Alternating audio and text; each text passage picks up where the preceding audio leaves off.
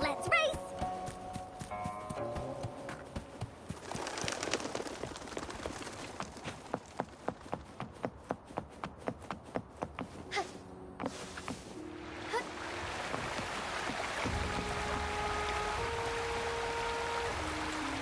What can I help you with? When snow thaw into streams? You're not from around here, I bet. When we say that in Hangzhen, we mean the Shichen of Wei. Early afternoon, the warmest hours of the day. Legend tells of a visitor who ventured here some centuries ago. Back then, local villagers were struggling with no firewood due to heavy snow. This visitor opened up a path with their forte and diverted a hot spring to provide warmth and aid. People say it was once a stunning sight, with mist and ice flowing westward down the streams, as if many celestial beings were returning to the sea. Now the sight has unfortunately disappeared, but the saying sticks.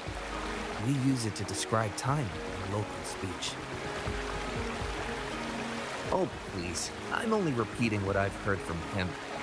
He's been on a roll with his stories lately, but let's not take them too seriously. They're just for entertainment. Not that I don't want to believe him, but... Oh, you were listening to one of his stories earlier too, right? What did you think? Really? So you're into stories and anecdotes too? Grandpa Zhou's great-grandfather was a descendant of the first inhabitants of Hangzhen. He grew up hearing stories about Mount Firmament.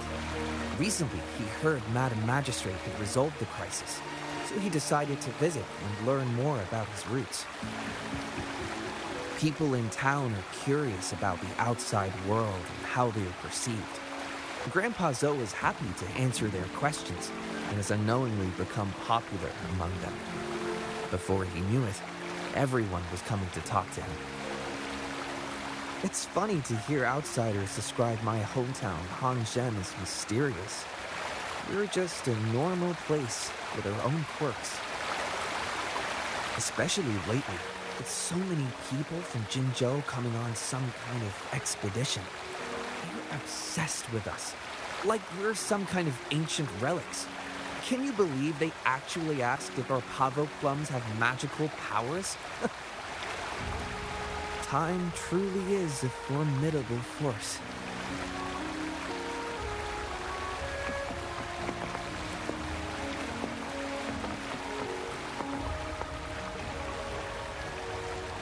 What do you want? I've done nothing wrong. Huh? Oh, you're just asking for directions. Sorry, I'm not a local. Can't help you there. Wait, you were the one talking to Lady Changli earlier, weren't you?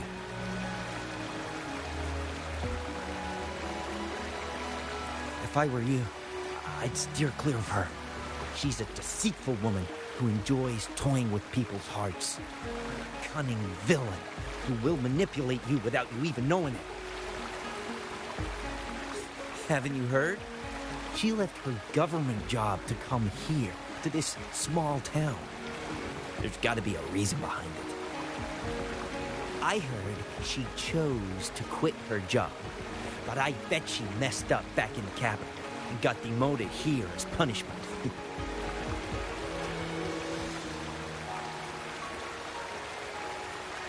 Then I guess you've also been fooled by her looks.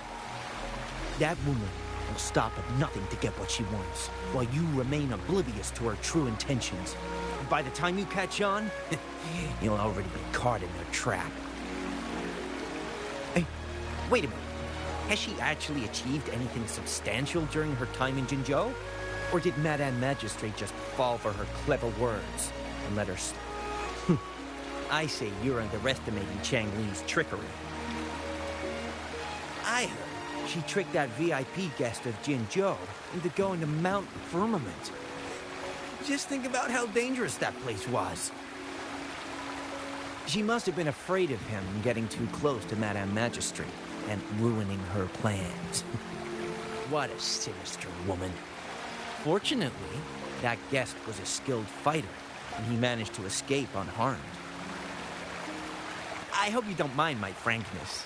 Just giving some advice, because you look pretty innocent and gullible. Not from Jinzhou, judging by your outfit, right? Oh, shoot. I completely forgot about something I need to do.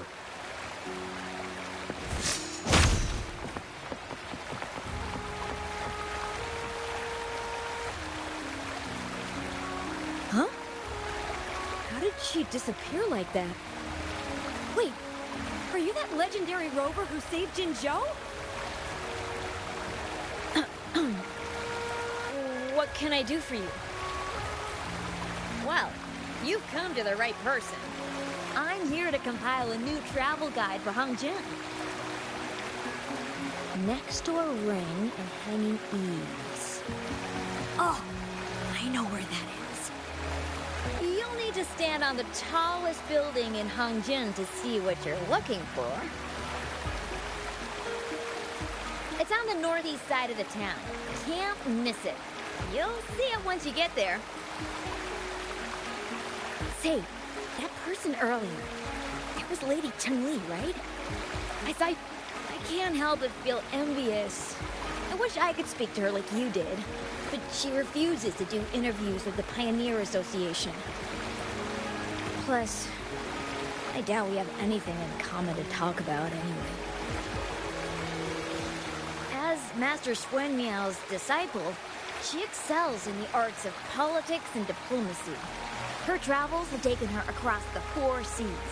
And as Secretary General, she has commanded respect from all who cross her path. Yeah, and she came all the way to Jinzhou to help out Magistrate Jinshi for the sake of peace in Huanglong. She's been working tirelessly behind the scenes since then, fully dedicated to her task. How could anyone not revere such a selfless act? I could have sworn I just saw her. Where did she go?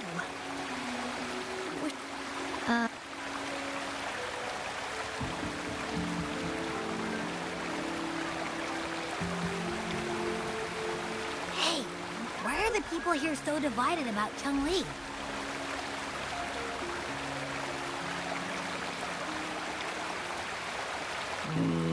You humans make everything so complicated. Well, at least now we know what she wanted to say.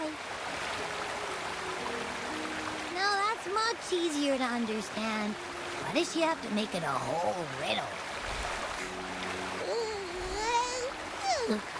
I'm getting sleepy again. Rover? Nice to see you again. How are you liking Hongzhen so far? The crisis at Mount Firmament has been resolved. and the waterway between Jinzhou and Hongzhen is open once again. As a result, there has been an increase in visitors from Jinzhou, making the town more lively than before. With the chaos subsiding, our town and city are now reconnected, allowing residents to live and work in peace. We owe you a debt of gratitude, Rover, for your efforts in clearing the remaining effects of temporal disruptions in Mount Firmament over the past few days. We're all indebted to you, Hongzhen and its people alike. If there's anything you need, don't hesitate to ask. I couldn't help but notice you've been asking around. Is there something you need assistance with? Changli and Changli have a mutual trust as acquaintances. It should be fine to ask Changli instead.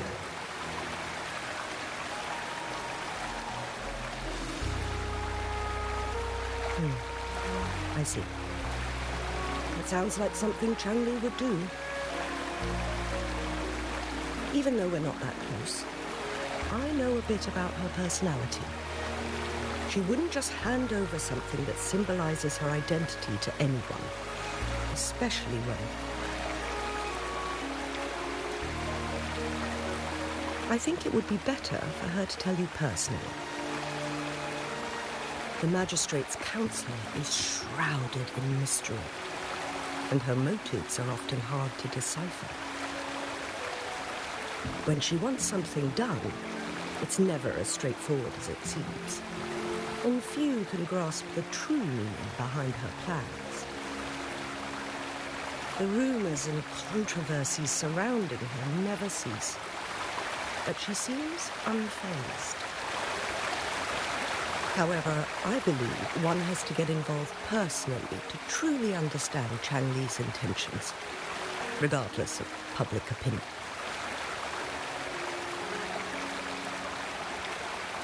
About the riddle, it seems you have already figured it out by yourself.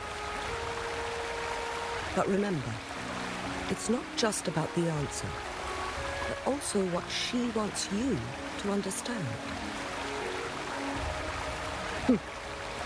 Then, if you'll excuse me,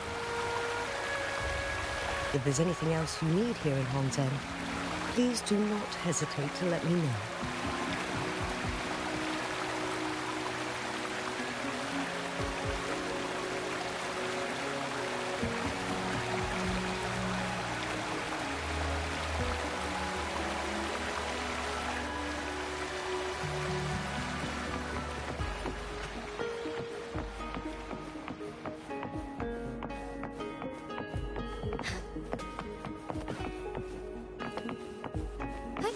Onwards.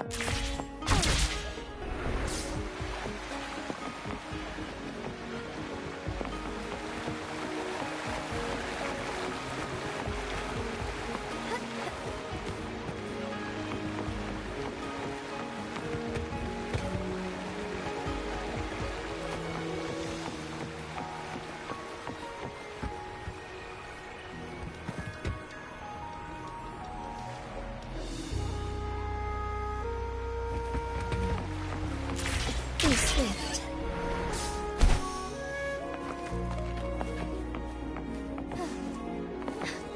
Forgive me.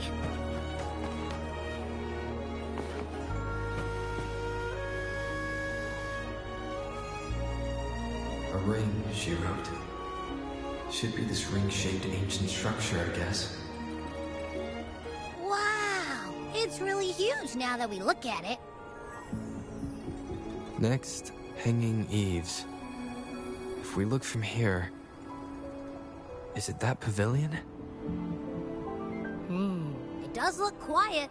Should be a nice place for meetings. Getting eepy again. That must be the place, then. I'll get going.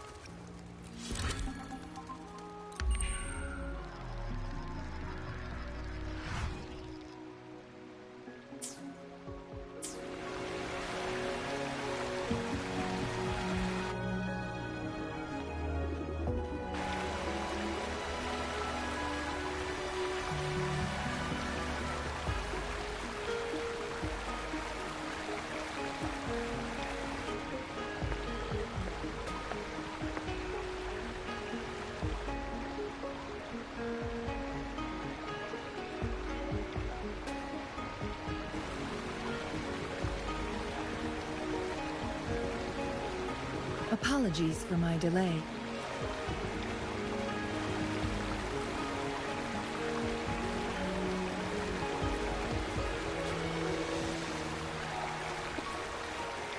Thank you for accepting my invitation.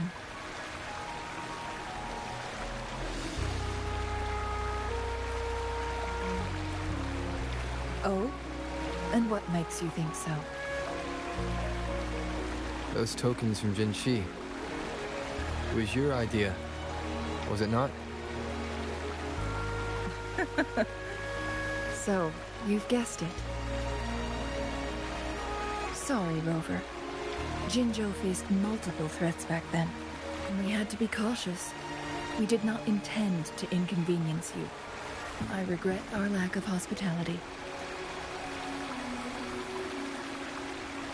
Still, I owe you an apology in person. This time, I just wanted to see you. The brilliant mind that always understood my unspoken words. I am very grateful you decided to come.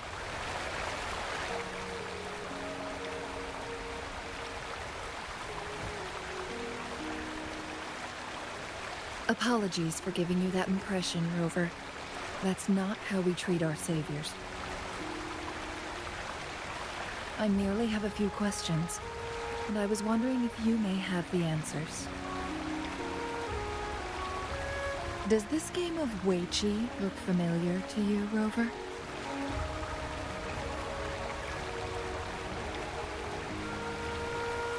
I see. There is a local tale about the secret of immortality being hidden on Mount Firmament.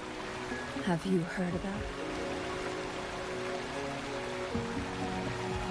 it? Yes, I have a slightly different version of this tale to share. Centuries ago, a Taoist cultivator met an enigmatic visitor on Mount Firmament. Despite their age difference, they soon became friends and often played Weiqi together. One day, a woodcutter stumbled upon them, having lost his way home. Their game mesmerized him so much that he didn't notice the red tie on his basket, rotting away. Panicked, he bumped into the Weiqi board. Despite the interruption, the visitor remained unfazed. They offered the woodcutter some tea, then guided him down the mountain, shielding him from dangerous temporal disruptions. After that, the visitor disappeared. Many years later, the Taoist cultivator became a legendary hermit guru. Upon returning to Mount Firmament in his final years, he reunited with that elusive visitor. The two resumed their unfinished game. People believe the visitor shared their secret of immortality through cleverly placed Weiqi pieces as a final parting gift. Yes and no. This game is missing the final 20 moves. It is unfinished. That was a bit different from what you heard before, I guess. The story changed over time, infused with fantasy in each retelling. But that's how old tales go, slowly losing their truth as they're passed down.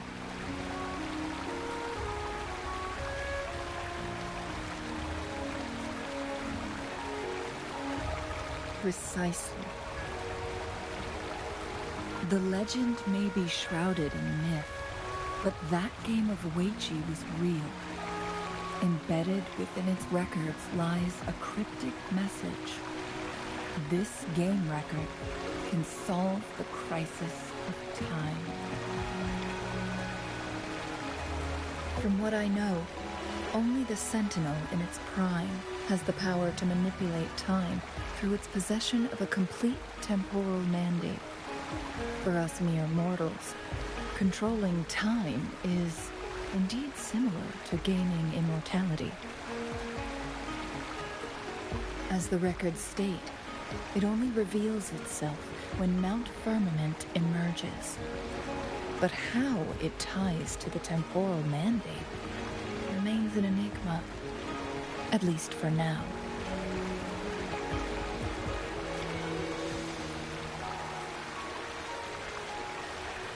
Yes, we may find a way to heal them. But our chances are looking slim. That game record could just hold my teacher's memories, not any real value. So I am presenting this as merely a personal request. I am planning to go find that record.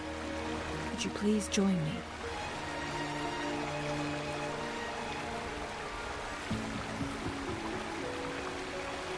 Thank you for lending me a hand. I promise it will be worth your while.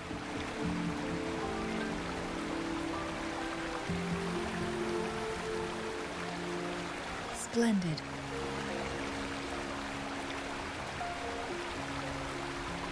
Very well. Let's meet on the Gallery Road outside Hongzhen. I still have some preparations to do. Please, go ahead. I'll join you later.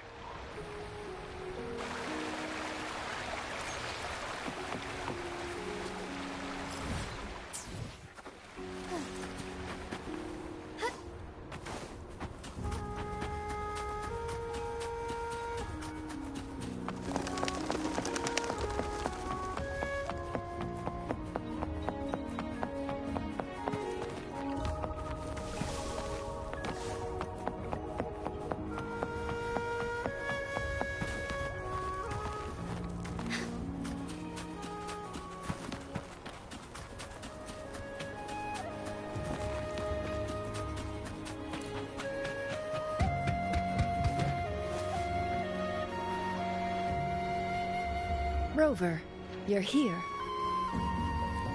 Well, as the Wayfinder, I do know a couple shortcuts. The notes only provided a vague idea of where the game record is.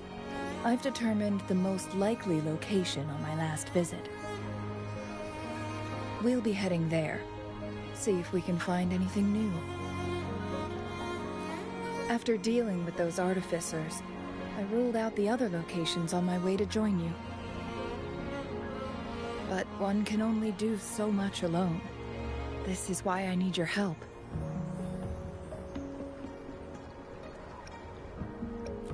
How reliable. Then let's get going.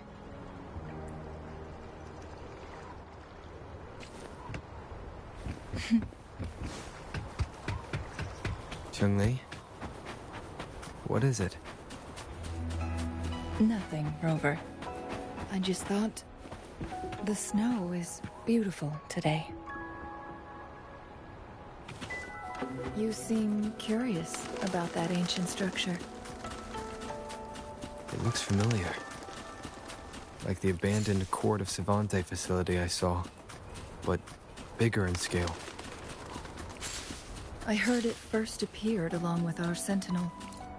Later, the Court of Savante based. Every winter, my hometown buzzed as people left their mark in the fresh snow, hoping for dreams to come true when it melted. Did you try it too, Changli? No, I only watched from...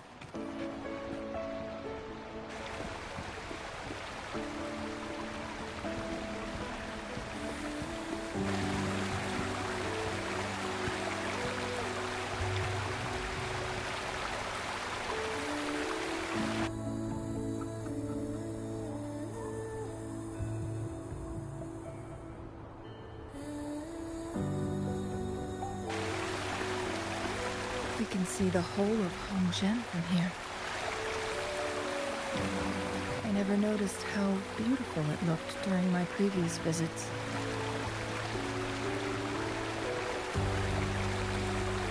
It's the same place as always. I suppose it's my state of mind that has changed. I don't know. Maybe it's because your presence makes me feel at ease.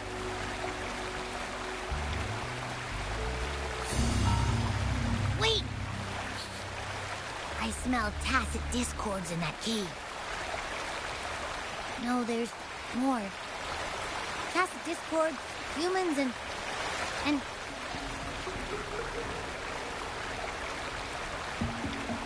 Smells like a whole bunch of messed up frequencies. Ugh, it's so familiar.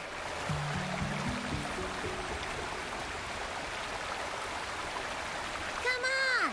After all we've been through, you still don't trust my sniffer? Huh. Be grateful. I'm giving you a warning. Rover, did something happen?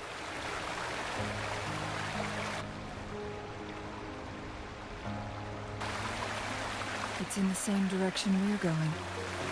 Could it be?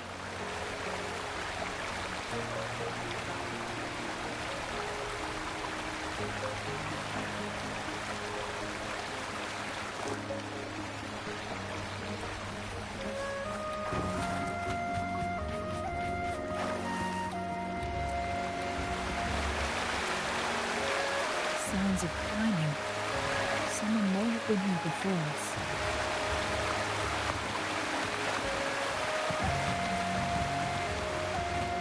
Get away from me!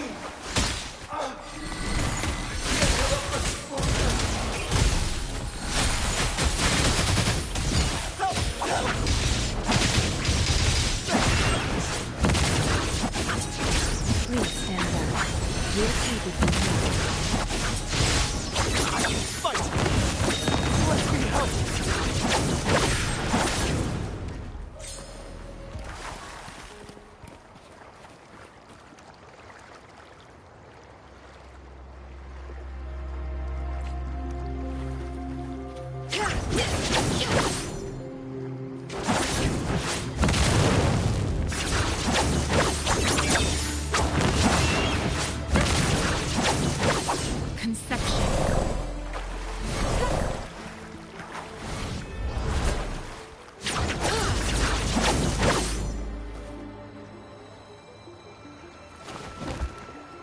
Thanks for your help.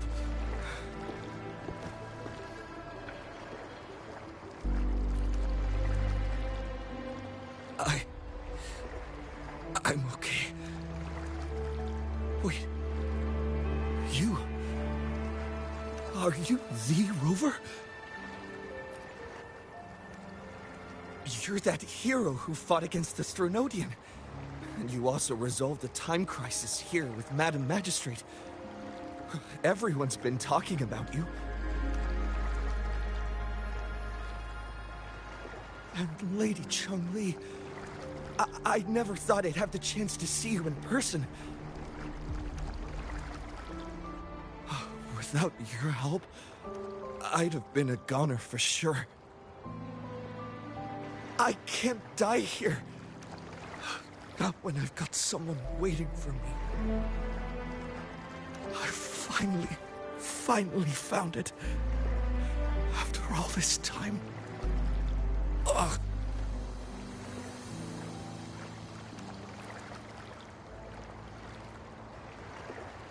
While we've solved the crisis in Mount Firmament for the time being, public access to the mountain is still restricted.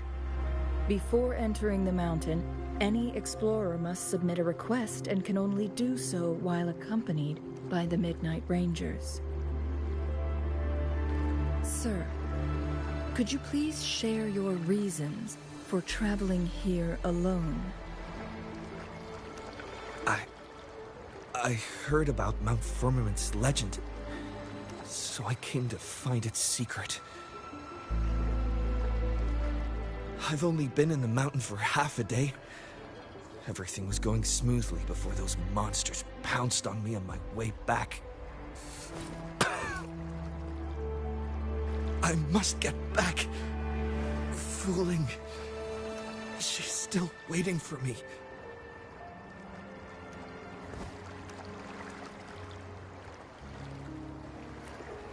It seems he is still hiding something from us. He needs to go back to Hongjian for proper medical attention. Time's against us.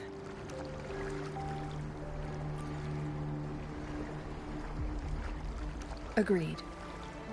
The appearance of tacit discords is indeed unusual. We can ask him later when he's recovered a bit more. On that note, we still don't know his identity. Judging from his uniform, he might be affiliated with the Pioneer Association.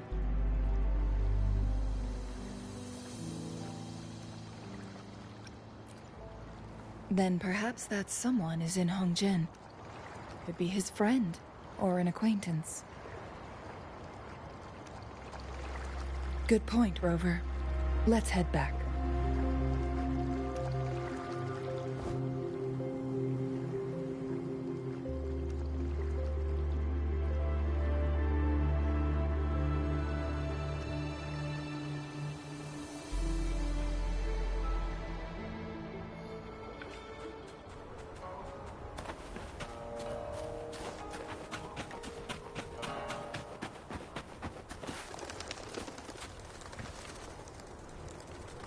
His companions? Sorry, I joined the association not long ago. I don't really know them. His gear, though? These are last year's designs.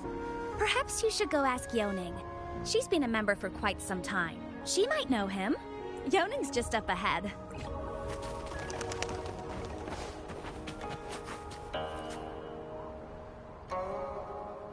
Isn't that Wu Li? What happened to him? Not really. He showed up in town and started asking weird questions to all the older folks. They've been avoiding him ever since. The secret of immortality. I found it. Oh, he really went up the mountain, didn't he? Oh my. Quick, get him to a doctor. No. I'm fine. Go find Fuling. Sir, do you know where his companions might be? I'm not sure. There are lots of other people in town who are dressed just like him. Why don't you try asking them?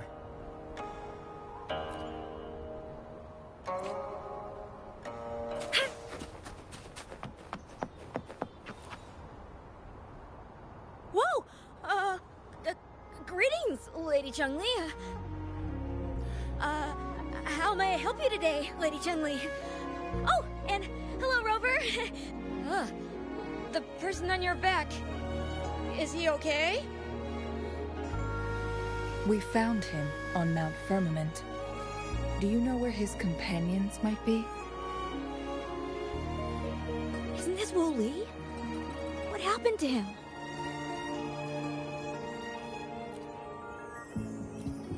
He's one of the Pioneer Association's explorers, but we don't see him around Jinzhou too often. I remember he went on sabbatical months ago, and he left with Fuling.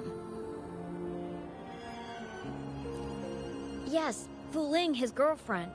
I think they're visiting Hongjian together. They're staying at the inn over there.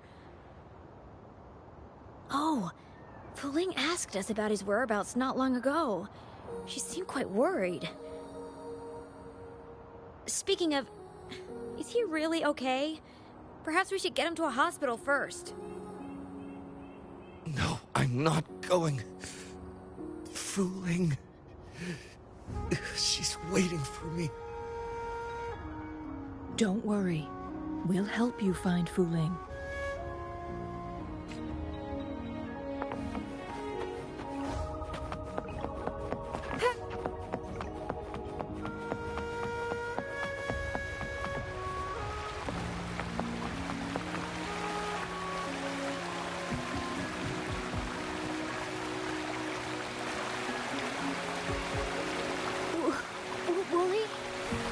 okay?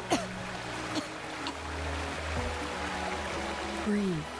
Take it easy. Thank you. I'm okay now. Who are you? And Wooly, is he? Yes, I am. Can you please tell me what happened? Fooling!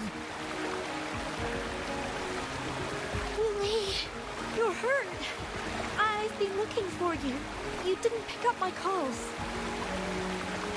Great news, Fooling! I found it! Finally! I found a way to slow down your illness. No more pain, my love. We can finally be together. Forever. You mean that legend? It's real? Fooling, are you not happy? No, I am. I'm so glad to hear it.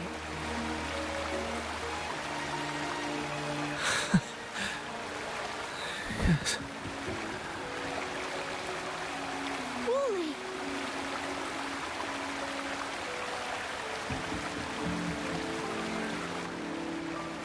Thank you, Rover, Lady Changli. You saved his life. May I please ask, what on earth happened? I've never seen Wooly like that.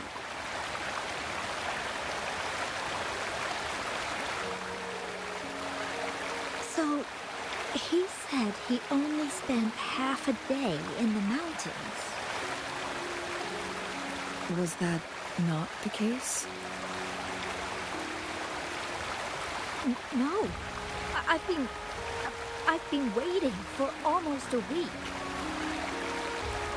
It's not unusual for Wooly to be out of touch for a few days when he goes on long trips.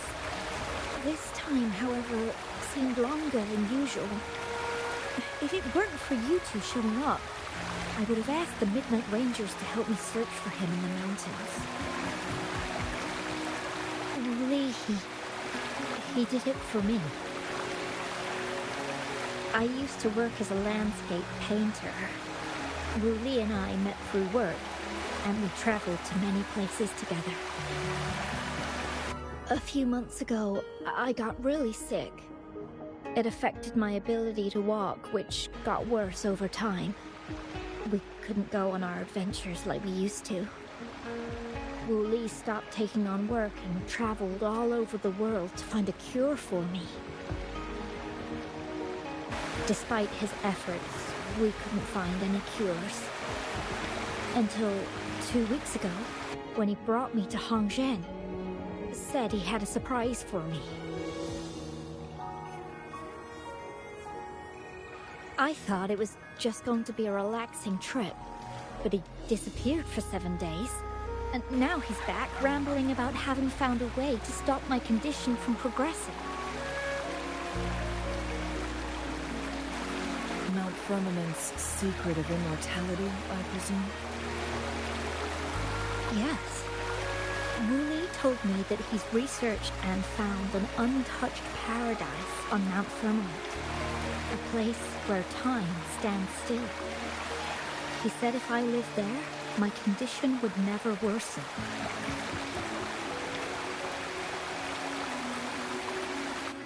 It cannot fully cure me, but at least we can spend eternity together.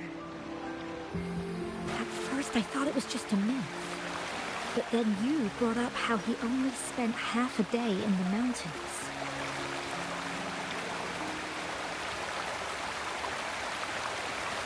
Those were my thoughts as well, but Wooly seemed very certain.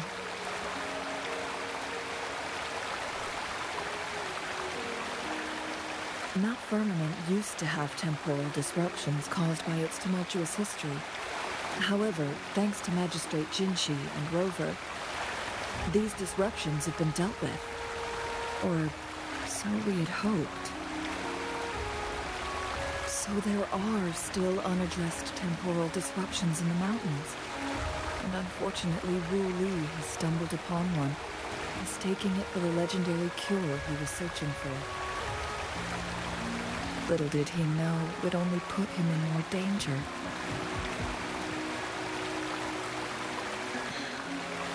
I see. So that's why there are rumors of rangers being here to take care of the leftover Tacit Discords and block off access to the mountain. Then, if this temporal disruption you speak of is truly so dangerous, Rover, Lady Changli, please help us get rid of it. For the sake of everyone here. He truly thinks it's the only way to save you. He's willing to take a slim chance just for you.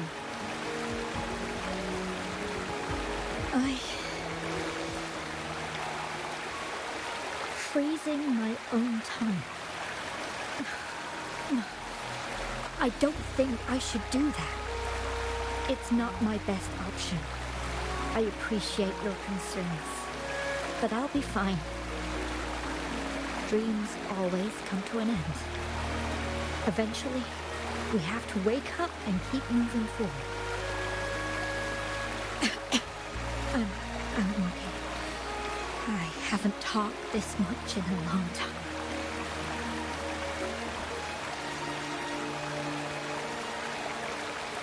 I'm just a little tired. I'll be fine after some rest. Once Wu Li wakes up, I'll explain everything to him. If you have any other ideas, just tell him. If you keep it all to yourself, no one, even those closest to you, will know how you really feel. Yes, I understand. Rover, things are taking a turn. We should probably tell Lady Changli first.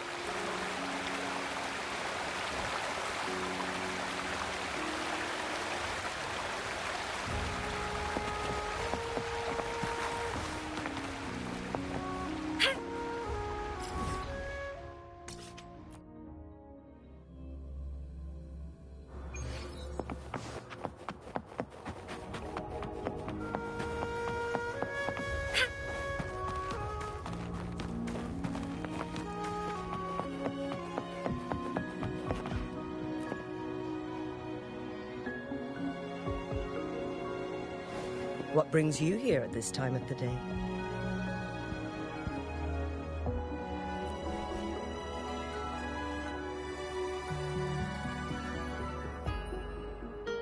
I see.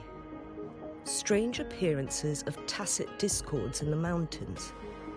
And undiscovered temporal disruptions.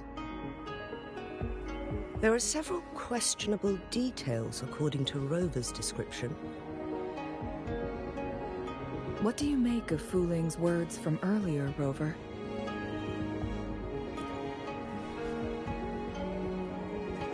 He claimed to have spent only half a day in the mountains, but it's been 7 days since he returned to Hongzhen. That does sound like some kind of temporal disruption, one that wasn't strong enough to affect Hongzhen. After Jinxi's battle with the Sentinel, she ordered Midnight Rangers to patrol Hongzhen and inspect Mount Firmament for any lingering temporal disruptions before reopening it to the public. Rover, you've been exploring the mountains lately, so I'm sure you have a good grasp on Mount Firmament. If there are any hidden disruptions we missed.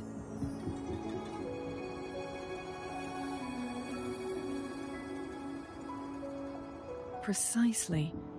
Yet, why did it reappear at this point?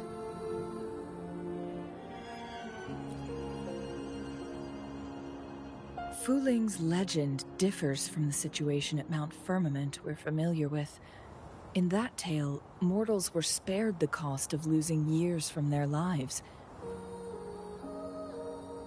He was utterly convinced of his discovery, and he somehow managed to run into temporal disruptions in half a day's time.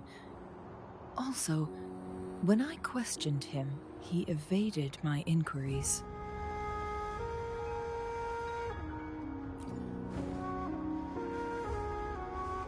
Lies that are most challenging to detect aren't usually outright falsehoods.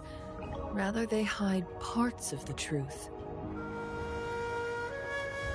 The explorer wanted to save his friend, indeed, but he was also hiding something.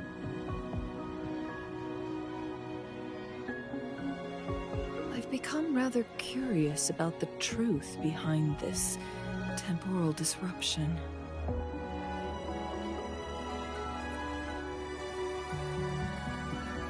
Did you notice something, Rover?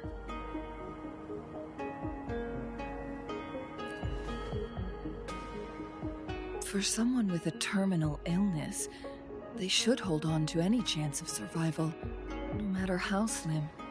Is that what you think?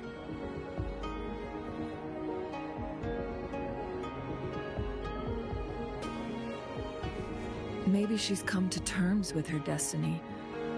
Or maybe she never planned on continuing to live like that forever. Changli? Well, please pardon my baseless speculations.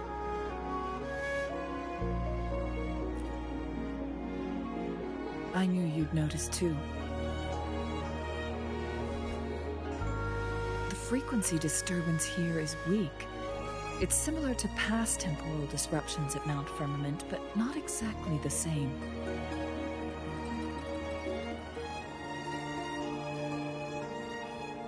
Master Xuanmiao's records show that this is where the game record last appeared. This is also where we found that explorer. As Changli mentioned, this anomaly may indeed have something to do with that legendary game record.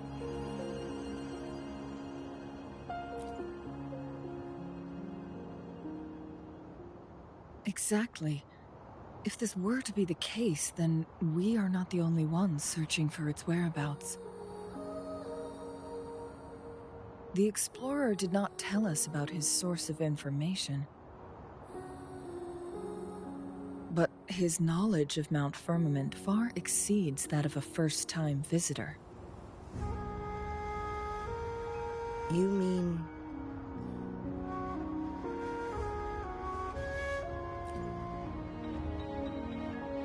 Got it. The Midnight Rangers will block all entrances to the mountain for now. And Changli, you still have the power to send in garrison troops as needed. We left Mount Firmament in a hurry. I need to go back up the mountain and investigate further. I have some theories that could use confirmation. We're still unsure about the exact location and range of the temporal disruption. Regardless, its reappearance is a pressing issue that needs our attention. It may get dangerous.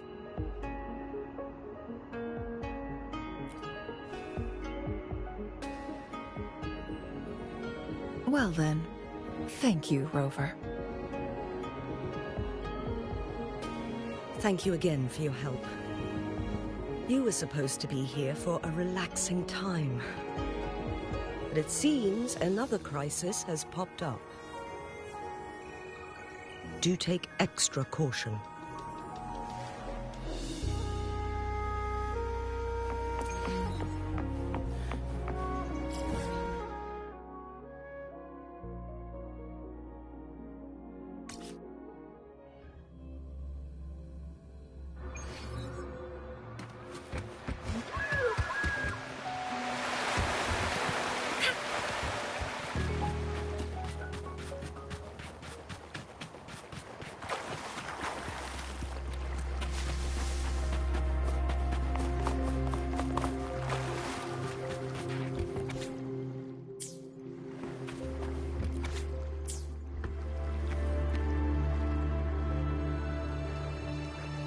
Now it has become quite clear what the two were thinking. I had my speculation. Wuthering has come to terms with her impending death. She doesn't buy into the legends of immortality. Instead, she simply wants to make the most of the time she has left and fulfill her and Wu Li's dreams together. If Wu Li wants to reach that so-called paradise, he'll be trapped inside forever. It also means he'll have to give up his entire future as an explorer. That is not what she wants for him. Her ultimate desire is for her lover to embrace her inevitable passing and to realize the joint aspirations they hold in her place. She hasn't given up, but rather clings to hope for their future, even if she won't be there to see it unfold. Why the sudden question? I'm just making an educated guess from what we've collected. And honestly, Wuthering isn't exactly good at keeping things to herself. Let's stay focused on the issue. While the diary is cryptic, it still exposes the true intentions of whoever misled Wu Li. It's no coincidence. All the clues point to a correlation between the temporal disruption and the legends of the Weiqi game. Or maybe someone's trying to make us connect the dots. Yes, information on the actual powers of Jue. This isn't the kind of information an ordinary explorer can obtain.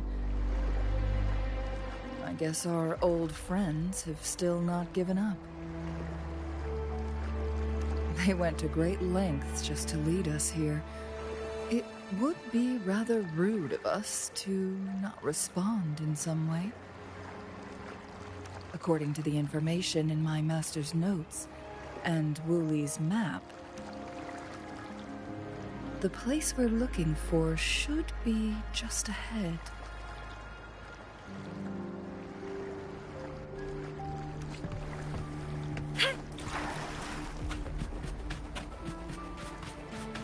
Is that? The chaotic temporal disruptions are even clearer to see.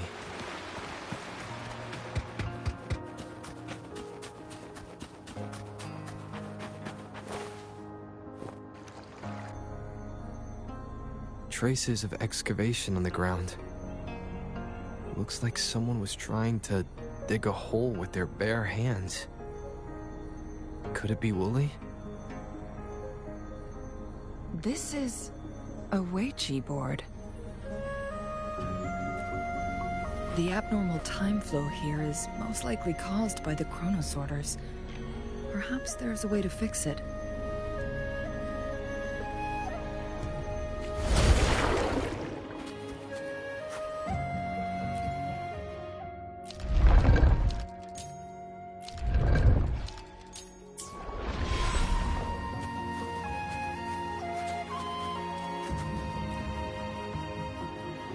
Marvelous play. Truly remarkable. Occupying both solid territory and influence, an extraordinary move. Never had I imagined I'd experience such a great game of Weiqi on Mount Firmament. You may look young, my friend, but there's so much more to you than meets the eye. Please, no need to be so modest. I can tell the difference between our skill levels. This is my master's voice. The voice of the other person seems deliberately erased. Who do you think the other person looks like?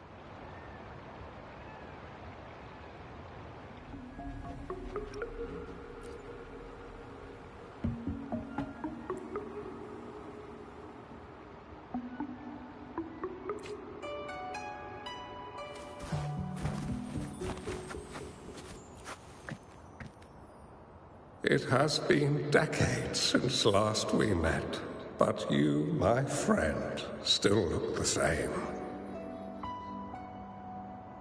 Well, turns out I had already met you all those years ago, my lifesaver.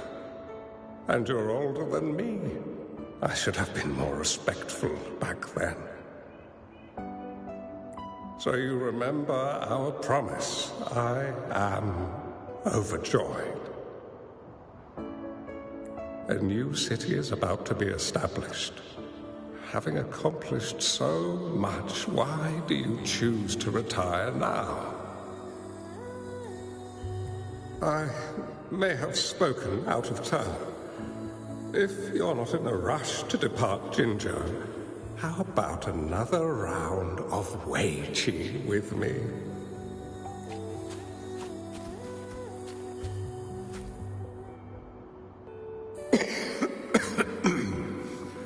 Well played. Even after 20 years, I still have no chance of winning against you.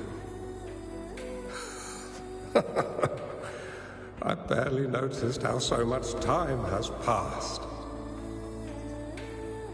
Every move in Wei Qi is fluid and unpredictable. Even if we start with the same opening, or the outcome can never be predetermined. We see this in our game, and it's true for all the lives out there. My clan are a group of hermits. We view the world as a game of strategy, manipulating the ebb and flow behind the scenes. Oh, but you, my friend, chose to enter the game yourself. It's a dangerous path with no end in sight. Oh, I want to help, but my time is running out. I won't be there when you finally succeed.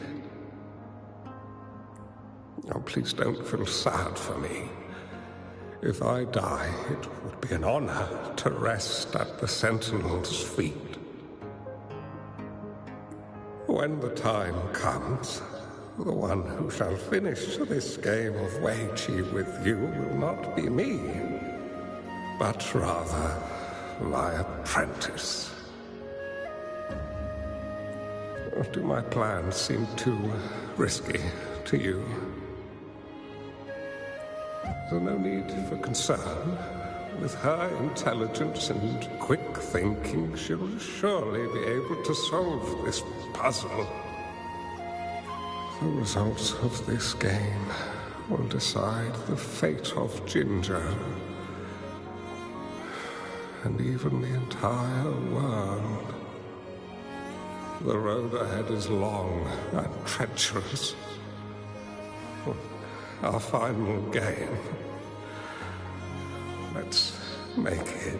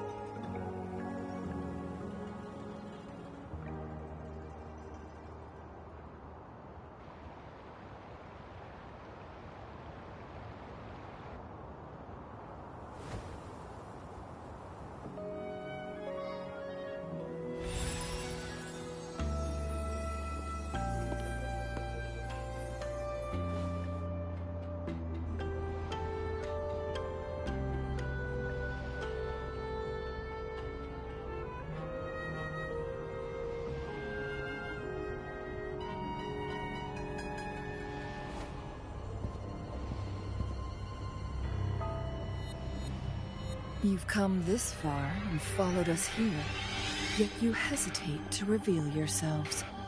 Guess I'll have to take the lead and extend an invitation. Don't assume you'll always be in control, Changli.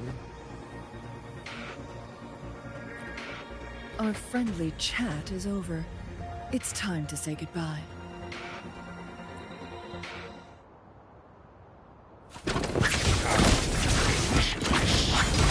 Still not giving up. We know more. We are well aware of the price dangling at the end of your rope. Your unwitting trail has led us way too far.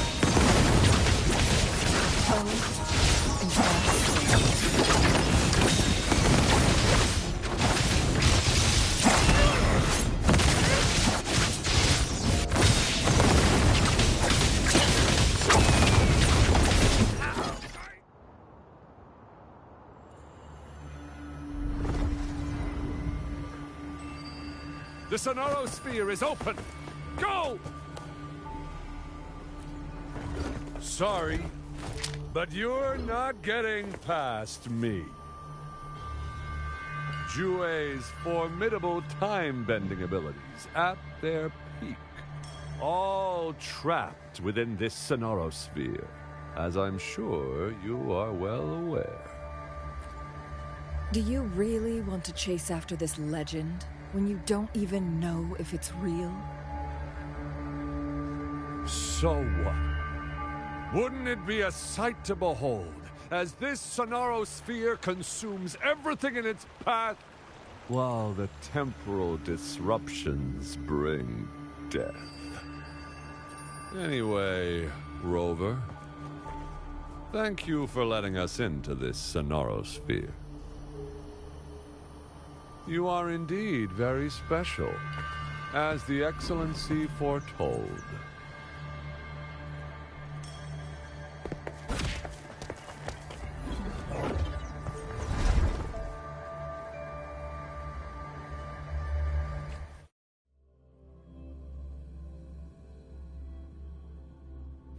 An unfamiliar space.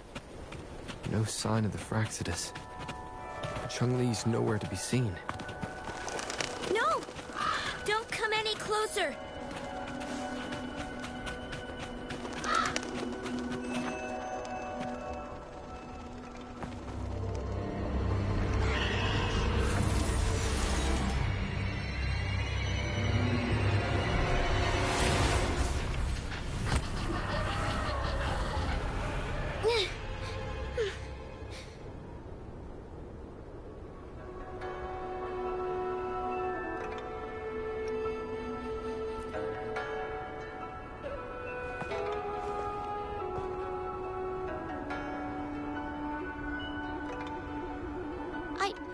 I'm fine. It's my forte. I'm used to it. You stay away from me, or you'll get burned.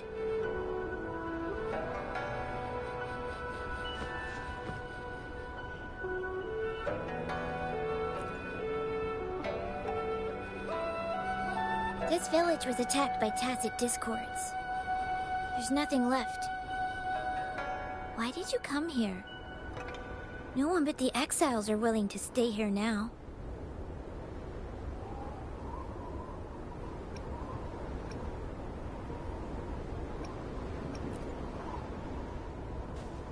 Are you a bad person?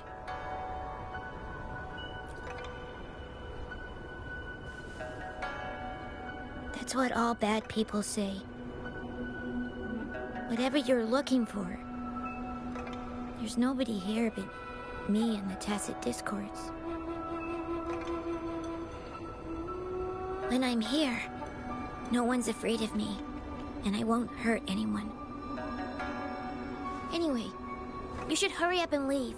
It's not safe for you to be here.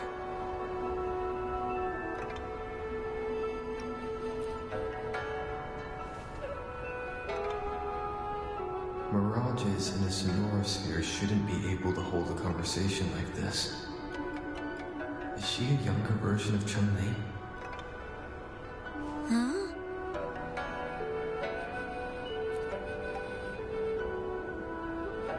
Why did you stop talking? Are you lost?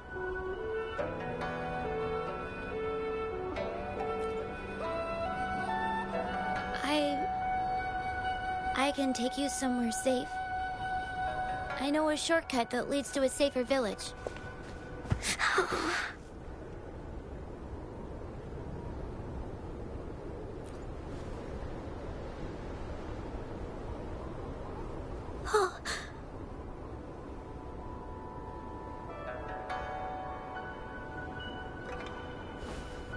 Thank you.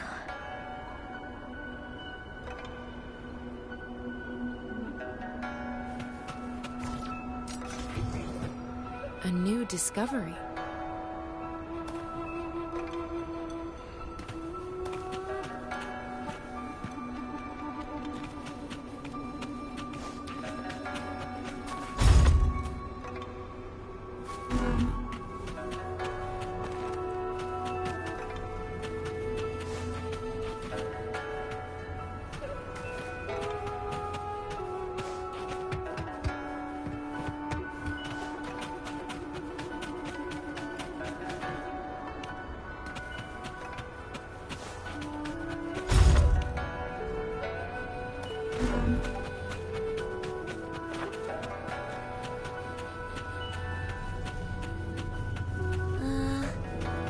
Was there something like this here before? These mechanisms, they need to be unlocked from both sides at once. Okay, let's each handle one side. I'll go over there.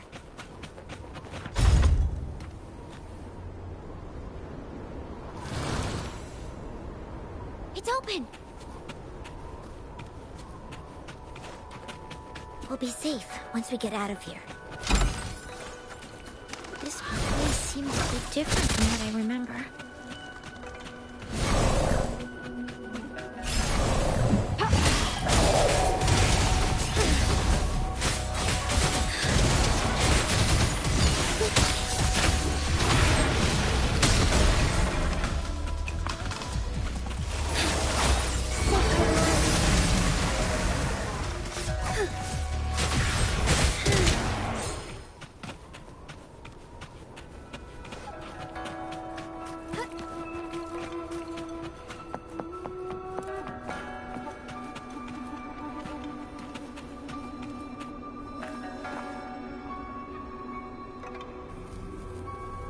These are the villagers, attacked by tacit discords.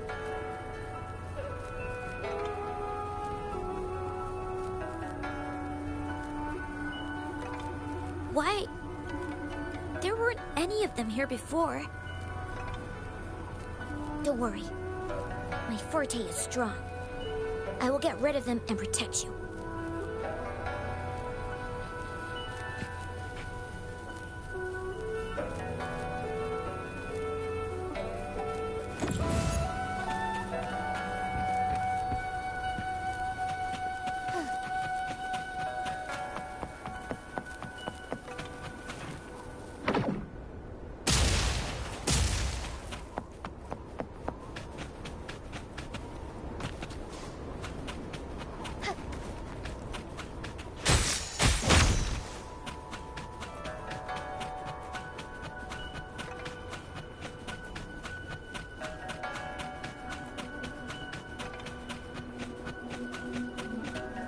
Soar against the winds.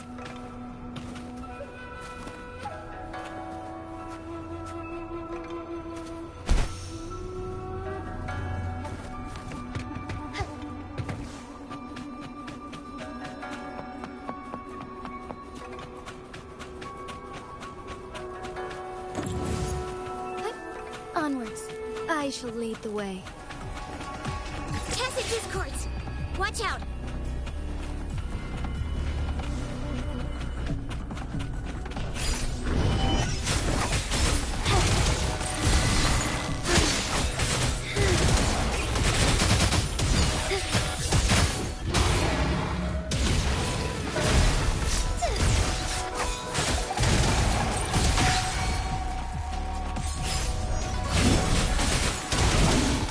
Take hope.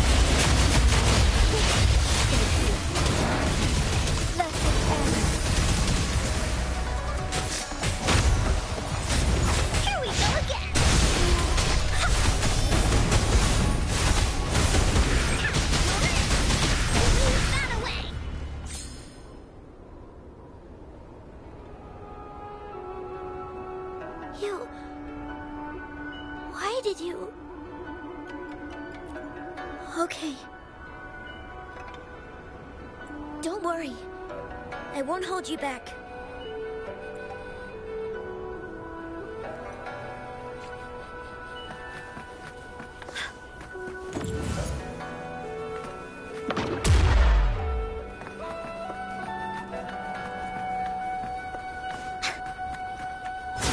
Bullies, let's race!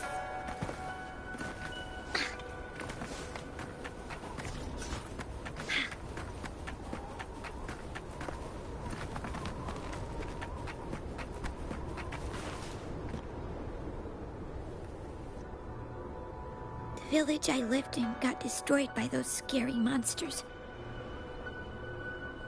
They hid me in a safe basement, while everyone else died or ran away. No one except me made it out alive. When I came out, no one was there anymore. Now, I must get to somewhere safe.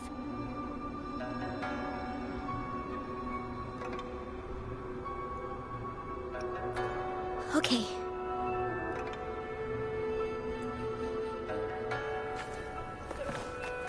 There has to be more, right? There's a piece of paper.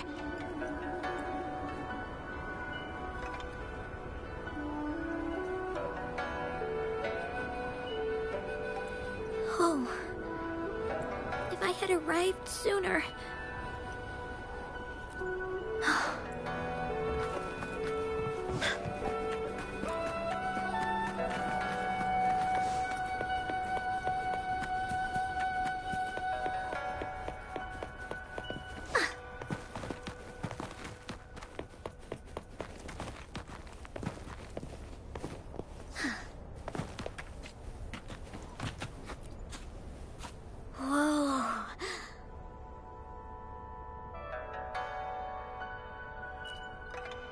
Some dry rations. They look well kept. Should be still edible. Oh, it's a bit frozen. No worries.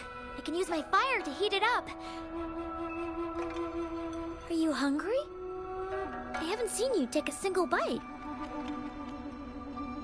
You can have these.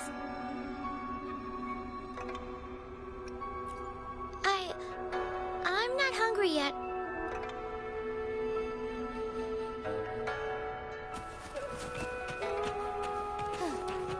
The lands of Jinzhou are filled with riches.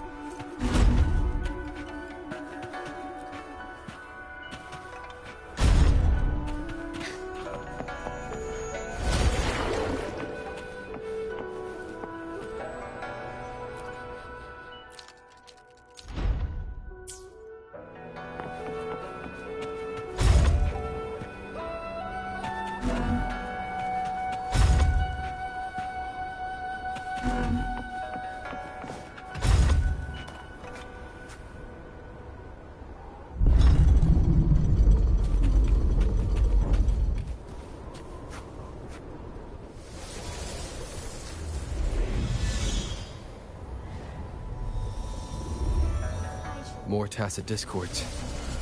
I'll handle them.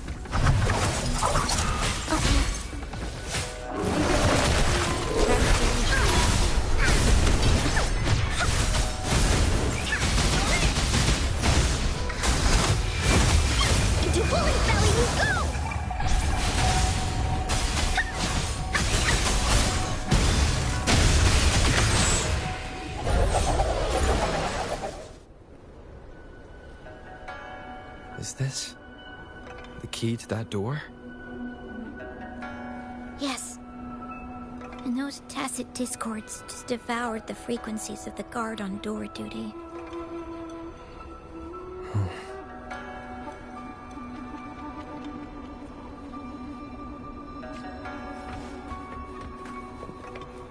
Oh, shiny! It's gotta be a dragon's treasure.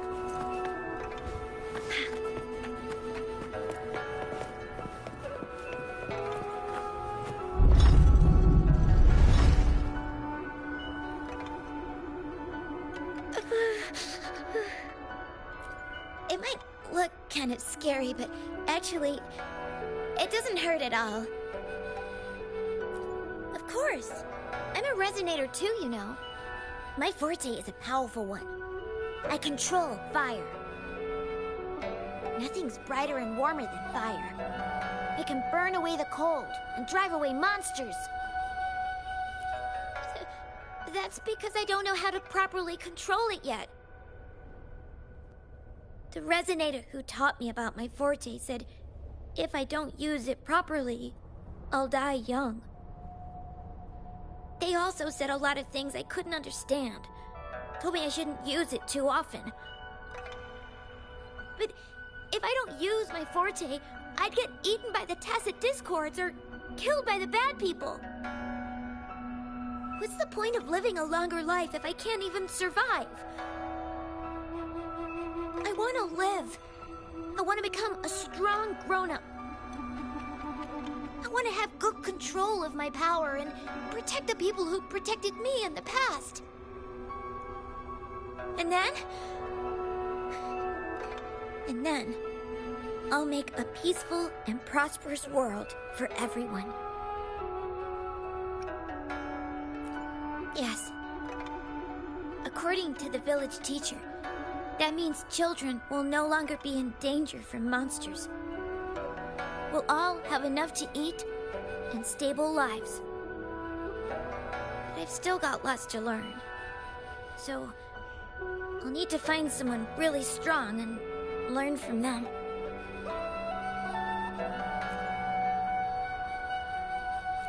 Thank you. I want to become as strong as you are.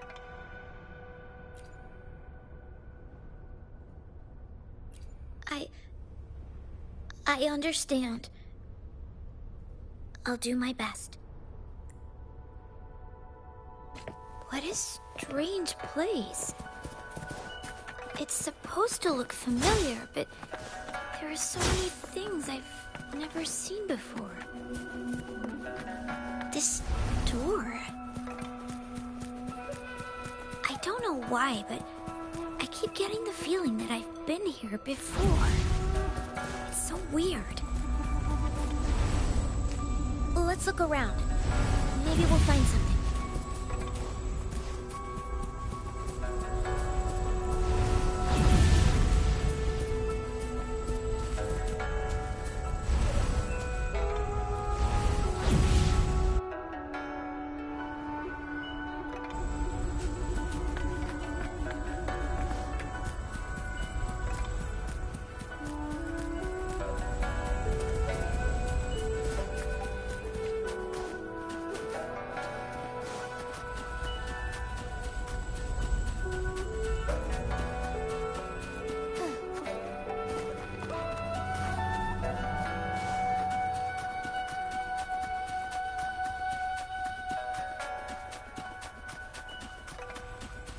Forgive me.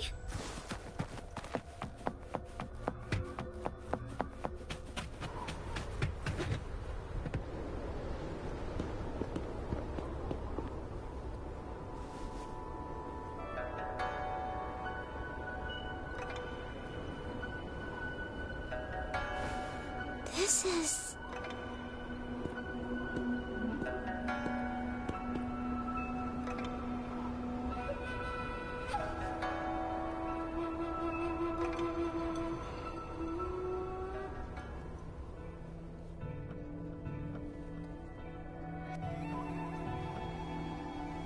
mirage of the past.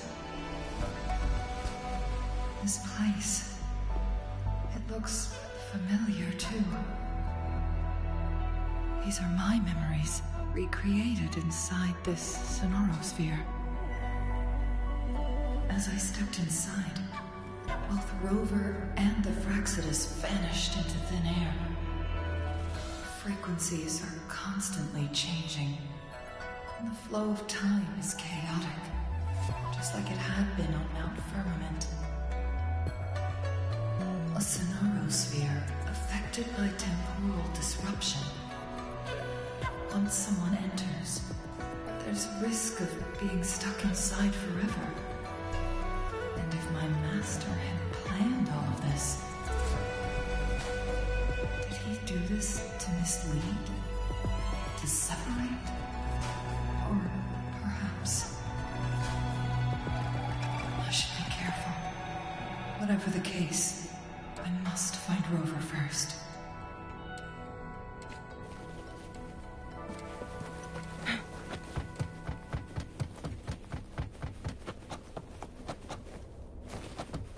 I'm starving. Oh, this thing. Oh. If I burn it a bit with my fire, I can eat it, I guess?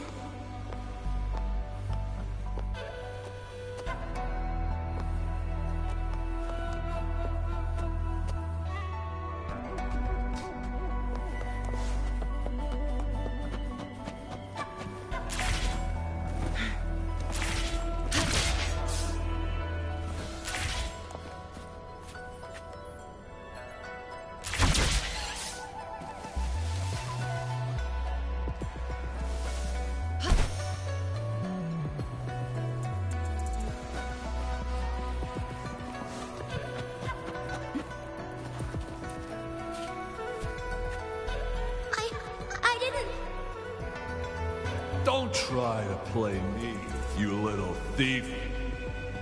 I found these all by myself. Ha! You think I'm buying this story?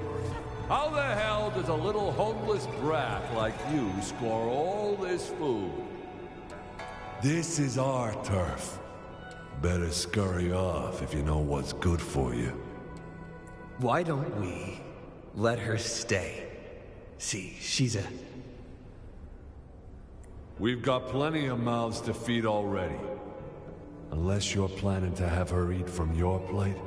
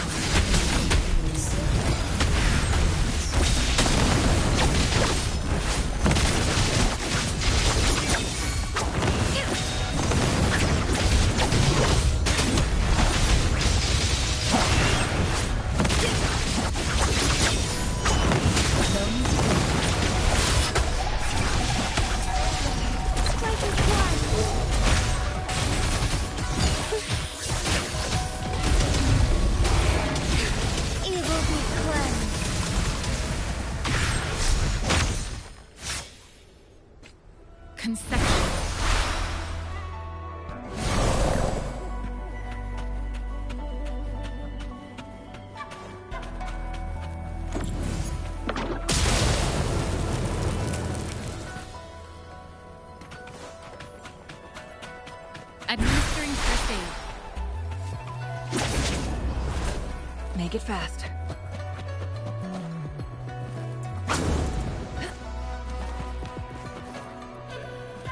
Ma'am, are you okay? Oh, there's been a lot more tacit discords lately. I'm fine. Thank you for driving those monsters away. But, honey, these cuts and bruises all over you, some new and some old, they never seem to fully heal. I'm a resonator. These wounds are nothing. Oh, honey. You shouldn't be trapped in this place like we are for the rest of your life. You should go to the city. With a powerful forte like yours, you'll surely find a wonderful future for yourself there. But, ma'am, what about you and the others? You go out there and make something of yourself. Make us proud. And when you're ready, come back for us. What do you say, dear? And these. Take these with you on your way there.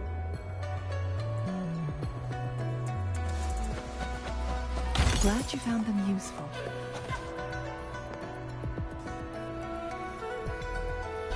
This place. This is where Master once lived in seclusion.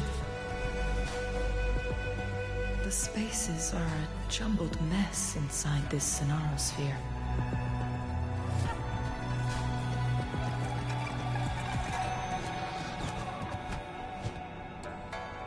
Please, wait! My dear, you've come all this way. What do you need from me?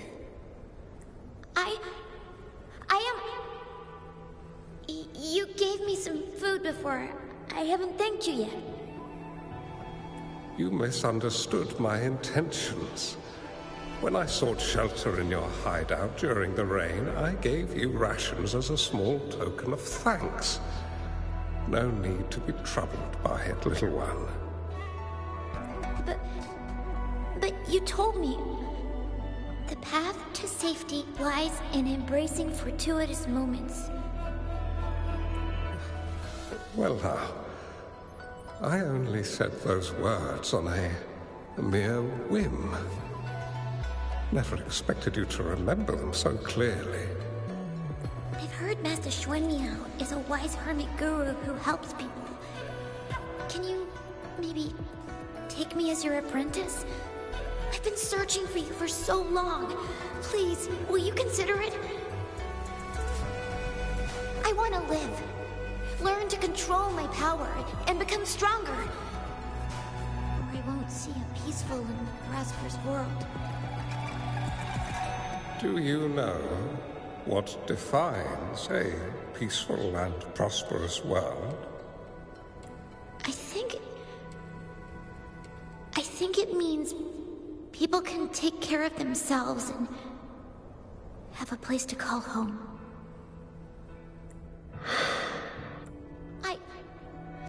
I'm a resonator too.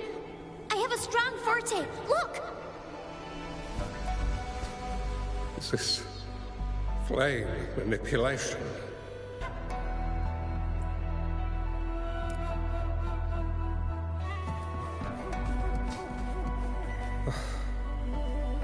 Such a fearful power. If not used wisely, it may engulf you in return. Without proper guidance, you will eventually be reduced to ashes. Alas, perhaps this is fate.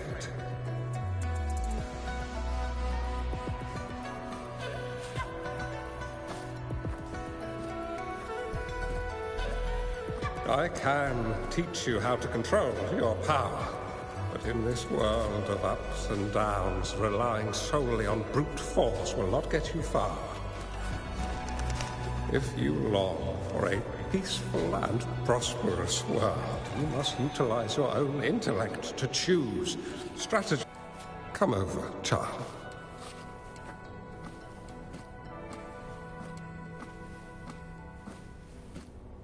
You bear the powers of flame manipulation. A phoenix born from fire. One that shall bring peace to this world. From this day on, your name will be Changli.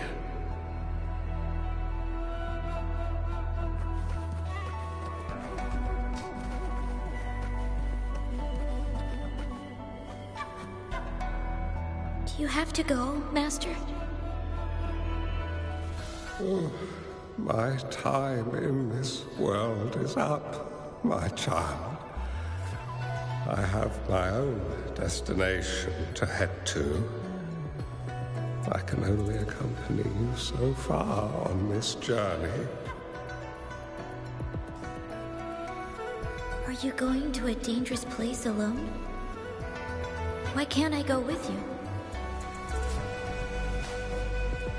Oh, it's not your turn to go there yet, Changli.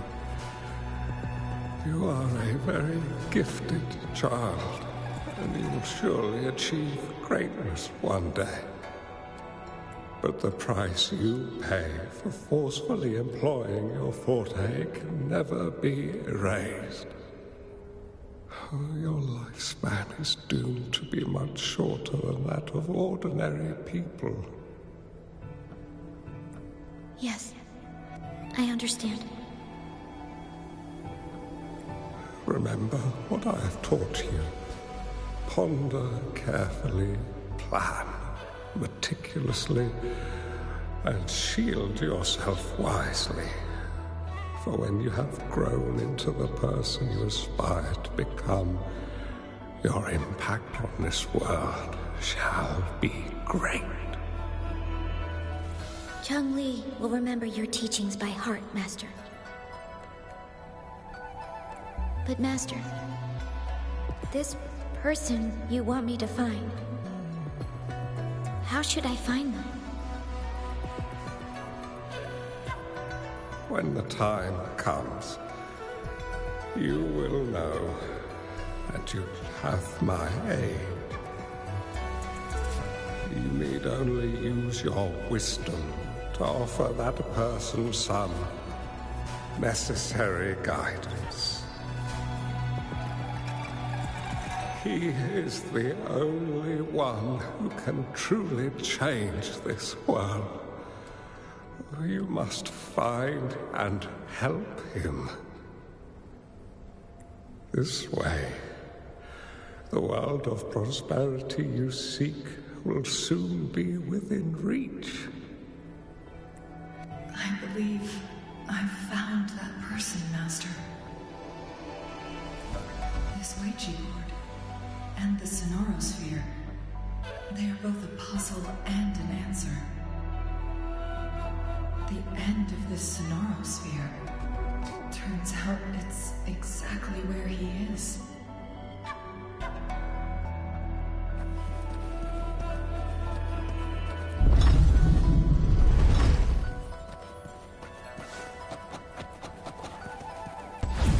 I guess this is another riddle from my master.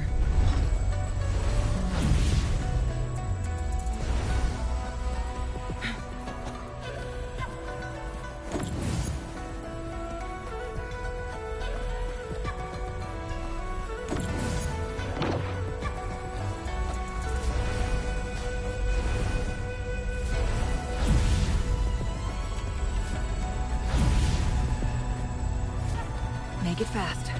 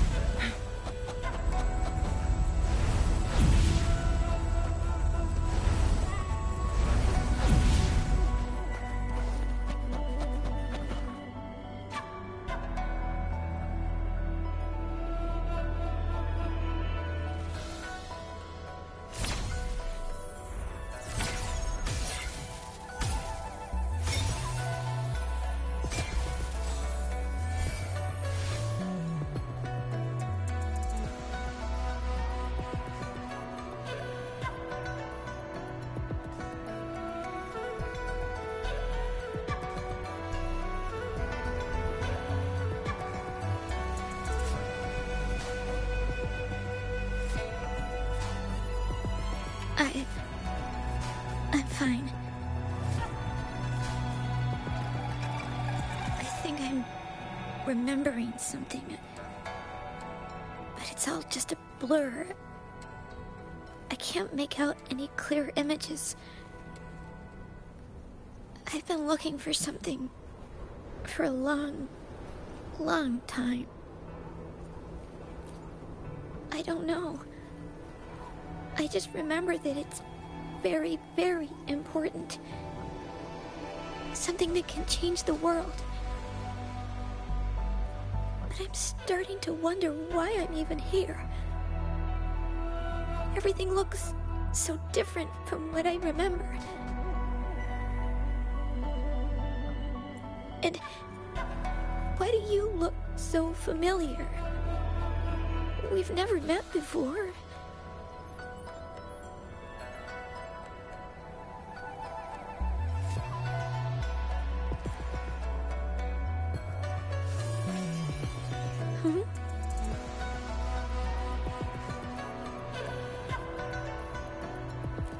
We might be able to open that door with it. What will we find behind that door?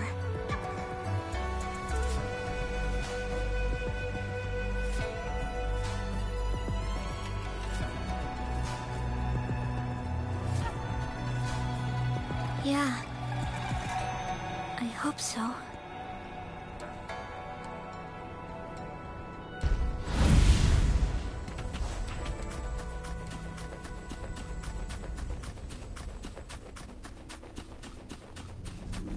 Time well spent.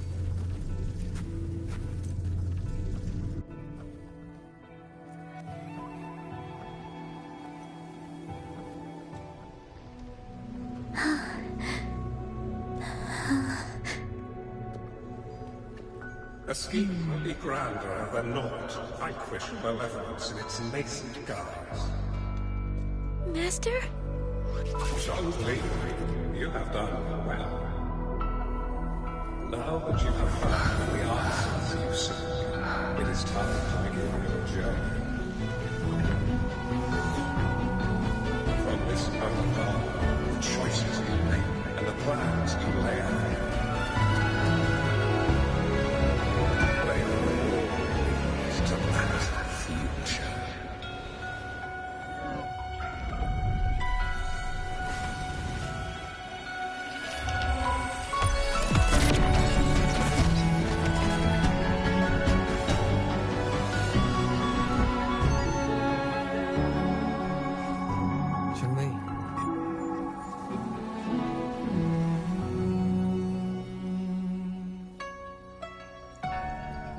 Sorry I kept you waiting.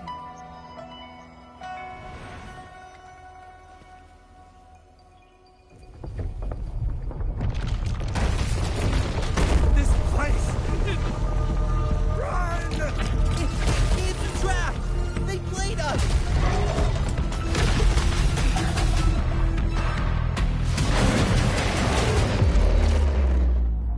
Guests of the unkind.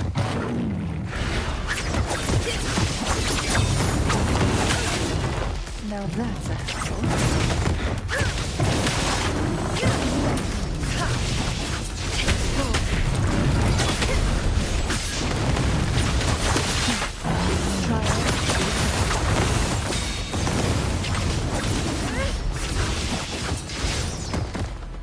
Strike is one.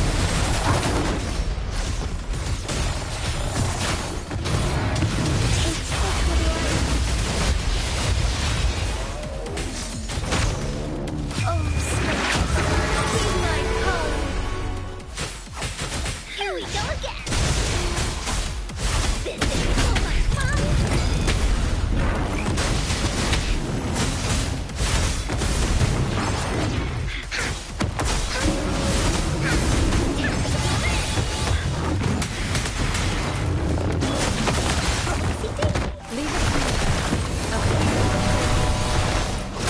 Endless reverberation. Together we fight.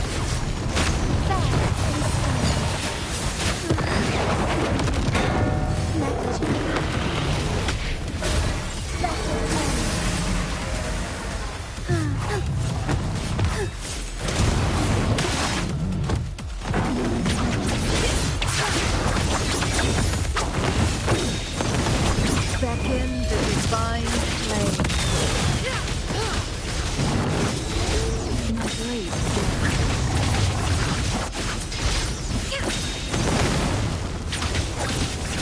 here's the blaze. My blade again.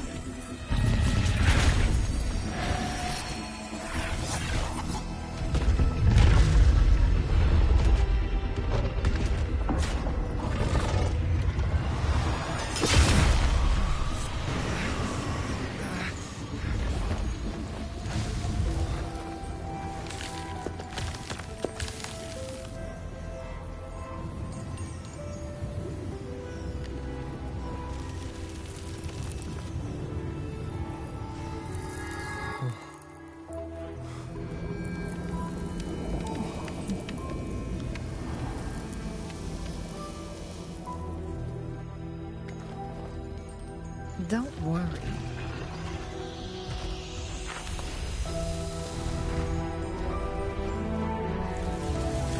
This game is almost over.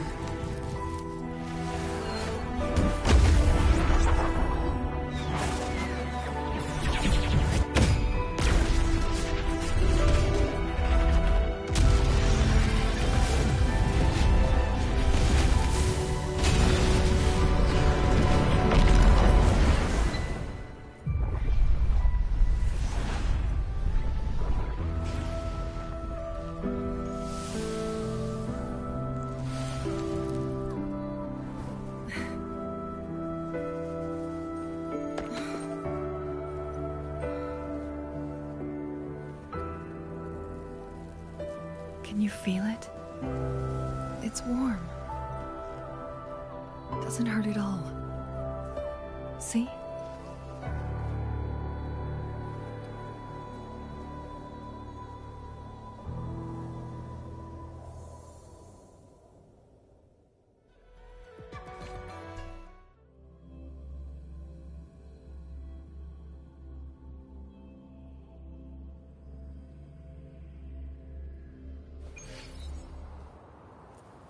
It's so beautiful. Wooly, this is the miracle we've been waiting to see. It's hope, reborn after destruction. Fooling.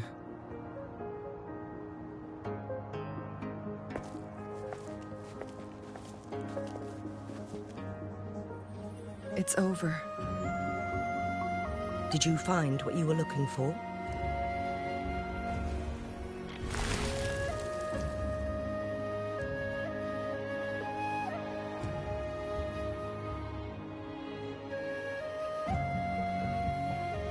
Thank you for your help.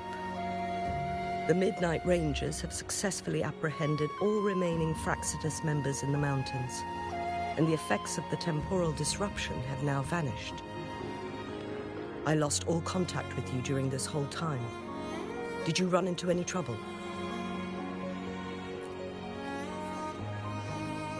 Temporal disruption hidden inside a sonorosphere.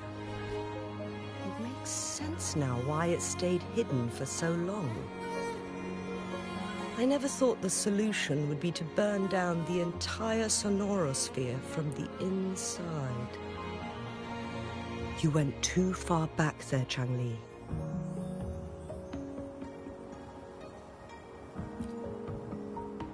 I know my limits.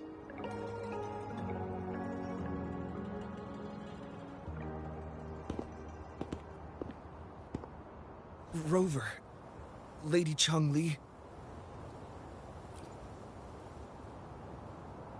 Wooly is fine now, thanks to his doctor's help. As for me, well, at least I can still walk a bit. After all, it's been almost 5 days.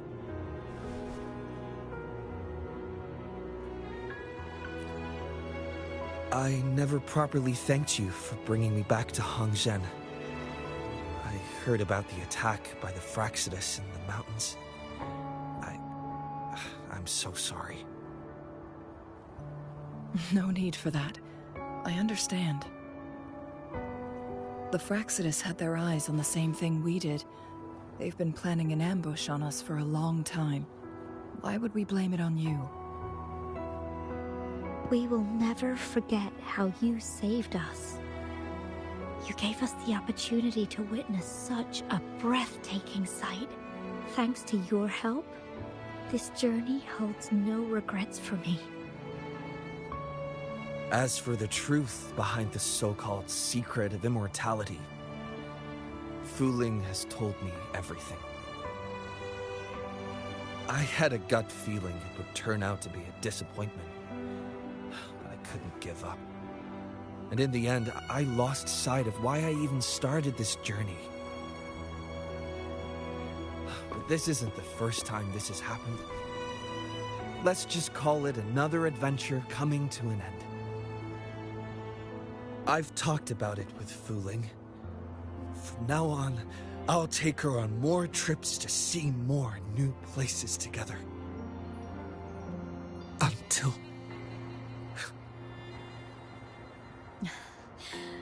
Until the day when I can no longer hold a pen.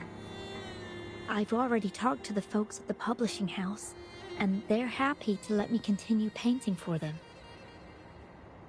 My eventual departure may be unavoidable, but I want to give it my all until the very end.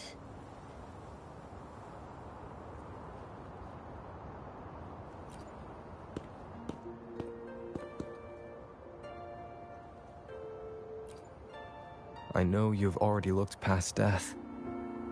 But remember, there are people who care about you. They want you to live on and be happy. Yes, I understand. Sometimes I wish we could stay together a little longer, if only for a while. Of course, Fuling. We've always been... It's not time to be sad yet, is it? I've compiled a list of renowned doctors in Huanglong. They're highly skilled and may offer assistance for your medical condition, which is challenging but not impossible to cure. Lady Changli, I truly can't thank you enough. No need for thanks. If you're feeling generous and want to repay me, I hope to see Fuling's work in the next issue of Artists of Huanglong. Everyone's been missing seeing their favorite landscape artists work lately.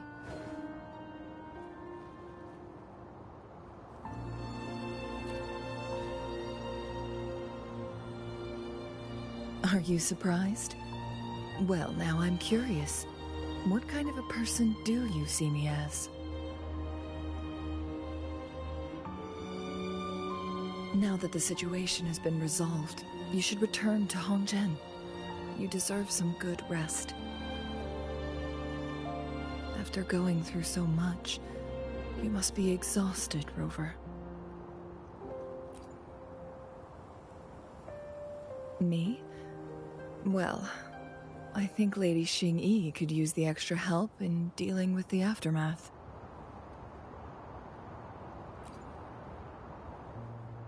Well, it wouldn't hurt to have a little more faith in me. It's getting late. Maybe we should wait until we get back to discuss anything else.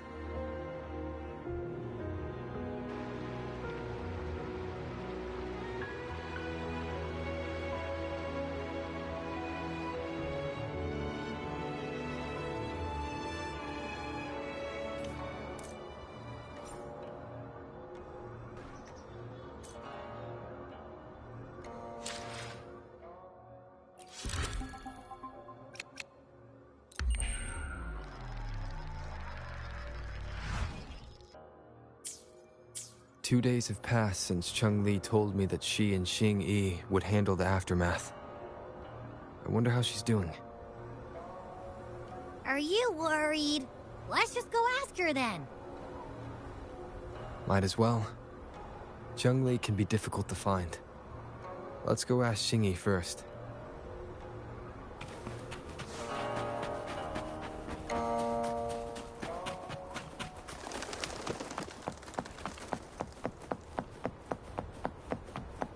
Forgive me.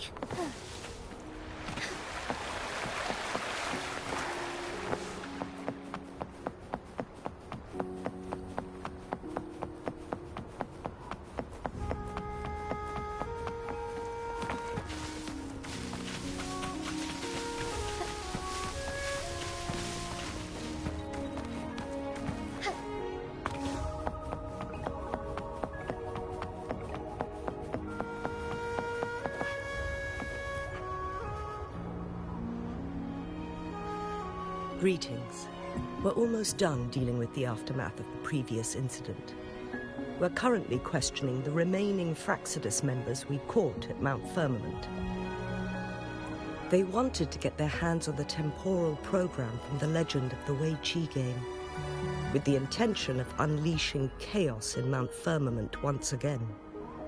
But thanks to you and Changli, their plans were foiled.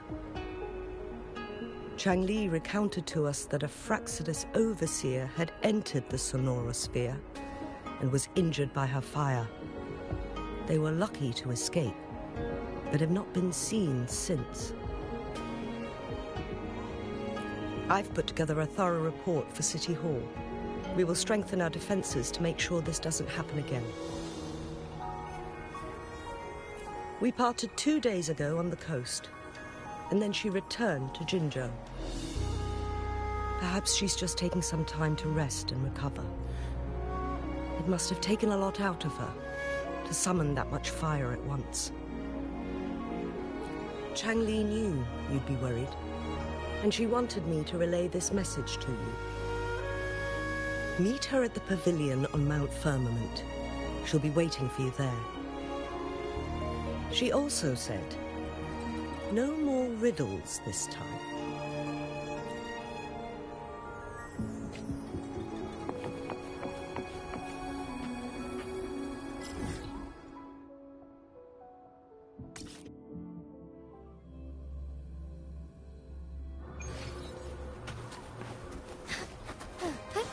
Onwards. I shall lead the way.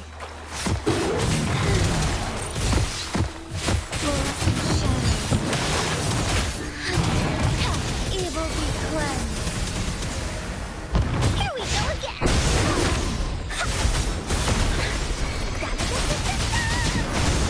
No one picks on Uncle's friends.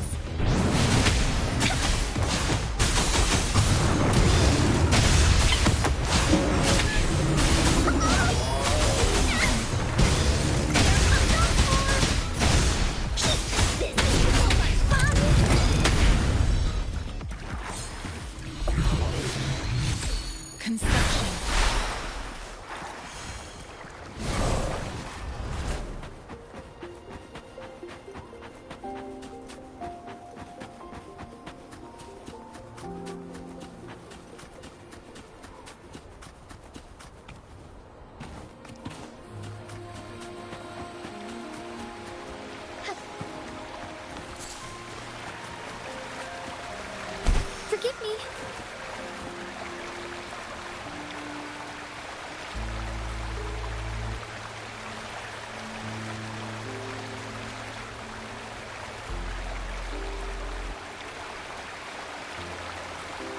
How are you feeling, Rover? Well rested, I hope.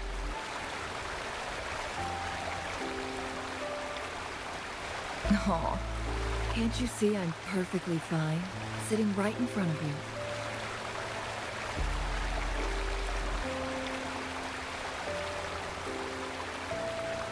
Don't worry, Rover. We're only having a casual conversation today. Nothing taxing. Besides, you only agreed to join me here for more questions, right?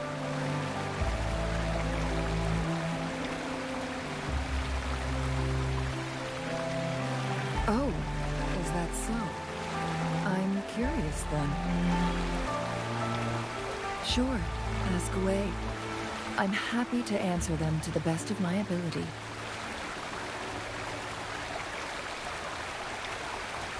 It all started a century ago, when my mentor, Master Xuanmiao, had a brief encounter with a certain peculiar visitor.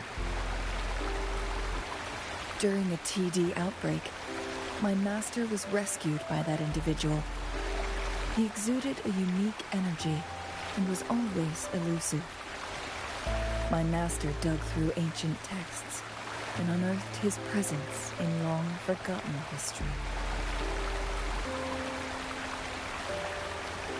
After searching for several years, he finally met that person on Mount Firmament again. They played a game of Wei Qi together, and that was how the legendary game record came into being. At first, I thought my master meant the game record held actual information about the time crisis. That was just a clue. The real key was finding you, the person behind it all. And lastly, the secret of immortality. It's most likely just the woodcutter's own spin on the tale. Sure, ask away. I'm happy to answer them to the best of my ability. My master and the mysterious visitor had set a trap with the Sonarosphere, using the Weichi game as a guise. They hid it with the Court of Cervantes' Chronos orders, and it would only activate once the time flow on Mount Firmament was restored to its normal state. Despite the Sentinel and Mount Firmament being saved, the Fraxidus would not go down without a fight. They were convinced that the temporal mandate was hidden within the game of Weichi, but little did they know, they had already fallen into a trap. Pure coincidence or the calculated workings of the Fraxidus, the explorer stumbled upon the Weichi board, setting off its defense mechanisms. The Sentinel was already damaged when it arrived here. My master had foreseen the disasters that would befall Mount Firmament, so he created this mechanism as a precautionary measure. The Sonarosphere would devour all who attempted to enter, unless they knew the solution to that puzzle.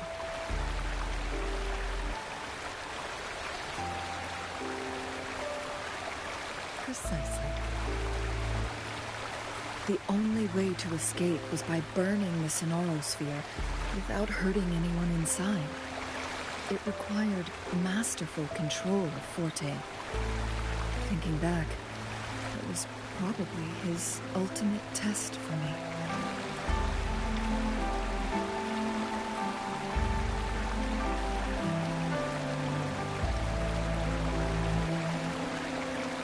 That was his first goal with this Sonarosphere. Before leaving, Master entrusted me with a mission to find that individual, the one who played Weichi with him, the one who left behind that game record. After my master's passing, he would be the only one who could control the Sonarosphere. By now, you should know who he is.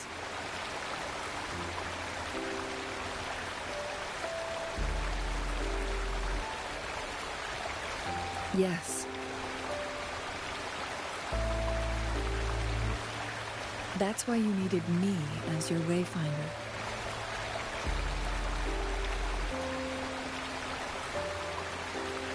From the moment you arrived in Jinzhou, I had my suspicions about your true identity.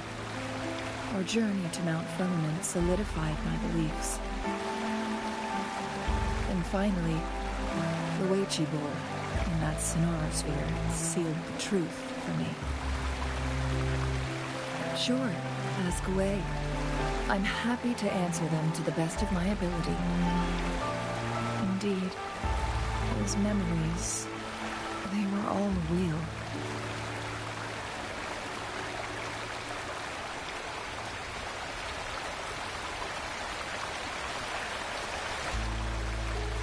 Yes, that's all in the past. Just a little homeless girl with no name. I never thought we could make new memories in the Sonarosphere, where only the past repeats itself. A moment of companionship and protection meant everything to me.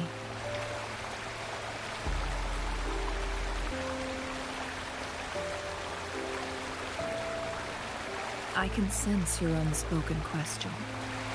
Did I sacrifice my life when I burned down the Sonarosphere, like when I was a child?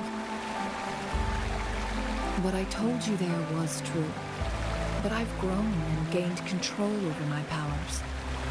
Using my forte now won't harm me in any way. Of that you can rest assured. Also, if you really are the legendary person who changed the course of history, then you are perhaps the closest to immortality, aside from our sentinel. We mortals come and go. Our lives are full of meetings and goodbyes. Our time on this earth is fleeting compared to yours, so don't let it bother you.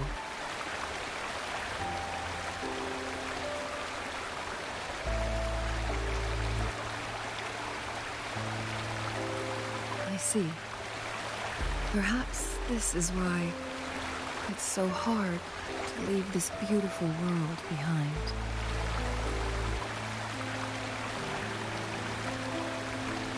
Then, would you be willing to finish that game of Weichi with me instead?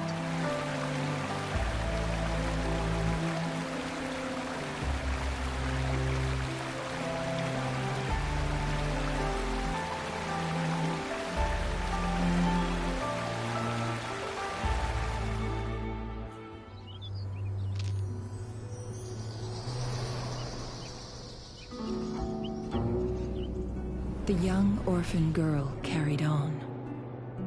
Everywhere she looked, tragedies rampant. As lament engulfed the globe, a world torn by monsters, filled with homeless souls. With her own blood as fire, she drove away the cold. And her master said, "In this tumultuous world, lives are fragile as mayflies." She couldn't exhaust herself to save those before her. But she must endure to ignite a brighter tomorrow.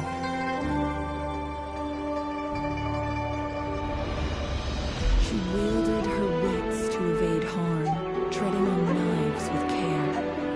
Alone, yet maturing through stumbles.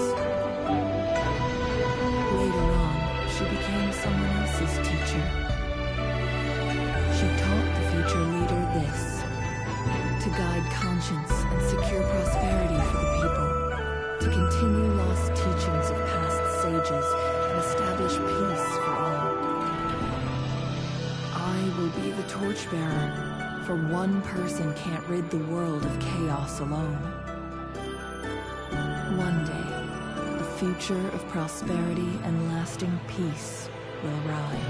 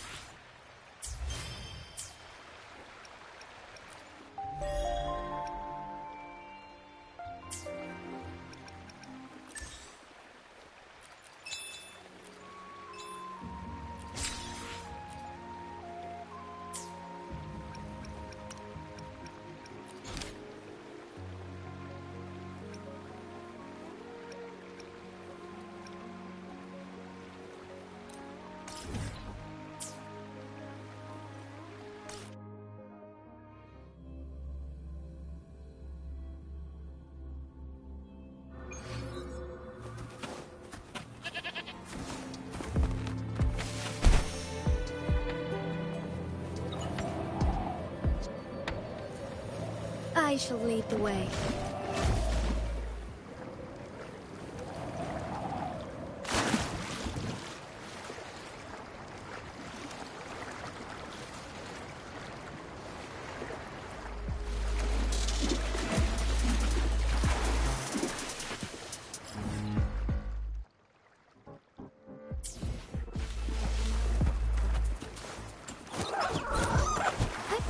Onwards.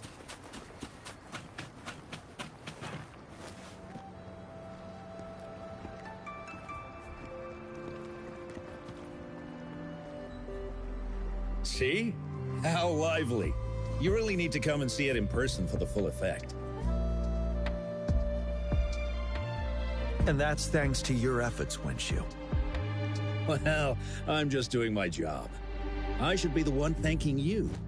After all, without the Midnight Rangers tirelessly guarding the front lines, the Riverside Games wouldn't be possible. Don't always be so tense. Sometimes you have to give yourself a breather. It's not good to push yourself too hard. So, how about picking up an event to participate in? Wenshu, thank you, but you don't have to pitch me. Why not? Go. Enjoy your youth. I would have rushed to sign up if I was still young. Rover, it's good to see you here. Oh, I guess you must be the Rover. Nice to meet you. I'm the director of the Riverside Games. You can call me Wenshu. Huh. I almost dropped the ball on this one. I would have forgotten to send out those invitations without Jiyan's reminder. It's not worth mentioning, Wenshu. This is the first Riverside Games in many years. And you must have been busy with various matters. I only offered a little help when I could. Rover, it's a slow day today. Please take a break and have some fun. That's right. Go participate in the event, you two. That's how you enjoy your day off. Of course. The Jinzhou Riverside Games is an event for all people to enjoy. Indeed. I'm looking forward to your performance, Rover. Only a few events specifically require participants to be Resonators. Other than that, there are no special restrictions for any event. We haven't held the Riverside Games in years. Look at him. Jiyan still remembers the rules better than I do. Who would have thought? During the preparation, I came across some pictures from past games and instantly felt a rush of adrenaline. Ah, the memories of my youth. It's a pity that the Midnight Rangers are always on the front lines, getting ready for emergencies. The Riverside Games is their only chance to relax and have some fun. Rover, I suggest looking around for events to join if you're interested.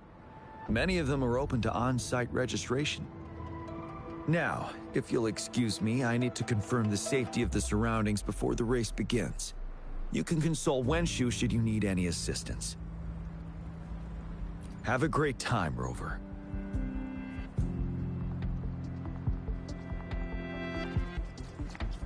Oh well, I didn't invite him over for that. I hoped he'd come and relax, not find a new place to work. On the other hand, we couldn't have brought the situation at the borders under control without Jiyan's prudence. Sorry, I'm getting off track. The Gullpuff relay is about to start, and I have to go to the scene in case anything happens. Especially those still warming up in the backup lane. Gotta bring them over. Rover, are you coming with me?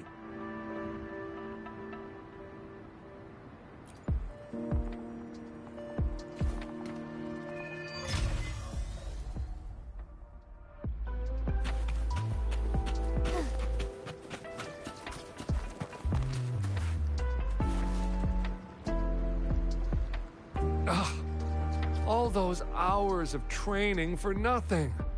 We're doomed. Don't give up yet. We've still got some time before the relay starts. Ling Yan, Ganchuan, what's wrong? Hi, Wenshu. And this is? This is Rover. Perfect timing. We're having a bit of a situation right now.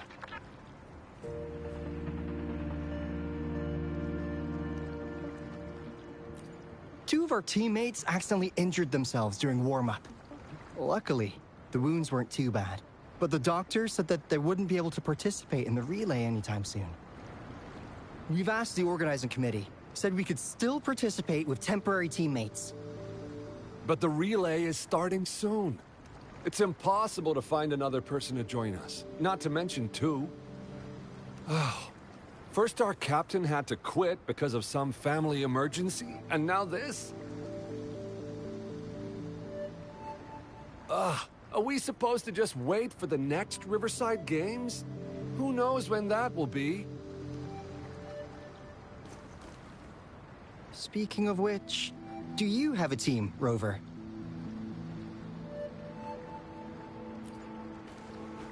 Rover is also a resonator. He's fully qualified for the Gulpuff Relay. Still, it depends on whether he'd like to join you. It's simple. 4 people take turns controlling a Gulpuff in a relay race. The first team to reach the finish line wins.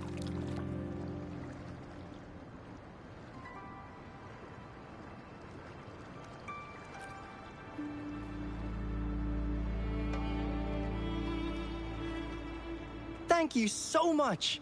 If we could get the prize money, we'll definitely split it with you. That's right. We'll buy you the best barbecue in Jinzhou. That place is everyone's favorite. Then you're only one person short for the relay.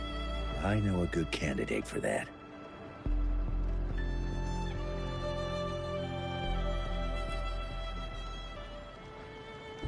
Who?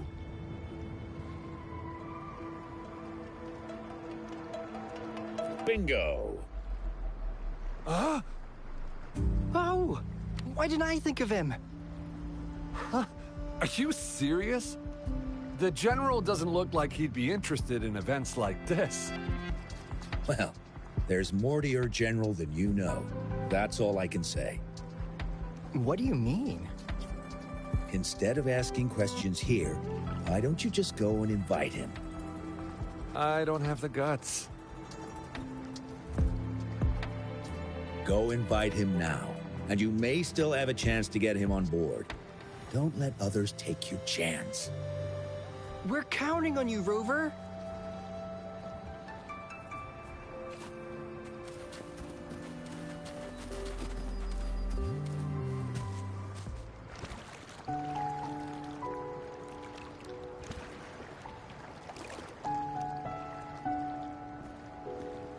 Rover, what are you doing here? Have you found any event that you're interested in?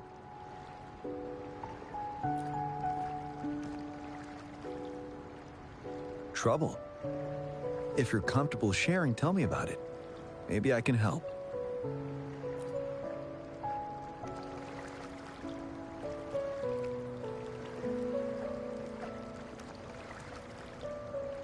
So, you want me to join the relay as your temporary teammate?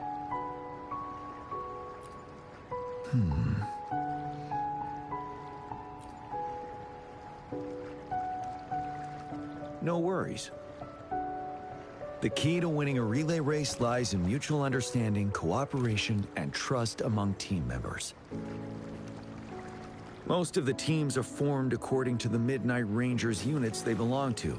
Therefore, they're familiar with their teammates and have good teamwork.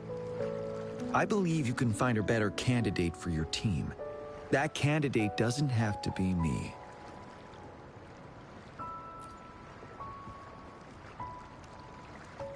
Disqualification for teams without enough participants. Yes, I remember that rule. I imagine your teammates would be greatly disappointed if that happened. But given we never trained together before, it may prove challenging to win.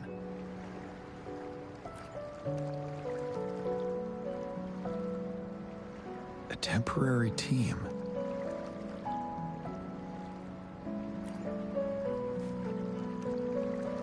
I'm fine. Thank you for asking. It's been a long time since I've last heard that phrase. Indeed, no need to worry about the end result before the competition begins.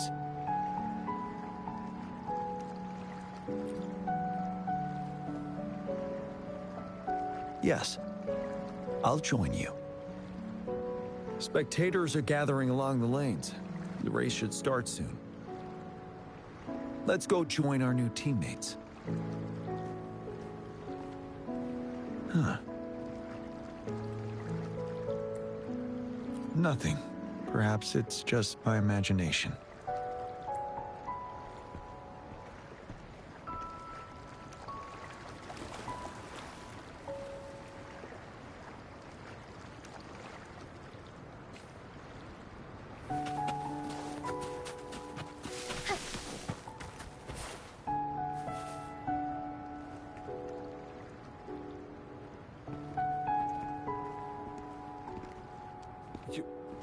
You managed to rope the General in?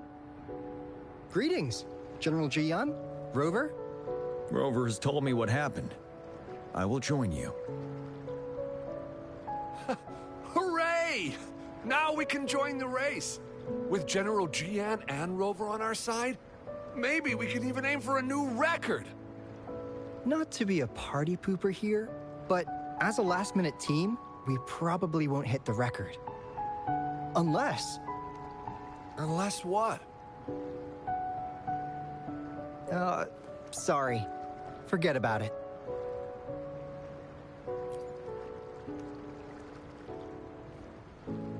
"10 years ago, a team set the record in the Gullpuff relay race. That record remains unbeaten to this day. Since then, every time the games are held, a major highlight is whether the record will be broken. Yeah, I really wanted to learn from their strategy. But the video of that race got borrowed and never returned. Bummer. They set the record. They must have trained together for a long time. Well, we're a temporary team. Would have been able to learn much from it anyway. Keep your chin up. Your hard work will pay off. Not to mention the team you were talking about was a temporary team, too. Wow! So even General Jiyan has heard of that race. Yes. That was a good race. Well, it's been 10 years. I wonder how that team's doing now. We should worry about ourselves first. There's not much time left, and we haven't even decided the relay order. Ah, the relay order. It used to be decided by the captain. Then, General, can you decide it for us? As you have trained together extensively, I trust you can decide the order better than me. I will gladly cooperate to the best of my abilities. All right. In that case, I think Ganchuan would be perfect as a first runner. Me? The first? Seriously? You've always been the first runner during our training. Surely you'll make a good start. The first runner doesn't need to coordinate with the two of us. He only needs to exchange the controller with Ling Yan. It's a safe arrangement indeed. Whew. I'll do my best. As for General Jiyan and Rover, I think... General, can you be the connecting third runner? Since you're familiar with both Rover and us Midnight Rangers. A reasonable strategy. I agree. Then the relay order would be me first, followed by Ling Yan, then General Jiyan, and Rover last. Rover, this is your first race, and you may receive plenty of attention as the last runner. Please, stay calm and relax.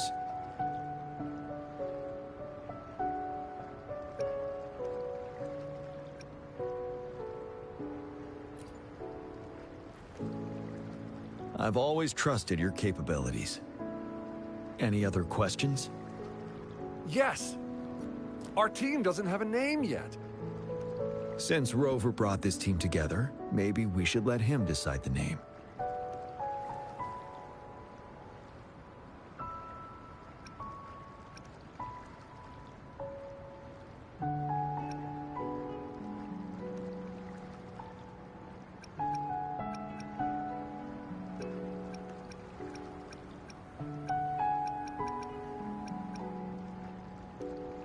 We can have this as the team name, though I wouldn't call myself a genius. The name is settled then. Everyone, please get ready in your designated exchange zones. We can stay in touch with our terminals once the race begins.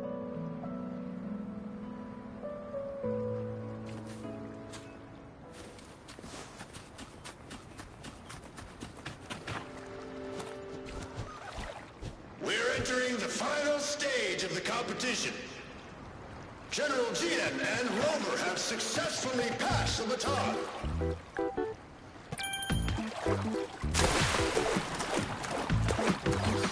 Be careful of the driftway. Jump over it. Despite it being Rover's debut race,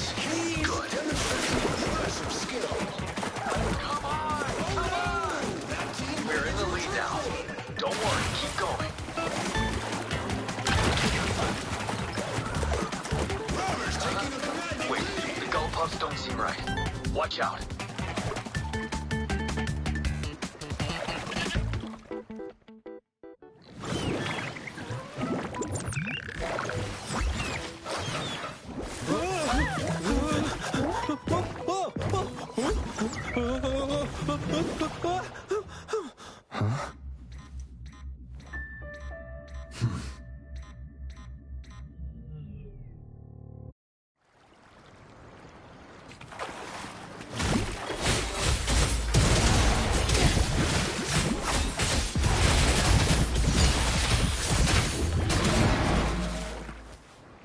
Rover, are you all right?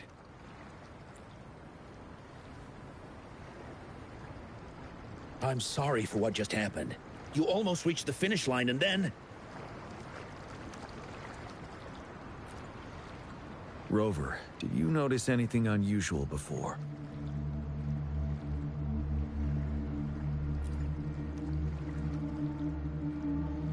An unfamiliar voice briefly interrupted our team's channel.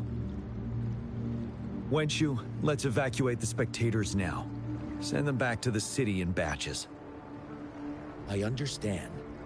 But most of the teams are waiting to start their race. And it's our first Riverside Games in years. Ending it early may spoil their fun. The voice you mentioned, could it be our spectators cheering? When Rover asked me to team up with him, I heard something similar by the racing lane. I have requested the monitoring data records of all nearby waterways from the Academy for safety measures. I see. I thought the Gull Puffs were just frightened. There might be an underlying cause of this unusual behavior. The records will take some more time to download. Evacuate the people first. I trust your decision, but... a man somehow ended up riding a Gull Puff when it all happened, and he seemed to really enjoy it. Now other people are eager to give it a try too. They all seem super excited. I guess it will take some time to evacuate them. Get that person to leave first, and the others should follow. Wenshu, I'm going with you. Of course. Rover, you are respected by many.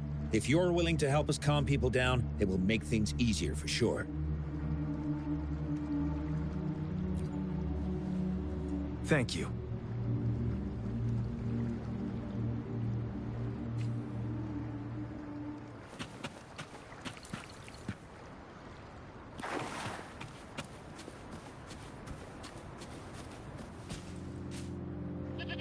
Sir, please calm down and stop talking about riding Gull Puffs. But that was really fun! May I have your hand? What? What's wrong? Nothing major. I just need to confirm something.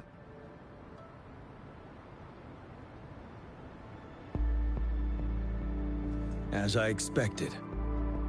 Huh? When did I get hurt? I didn't feel it at all. The adrenaline from excitement may have dampened your sensitivity to pain. However, your nervous response betrays your condition. Your right hand has been shaking involuntarily, likely because the wound has been left untreated. Fortunately, it's not caused by the Gull Puffs. Please take this to relieve the pain for now. Ouch! Oh, it's really starting to hurt now that you mentioned it. All right. Have you calmed down now? I'm sorry. I got a little carried away. I'm sorry again for the trouble I've caused. Let's go have someone see to your wound.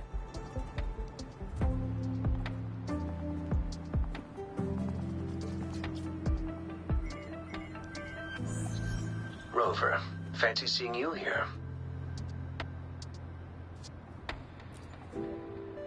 I don't want to spoil your fun, but I'm afraid we need to suspend the race for now. Can you fill us in on the data? I checked the monitoring data as you asked, and I found unusual fluctuations near the upper waters to the north. Why didn't the nearest beacon pick up on this anomaly? The resonance beacon is functioning properly, but we still don't know why it didn't issue a warning this time. I will investigate this further at a later time. Animals are often the first to detect signs of danger.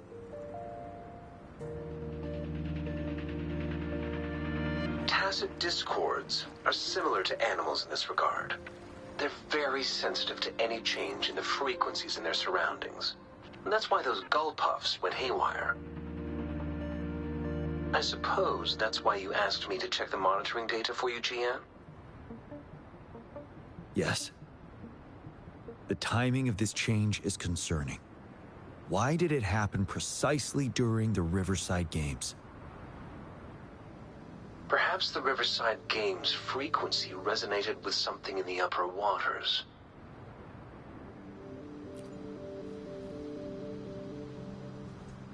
Yes. Let's go. The lack of perceivable warning signs typically suggests unknown risks. Jiyan, Rover, stay safe.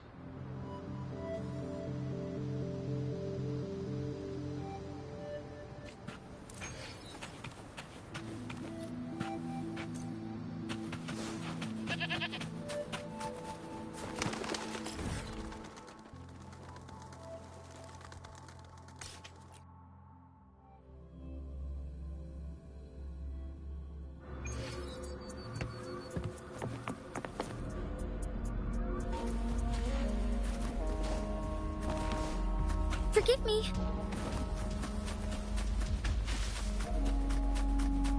I shall lead the way.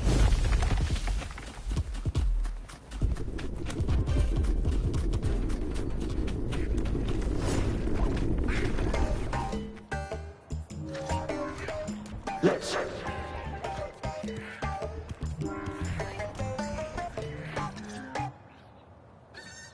Don't come near me.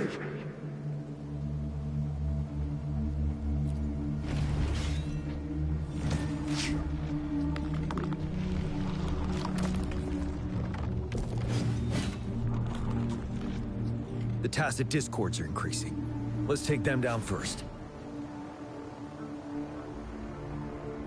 It's the retroact rain. We need to hurry up. Take 4. Left on.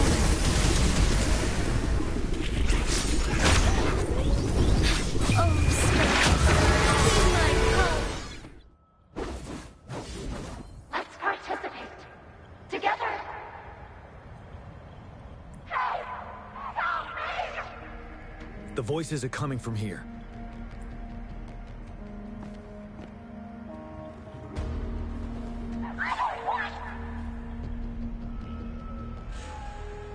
It might be trying to tell us something. We need to decipher the message somehow.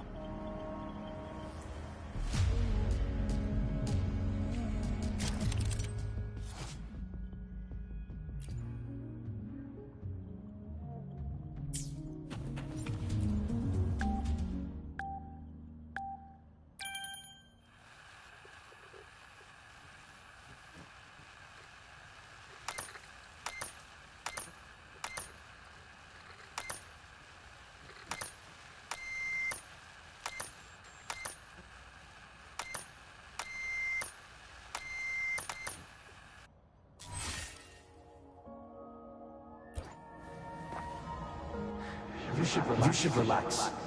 You can. Who knows when it's the next? Let's go. Come on. Go. Take over.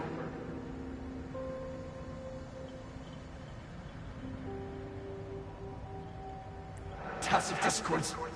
They won't. No. I can't. Help!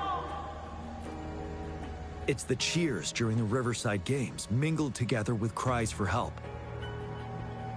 Perhaps some people have been trapped in this place. Or maybe... Anyway, we have to figure it out.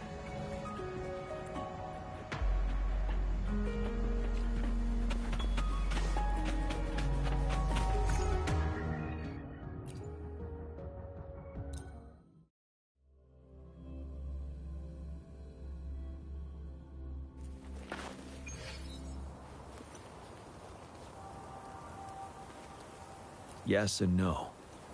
Technically, it's a replica of the city made up of remnant frequencies. Simply put, it's an illusion made of memories. Scholars would call it a sonorosphere. The environment here is ever-changing. One misstep and you may fall. Stay close to me.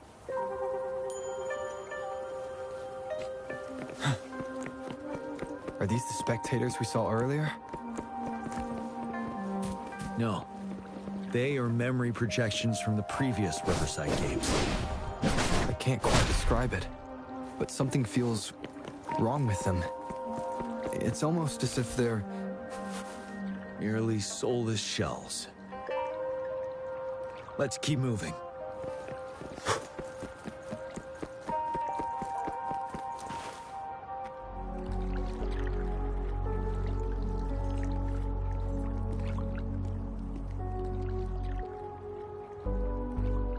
Ah, come on! Are you seriously expecting teamwork among members of a temporary team? No wonder they made a mistake. Such a shame.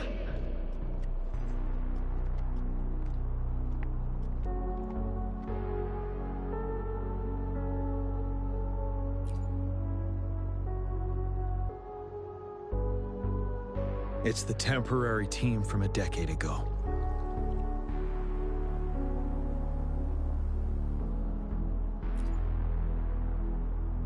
I'm fine. Brought back some memories.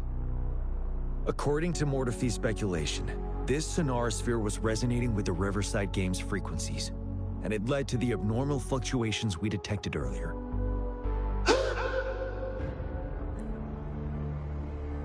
Hey, look! Isn't that the temporary team? Oh, the last runner's actually catching up!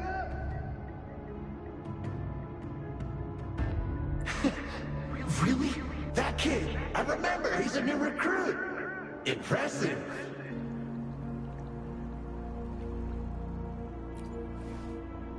It's the tacit discords. Watch out.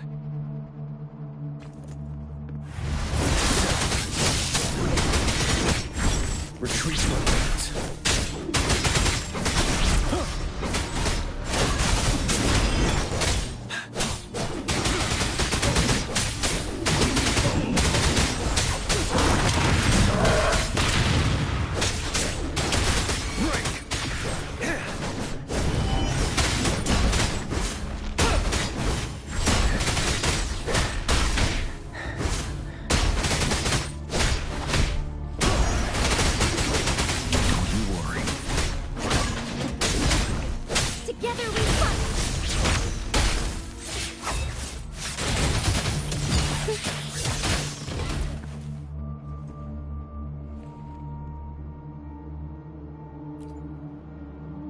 They seem to be playing a game of imitation. Those are nothing but empty shells, no matter how lifelike they may seem.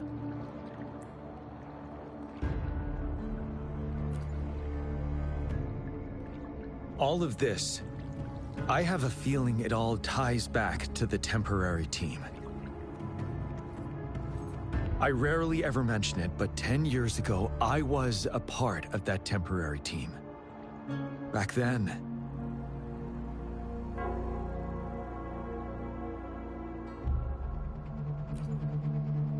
it's the Nell Squares bell.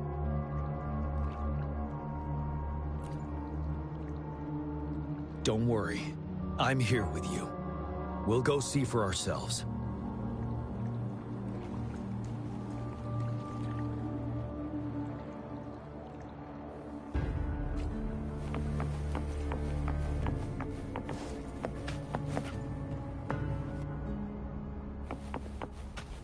Wait, Rover. Look out the window. The city's upside down. So is everything in this place like this? Call the reinforcements. Are these fallen soldiers manifestations of memories? Or the tacit discords imitations? Only I could. They're tacit discords. Stay close to me.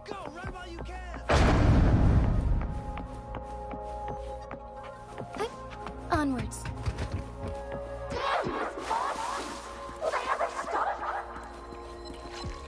The fog is thickening. Stay alert. Be careful of the tacit discords, Rover.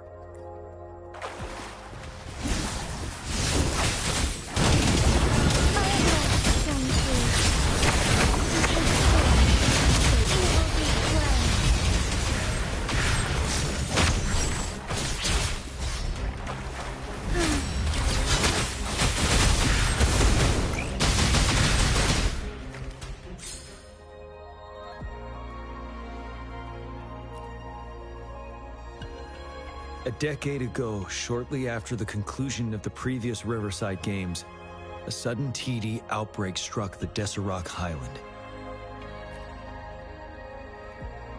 Yes, the Midnight Rangers had to send its latest recruits to the front line because of the situation's urgency. In the end, we contained the outbreak at a heavy price. The battle took countless lives. Our victory was overshadowed by the immeasurable loss.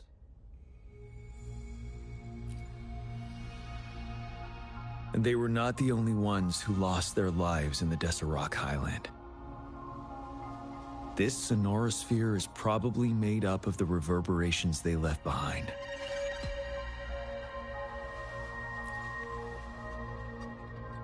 As tacit discords devoured the fallen soldiers' frequencies, they became convinced they were the soldiers they feasted upon. Now, they're just reenacting what happened in their memories. But it seems the remaining frequencies of our soldiers are still resisting.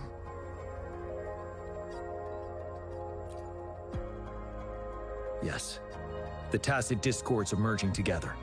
This will endanger more civilian lives if we allow it to occur.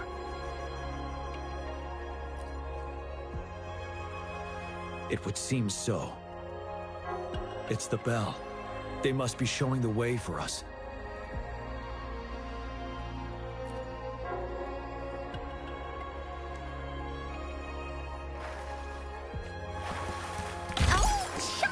Transmitting frequency.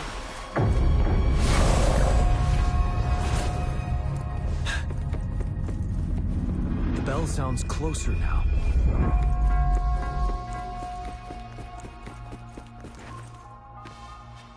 The tacit discord should be aware of our presence now. They'll be harder to deal with. Brace yourself for the fight.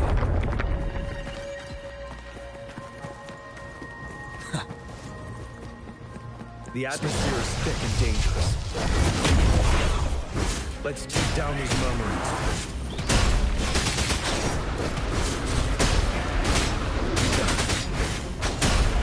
Stop.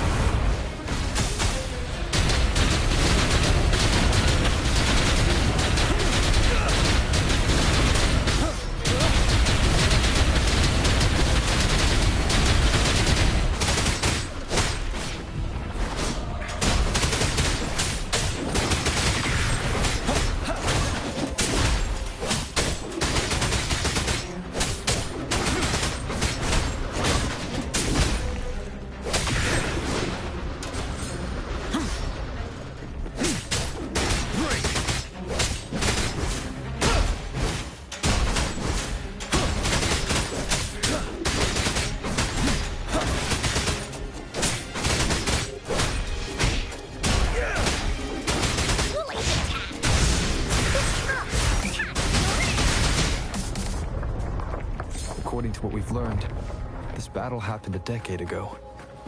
Why are they only calling out to us now? I think it's because of you. But how did you know that? I was wondering why this year, of all times, when the Riverside Games have been held before,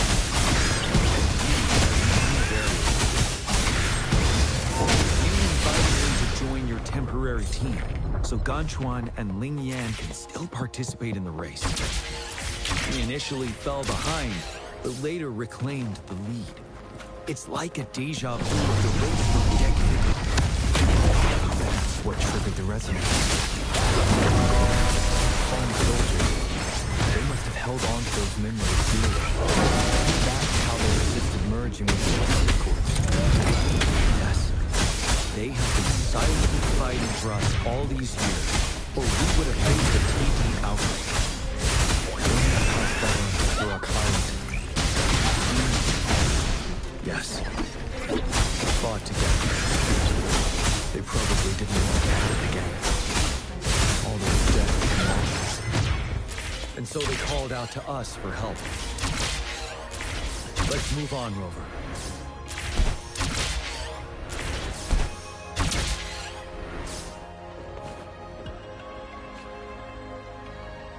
The bell is right ahead. Is it? Nell Square ahead? Let's go.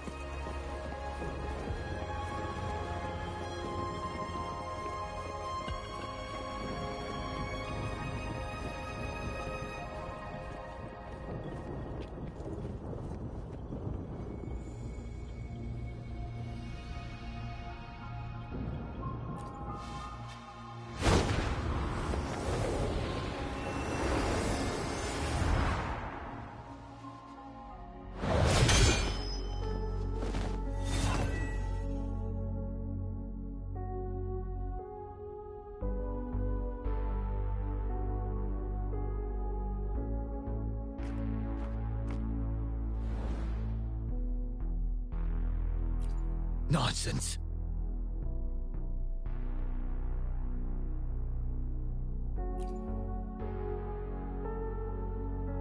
They're reenacting our first lesson for new recruits.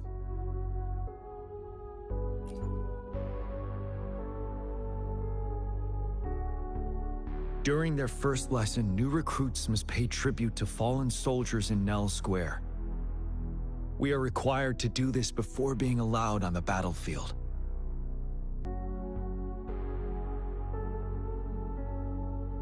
Its significance eluded most of us during initial training, myself included, until that day.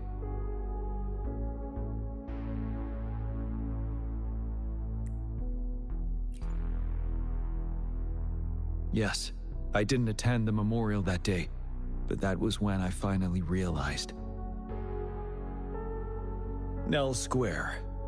It is the place where our career as soldiers begins and ends. These monsters will never fathom the weight of their sacrifices.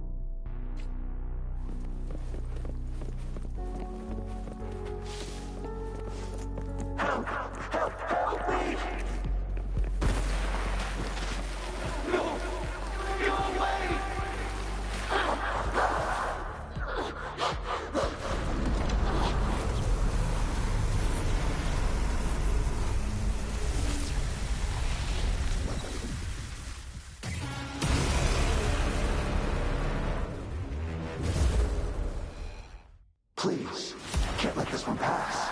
Let's go together. Wind Rider. Break. We trust. Don't worry.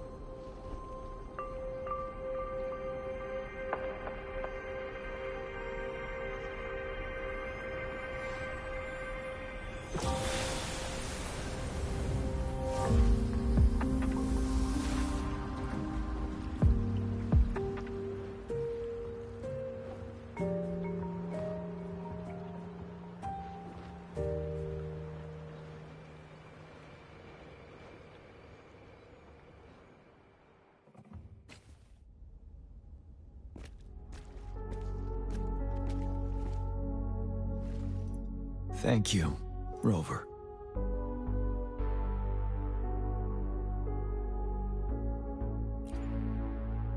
I'm fine.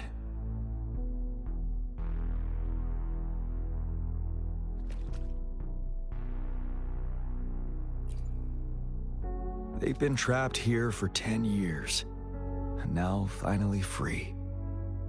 I hope they're in a better place. What happened here goes far beyond what we know about the wave-worn phenomena so far. I've sampled some of the frequencies here with my terminal. We should deliver the sample to the Academy.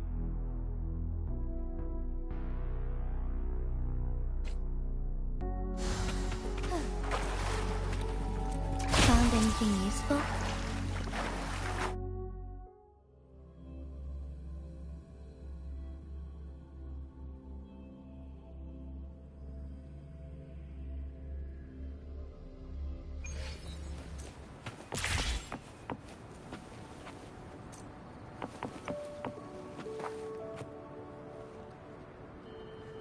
We're no longer seeing any unusual fluctuations now. Good job. You should have successfully prevented a potential TD outbreak. As you requested, I compared the fluctuations with those of the previous outbreaks, and I did spot some similarities. Thank you, Mordevi. I'm not done yet. Thank me later if you must. Though there are some similarities, they aren't identical. I'm no expert in this field, and I can't give you any definitive conclusions yet. This is the frequency sample I've recorded. Frequency sample from a sonorosphere. I'll deliver it to a colleague. It's in better hands with her. It's someone you know, Baija. She specializes in echoacoustic research, and the sonorosphere is her field of expertise. Yes. Whatever you do, please keep it safe. What now? You don't trust me? I trust you as always, Mordevi. But this sample, it means a lot to me. Rest assured. You should know how careful we are with our samples, especially such a valuable one. This should be our wake-up call. The wave-worn phenomena is more complicated than we thought. It is a wake-up call. And it may also hold the answers we've been searching for all these. By the way, the Riverside Games people were looking for you, Jiyan. Probably wanted to discuss holding the event again at a later date. Sure. I'll go talk to them once everything is settled here. Now, if there's nothing else, I'm going back to my lab.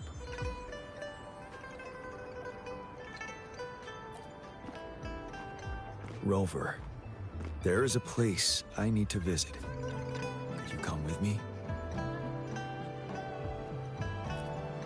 Thank you. I need to pick up something first.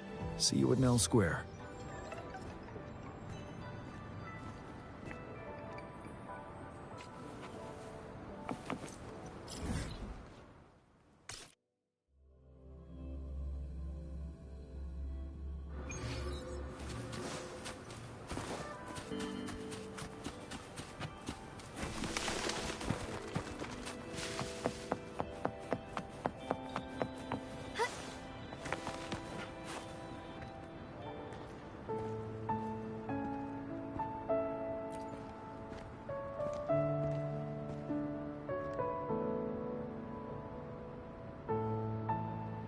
There is something I wish to do with you today.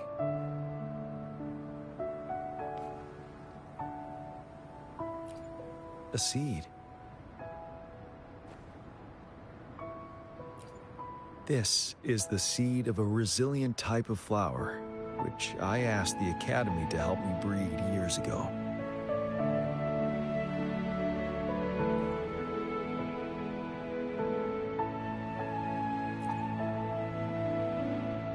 From here, you can see all of Jinzhou City. I thought those who died for Jinzhou would want to see how it's thriving now. This flower, we named it the Amordia.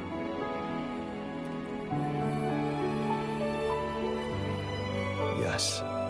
The word represents both departure and return.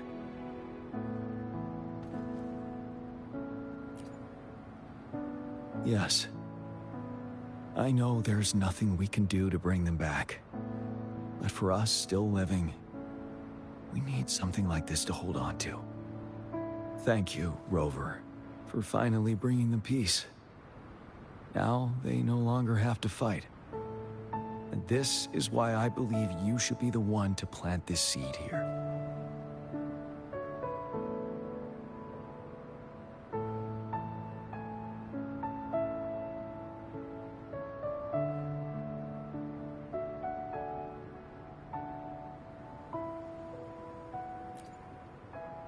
We have prevented one outbreak for the time being. But a greater danger remains lurking in the darkness. Our knowledge of it is severely lacking.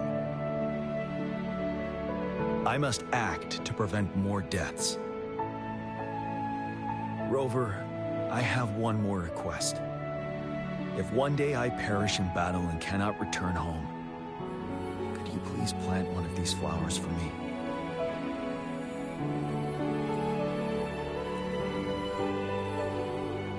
Thank you, Rover.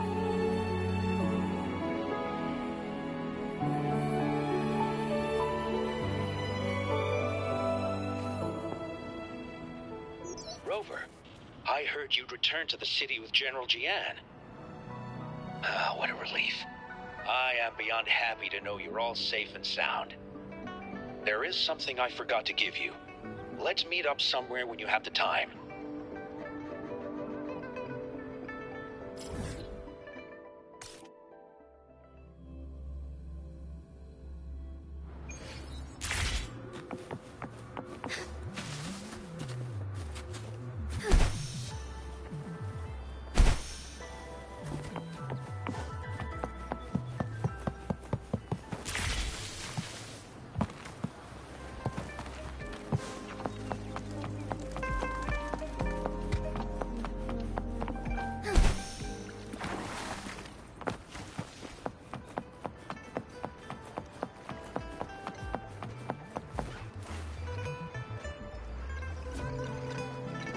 Greetings, Rover.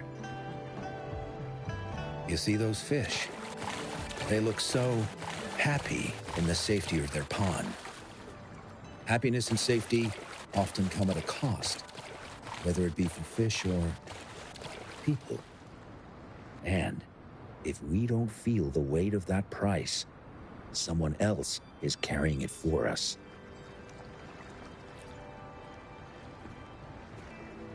10 years. How time flies. I coordinated the Riverside Games that year, too. Dozens of teams competed that day, and the race lasted well into the afternoon. The sunset was so beautiful. Like what we're seeing now. It was so tranquil. That team was thrown together last minute, and nobody thought they could win. They even stumbled during their first exchange. But then, the team surprised everyone with their final runner's expert gulpuff handling and victorious finish. It was truly a race to remember.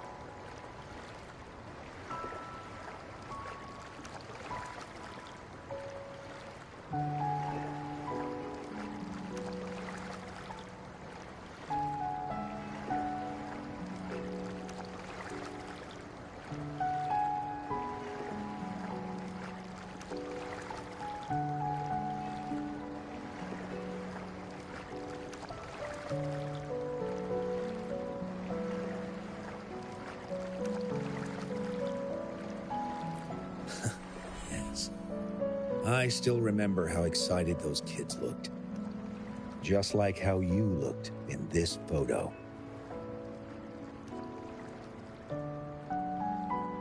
We were worried we weren't going to get a photo of you all together.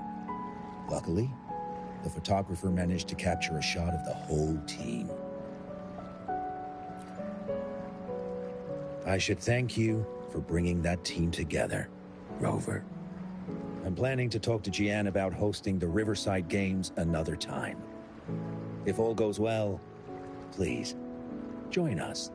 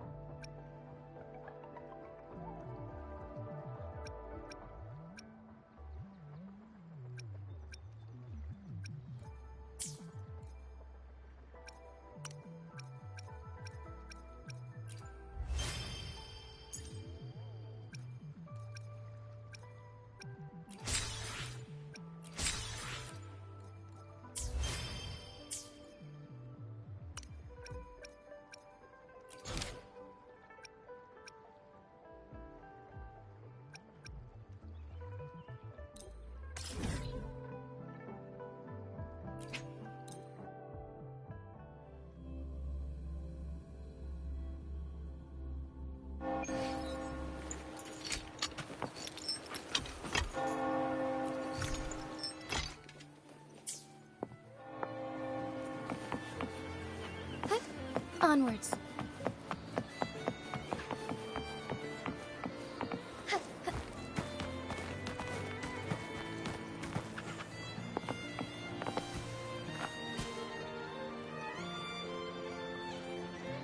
It seems someone has acted faster. Those two, they're my uncle's agents, Sage and Acorn. Yes, we address each other by code names. Handy identifiers in a crowd. I'll keep you updated on the family members' code names we encounter, along with any other details you might need. Seems like they are looking for something as well. It's only natural my uncle wishes to retrieve the lost items, but my presence might raise a few eyebrows. Yes, you try and loosen their lips. If memory serves, they are senior members, having served under my uncle for years. Regulars at margaritas. Talk business with merchants and wine with drinkers. Engage their interests, and their words will flow like a river.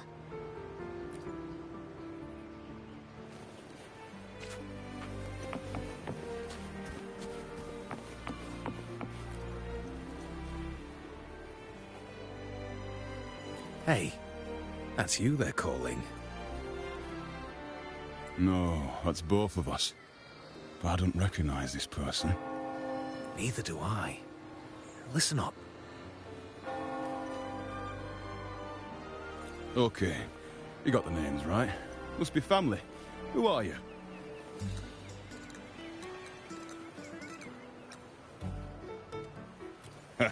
We're all Montellis here.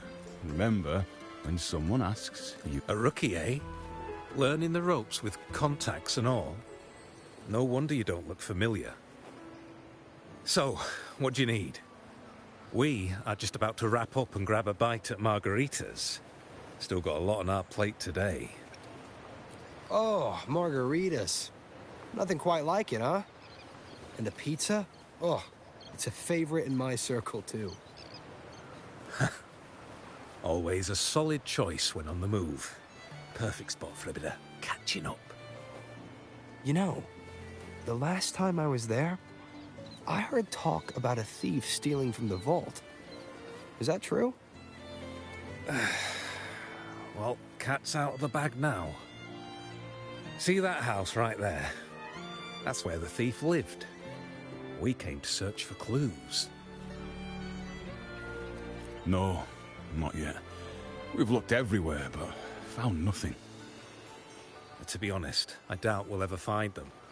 The thief has probably sold everything off by now. We are short on manpower. That's a need. Well, our boss is the Padrino's son. He has his methods. Our job is to follow orders, not to ask questions. Just do what we're told, and do it well. That's right. If you spot anything unusual, keep an eye on it. Could be your big break. With a bit more time, I think you'll do just fine.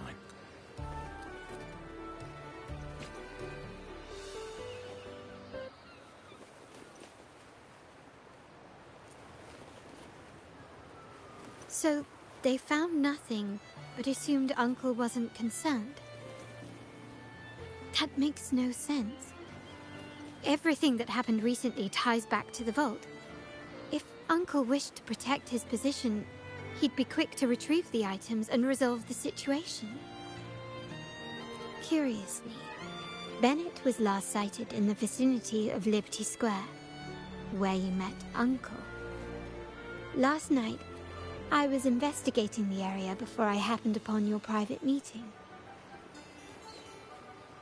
But when I brought this up with him afterwards, he didn't seem privy to any details.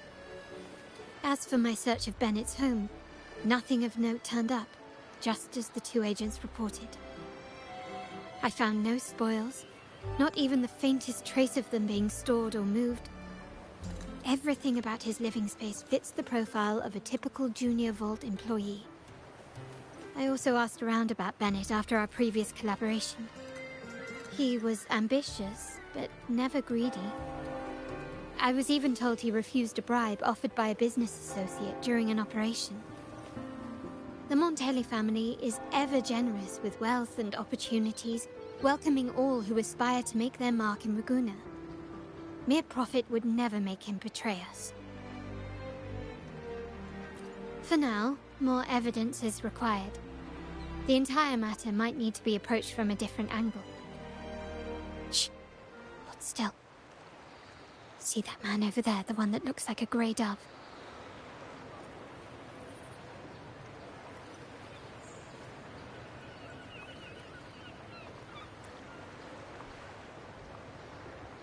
After him, quick!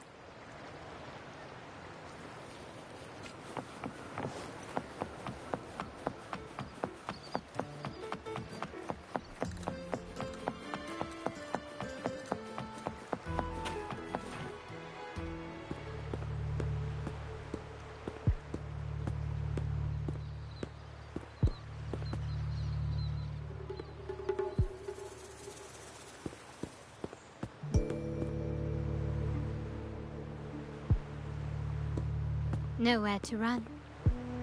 Now it's time for a proper chat.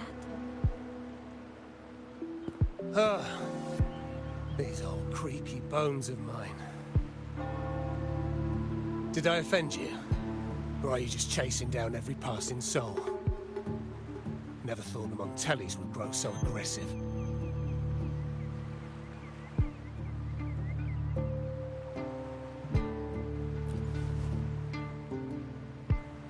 He had no choice but to run, to escape his past and sever any ties with the Montellis. Right, old Duncan? I must admit, you have an annoyingly good memory.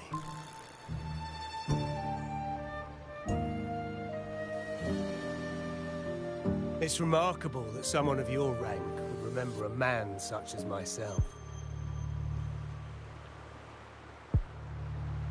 I will never forget that stormy night.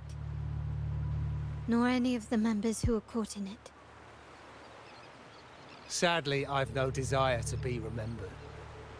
To me, Montelli is only a name of the past. There were moments of joy, but they cannot make up for my loss. Now, I only feel tired.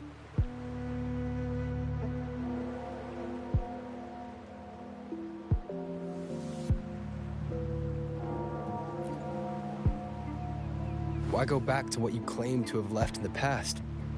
Unless there's something you can't ignore. You were standing across from Bennett's doorway, and your clothes are still damp from the rain. You weren't simply passing by, you were watching. What were you looking for? Or, should I ask, what did you hope to find? I don't know. To grieve for my last friend in the family? To blame him for being so reckless and greedy? Or to figure out how this fool ended up in such a mess? Hoping to find the lost items and settle his debts, so he may rest in peace. I tried to persuade him to leave with me, but failed. In Raguna's game, the Montelli family has only two options. We either play to win, or are forced to leave with nothing.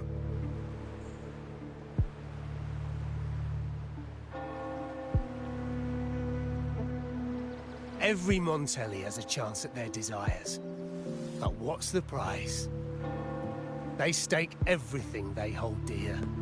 Family, love, faith, principles, and even their life.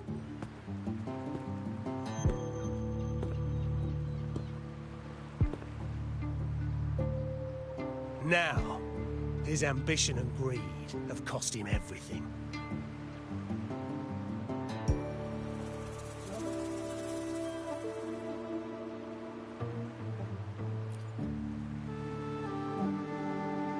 Most people find acceptance easier than change, as change demands the bravery to face uncertainty. No great endeavor is without its perils. So yes, if the Montellis are to drive the change and push past current barriers, the path ahead will be anything but easy. The family exists to withstand what an individual cannot, and accomplish what might otherwise be unattainable. But within the family, each Montelli still enjoys the freedom of choice. Your leaving is a testament to this, is it not? If you're willing, there is still much to be done for Bennett. His terminal, the alleged stolen goods, everything but his body remains missing. Given your familiarity, you might help us in locating these items.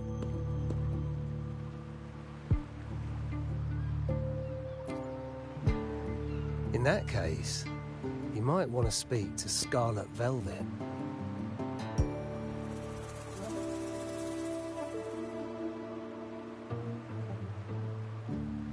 The leader of a network of commoners seeking freedom in Raguna.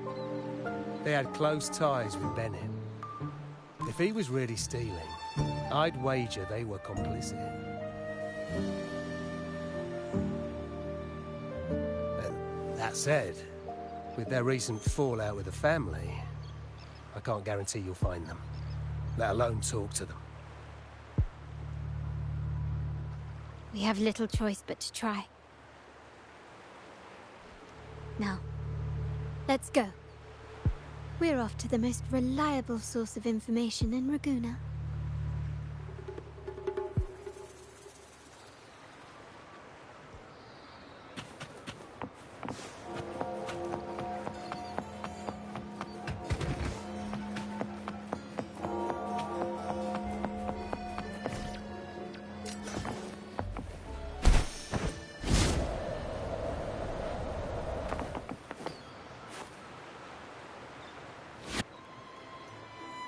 This is the place.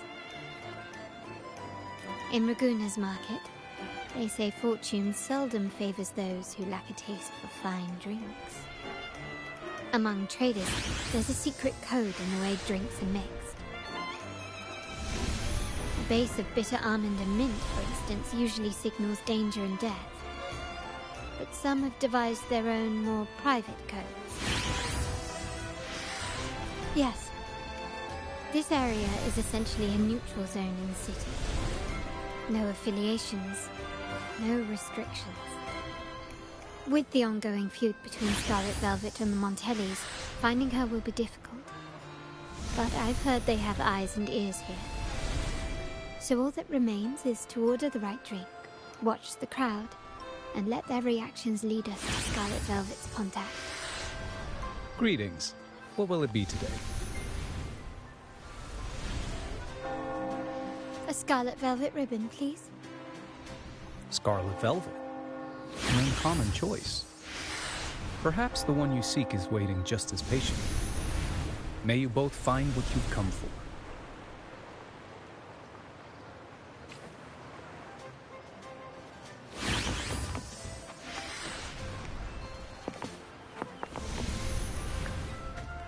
Kirsch, whiskey, and cherry tomatoes. Blood orange gin. That drink you have there is quite rare. Would you mind telling me what it means? Ah, a riddle cloaked in mystery. You don't want to share, huh? Oh, sorry. I've been exploring how drinks might encode numerical values through alcohol content or vintage, perhaps. But lately, I'm starting to wonder if the drink itself even matters. The key to any language lies in the shared rules and agreements between both parties. With that in mind, the same drink or even the same object can be given countless meanings. Much like how my people and I sometimes improvise codes with whatever's available.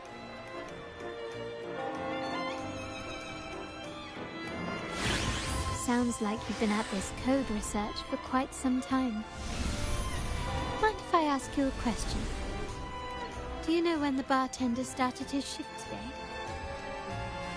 Let me see. I got here quite early, and he was here about the same time. Probably around 8 o'clock in the morning. Thank you. That's all.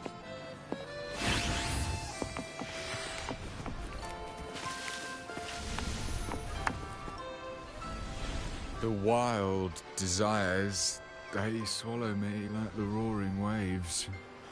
Oh, how maddening's your tender love. But this amber drink... a deadly... No, leave me be. Don't bother. The void. The endless void has consumed me.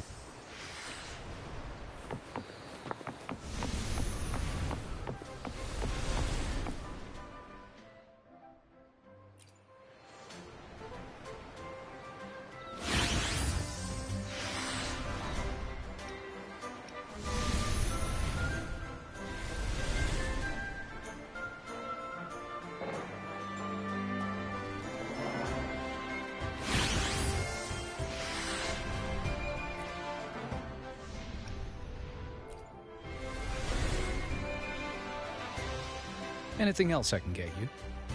Or is there a problem with the drinks? As expected from a Scarlet Velvet informant, you are smart. In a place like this, a bartender is the perfect cover. The least noticed, but with the best view. You mix every drink and pass every code. You might not understand all of them, but nothing of importance ever escapes you. So this Scarlet Velvet ribbon is meant for you. Am I correct, sir? Well, well. It finds its way back to me at last. A drink of trouble, I'd call it. Contact has been made, and by the rules, the conversation should follow. But Scarlet Velvet has decided there will be no further dealings with the Montellis. The partnership is broken, and whatever bond you had is all but gone. If you do meet up, Lady Carlotta, aren't you afraid things might turn ugly? It's rumored that Scarlet Velvet's decision to end our partnership has something to do with a vault keeper named Bennett. Surely you don't believe that nonsense. Then what is the truth? Bennett was recently found dead in the wild. The dead are silent, but you are not. So let's talk. Wait, Bennett is dead? That complicates things, I'm afraid.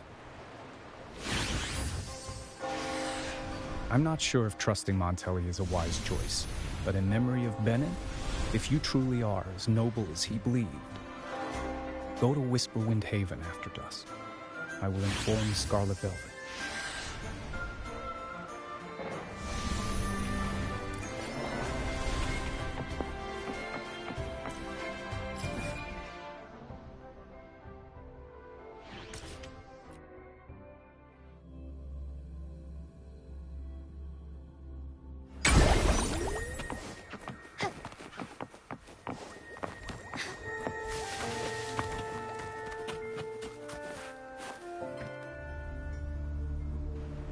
Terminals are divine artifacts from the Sentinel, brought to Renacita by the first Primus.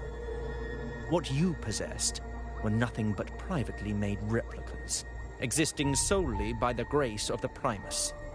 How dare you defy our cleansing of such blasphemy? We never stopped asking the Order for permission to wear the terminals, but every single request is denied. You won't even tell us why. You controlled the terminal supply, and the family stopped trading with us. These are all we have left. Why should we hand them over? I can sense your fervent desire for the artifacts and the blessings from the Sentinel. But whether you are worthy of the terminals is for the Order to decide. If you willingly part with your wealth in devotion to the Order's divine cause, the door to forgiveness might still be open. But should you persist in your defiance, we'll have to escort you to the penitentiary for judgment. The Order and the Commoners. It must be Scarlet Velvet causing the stir. The Order's arrogance is known, but such blatant actions. Is it because we're far from the heart of the city? Let's first address their troubles, and then we'll have a proper talk.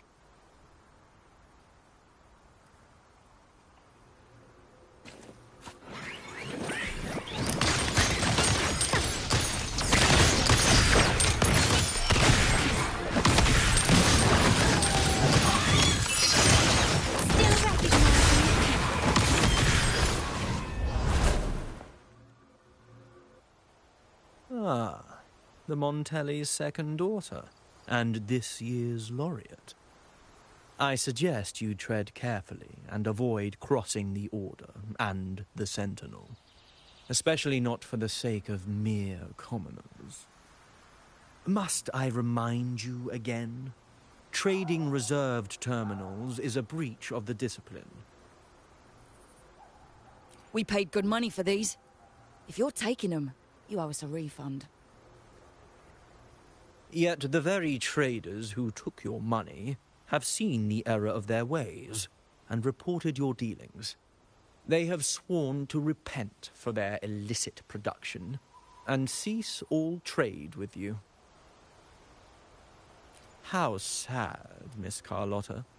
Such loyalty to your family, only to be left in the dark. No one bothered to inform you, did they? Oh, please. My ties with the family are not so fragile as to be shaken by mere words. The fact that we're having this conversation at all means that you cannot ignore my status. Wouldn't you agree? The Sentinel and the Primus have declared free trade as our undeniable right. Scarlet Velvet is always entitled to trade as they please, regardless of their previous partnerships. You preach the doctrine, yet fail to adhere to it yourself. If I were you, I'd be on my way to the penitentiary. Willful transgression is the worst blasphemy one can imagine. Mark my words. The day Montelli is brought to its knees by the Order and Phasalia will be the day you beg for the Sentinel's mercy. When that day comes, all shall be under the Order's control, and it will not be long in coming.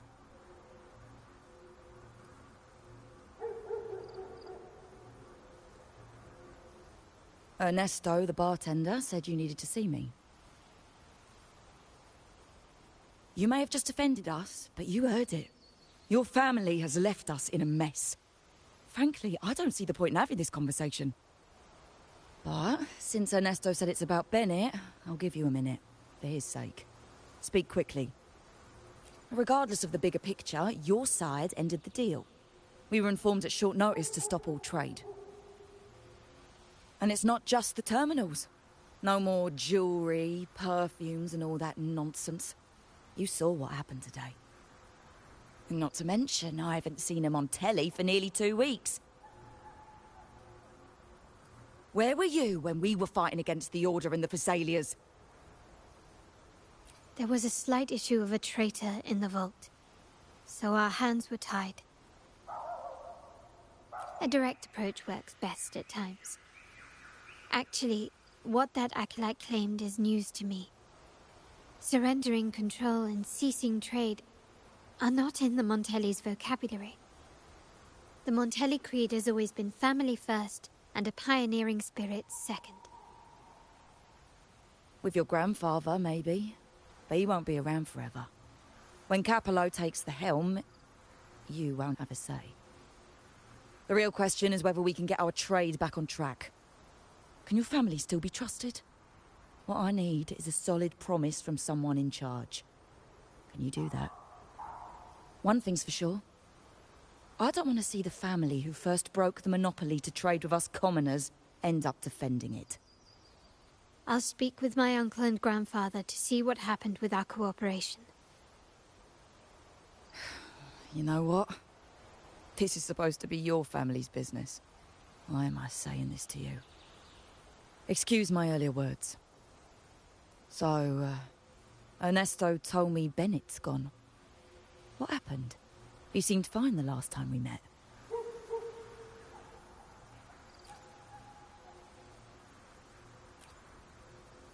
Good judgment there. The rumours are nonsense. Fencing stolen goods. Please. Bennett used to handle our shipments for the vault, but everything was above board. Nothing shady, okay? He knew his stuff. Never took advantage of us, never budged on prices either. For him, it was always business first, friendship second. When he was running late, he'd stay up at that hill sometimes. We even set up a shelter there after it happened a few times. That's all. Come to think of it, he did stay there for a while the last time we saw him. Asked us to stash something too. What was it he said? I hope we don't need to use it.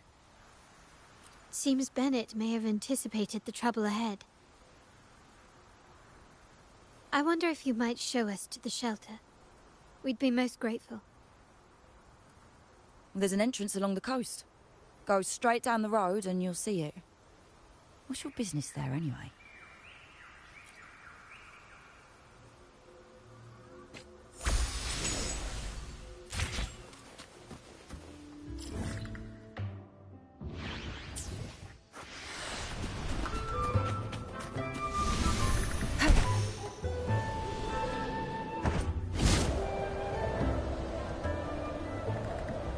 Watch out.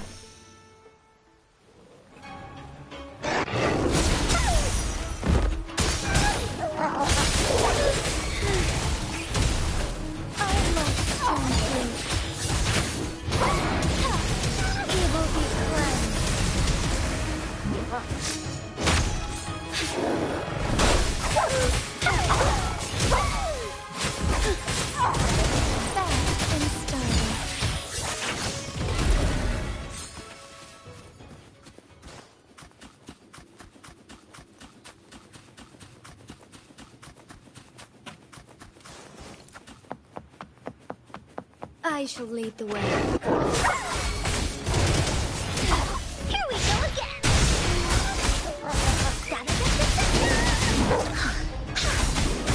Here comes our so much fun! You're in!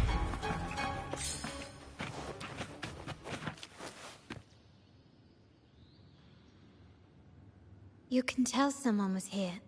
Look at the mess. Perhaps Bennett deliberately arranged it this way as a cover. We'll each use our senses to search. Then let's gather and analyze the clues we find.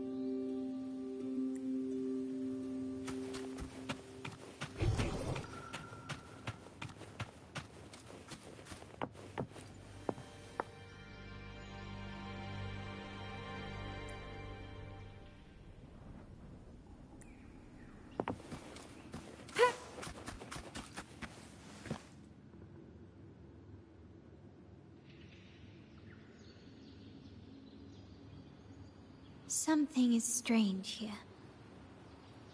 These items aren't exactly rare, but they're not everyday objects either. They seem out of place here. Looks like Bennett left them deliberately. Indeed. But what I find strange is... these items. Don't they seem familiar? Do you recall those 3 lines from the anthology? The ones Bennett sent me in the photo? Thy eyes guide my course in the tempest. The woman in the painting here seems to stand in the gloomy rain, but her eyes remain bright. Like the secret code in drinks, what matters is never the object themselves, but the shared rules and agreements between both parties. Now the book. It appears to be about winter, which is likely related to the second line, 40 winters.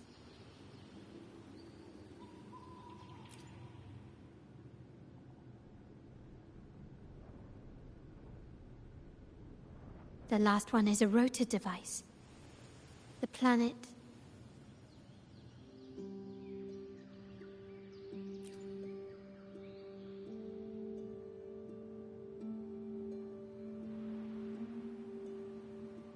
MLCL 190468. That format. It's a vault storage code. Of course it is. Bennett was a vault keeper. But what was he trying to convey in such a cryptic manner? 4 letters. The highest clearance level in the vault. Could it be? Hold on. Carlotta? Yeah. You asked me to keep an eye out for Bennett's terminal. Well, I found it. Yeah, that's for me to know and you to wonder. But it was not in good shape after what it went through. Yeah, if you can use it at all, the data and the records inside might need to be recovered. Understood. I'll have someone pick it up for restoration. Wait, what now? What, you're not even gonna check? Oh, no, it's nothing really. Just worried it might be too tricky to repair.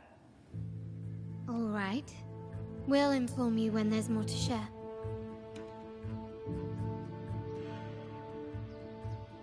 We're returning to the Montelli quarter first. The terminal will be fixed there. As for the codes, we'll figure it out once we arrive. You might not know this, but Bennett was never granted the highest clearance in the vault. Isn't that a good sign? It means Bennett might not be guilty after all, just as you suspected. But it's replaced by another suspicion. One I am reluctant to entertain, but I'm forced to consider. Only grandfather, uncle, and I have the highest clearance.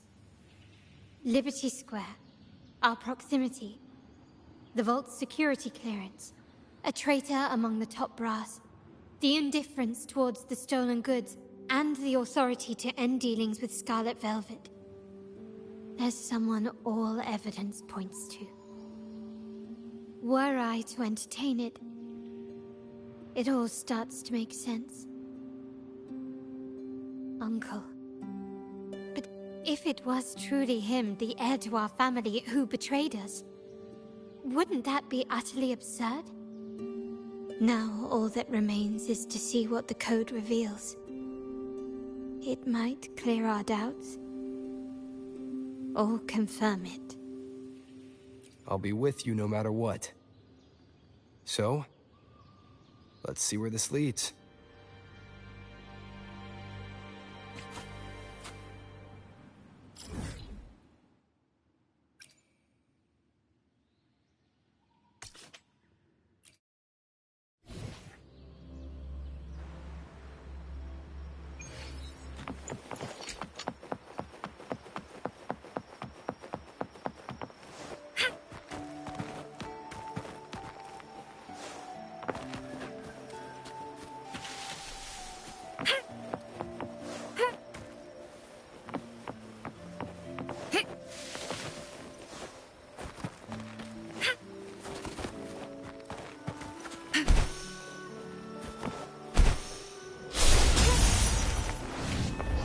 people just reported some initial progress on the terminal repair. Let's go. Our meetups. Lady Carlotta, we received a terminal addressed to you, signed DC. The initial restoration is almost complete, but some data is overwritten or isolated due to the extensive damage. We were only able to recover certain sections. Our evaluation suggests that a full restoration might not be worth it. But, if you insist, Mr. Pierre at headquarters is an expert in this field. Good. Make sure to contact him. Now please project the restored sections. Absolutely. One moment.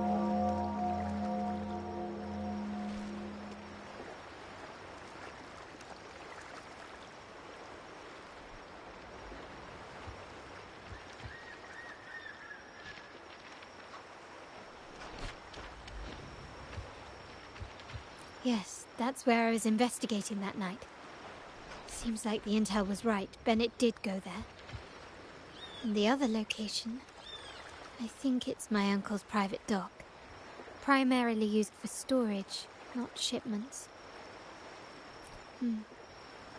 Reviewing the records hardly proves the connection between these locations. If time permits, we should take the terminal to Mr. Pierre.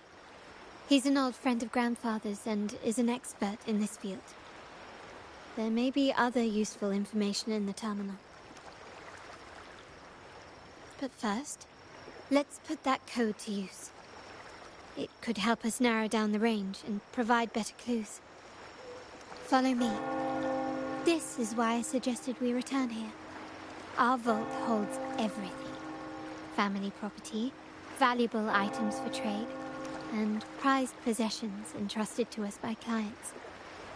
The complete inventory and access records can only be found here, accessible to those with the proper clearance. Please, follow me.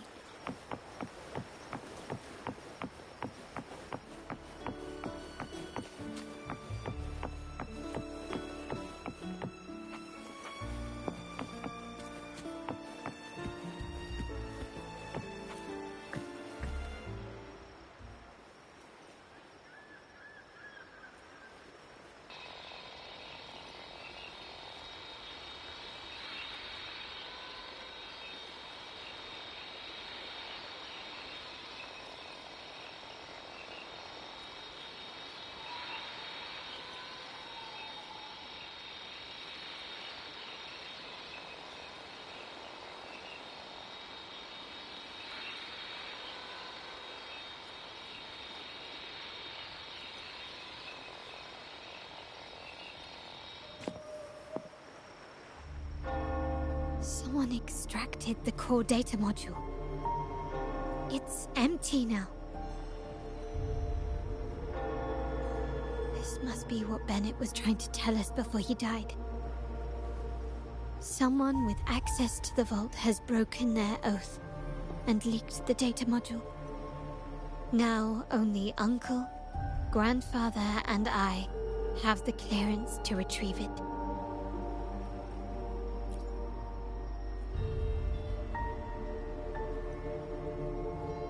In Renisita, the Order maintains control over terminals, unlike other countries where they're freely traded. My grandfather learned to modify them during his early ventures in the new Federation. Our lantern-type terminal is a modified model. It may look purely ornamental, but it houses the tech modules we've developed. As Scarlet Velvet said, aside from our art dealings, we've been supplying these terminals to resonators at fair prices as part of our discreet business. By doing so, we've broken the Order's monopoly. We've given more people the means to protect themselves in their ventures, giving them choices they didn't have before. The Order is aware of our discreet business, but they turn a blind eye as long as we don't openly challenge their authority. The hefty taxes we pay maintain this delicate understanding. As a result, no family member would ever divulge our terminal secrets. much less allow the modules to fall into the wrong hands. What exactly are you planning, Uncle? No. We must find the core module.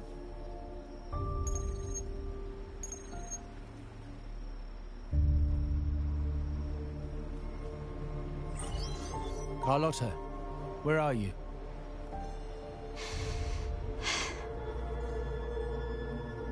Uncle, may I ask you something first? Before the carnival, the priest showed me your pendant. How did he come by it? And what led to your capture?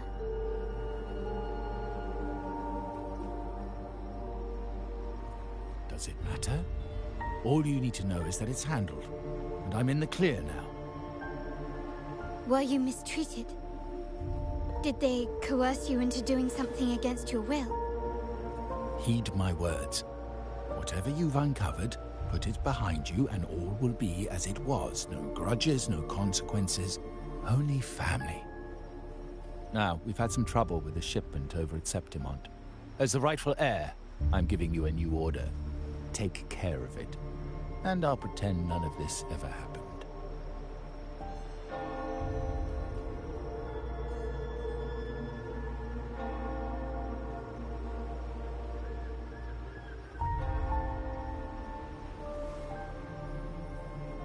I refuse. Excuse me? I said, I refuse. I can't act as if nothing happened. I won't let a family member die unjustly, or see our modules fall into the wrong hands. Don't trouble yourself with the modules. Yes, our family's ambition has led us far, but it's exacted a price paid in blood and tears. What harm is there in choosing the safer, easier path?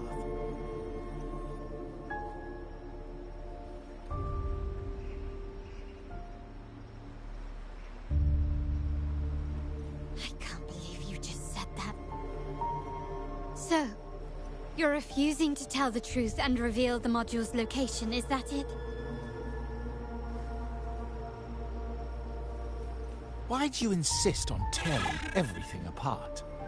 Have you ever thought about what Padrino would say? What others would think of us? I've given you an out. All you need to do is accept it. Then so be it. Your course is set, as is mine. But mark my words, I will stop you, Mr. Capello.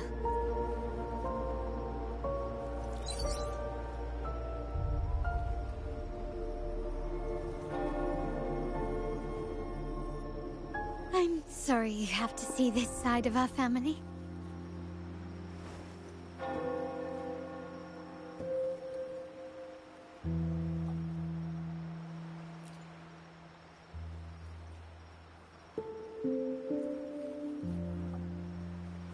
Really? I just wished... No. I did promise I'd try to drop the pretense with you. I may need more time to come to terms with all of this. I don't regret uncovering the truth and exposing the traitor. I'm just saddened that my uncle is the one behind it all.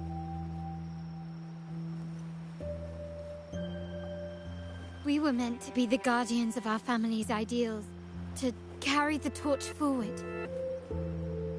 And yet now...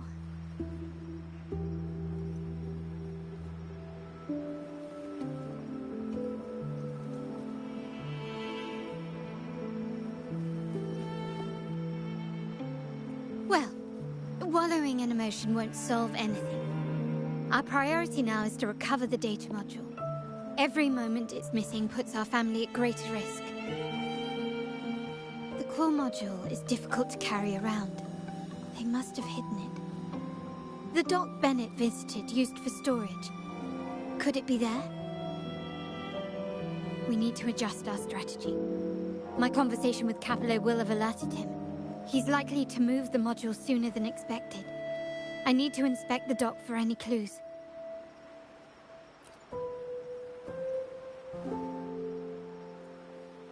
Indeed, but time is not on our side. If Capello acts on this, I might lose my window to secure the module. Our sole advantage now is that we're operating as a pair.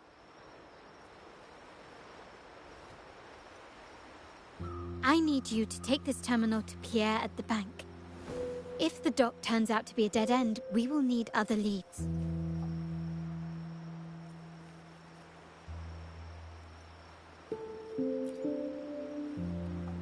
I know that securing the module alone won't suffice. I must uncover Capello's true motives. How it will affect our family. I'll figure it out. I promise.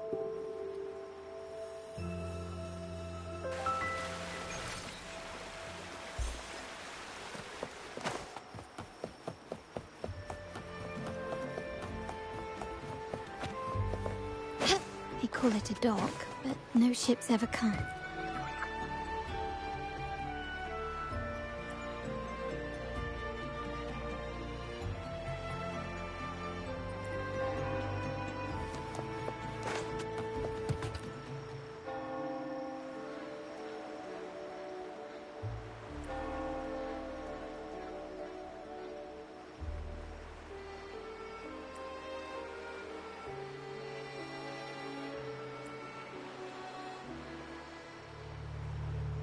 Nothing so far. Was I wrong?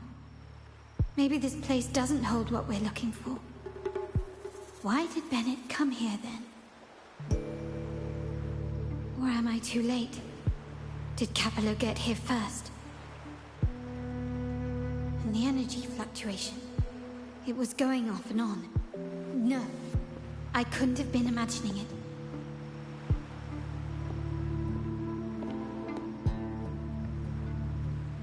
Such a big mirror. Why is it here?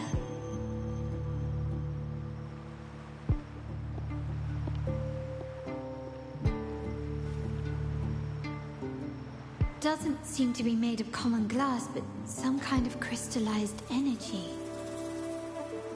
Oh.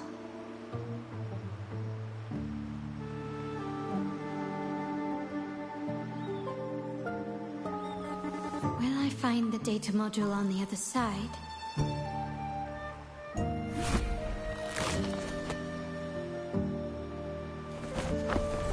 Or was all this just a trap?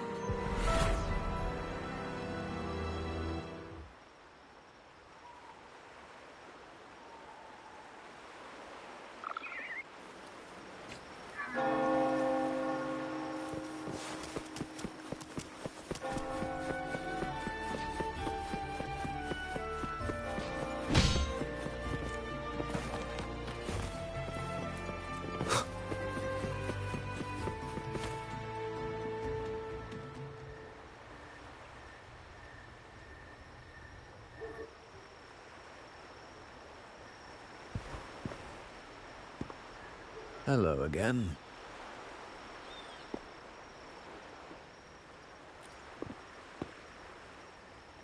You don't seem very surprised to learn who I am. Carlotta told me Mr. Pierre always follows her grandfather around. My instincts weren't wrong when I saw you together.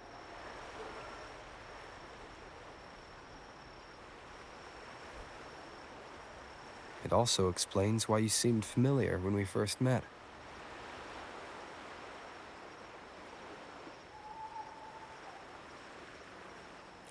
What's the term for it? A destined encounter?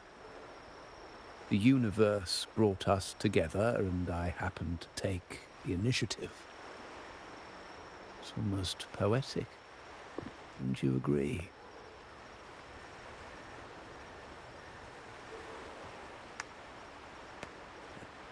That's it. I doubt you want more chit-chat. I know you're here for that terminal. Let Pierre inspect it for you, and we can resume our conversation.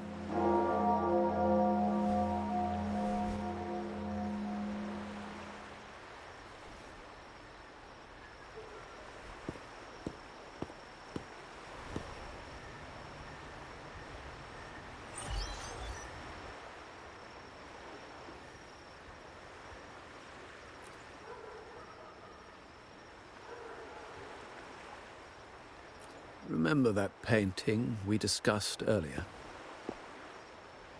In a fragile equilibrium, the smaller piece is forced to repress its true nature.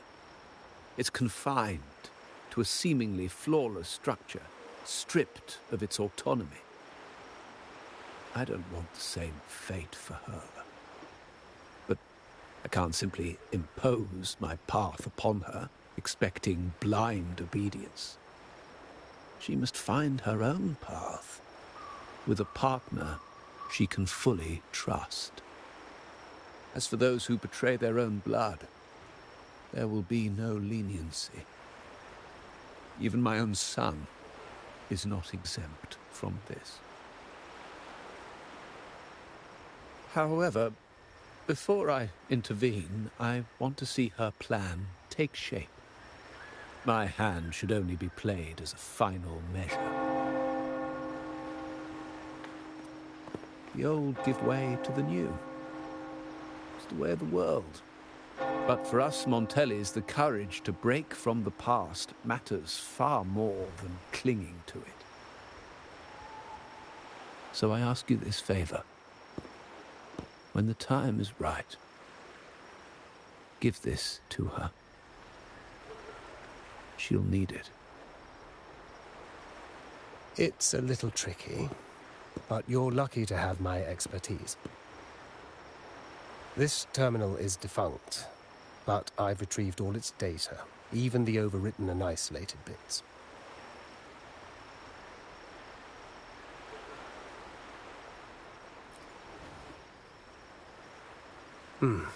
The terminal has been tampered with, but nothing was intentionally erased. It seems they wanted to overwrite the data to avoid detection. I can show you. Do you have a terminal? I'll send over the data so you can see for yourself.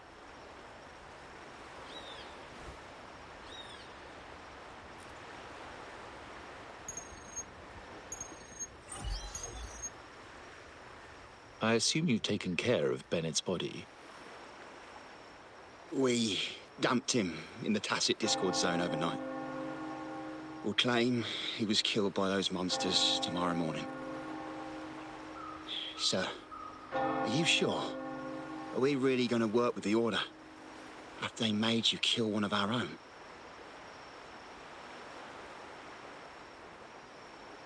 We're in too deep now. Handing over the data module to the Order will cement our position as an ally of the authorities. We'll replace the Thessalias. The other resonators in the city are irrelevant. And Bennett, I would have taken care of him regardless. He knew too much. He deserved it for pursuing the Scarlet Velvet matter. Anyone who gets in my way shall meet the same fate. Yes, sir. We all stood together on that stormy night. Each one of us losing someone dear. And we all share the desire for our family to find an easier path forward. The best way to avoid sacrifice isn't fighting, but aligning ourselves with superior powers and knowing when to yield. You may have left the family, and I should expect no more favors from you. But I ask this of you one last time. Please, put this terminal in Carlotta's hands. What's in it? Carlotta? What will happen to her? Nothing, save for the standard location tracking data every terminal holds. In 3 days, I'll be negotiating on behalf of the family with the Order. I just want to make sure Carlotta doesn't interfere in the meantime. She'll be given a chance to join our side. I promise.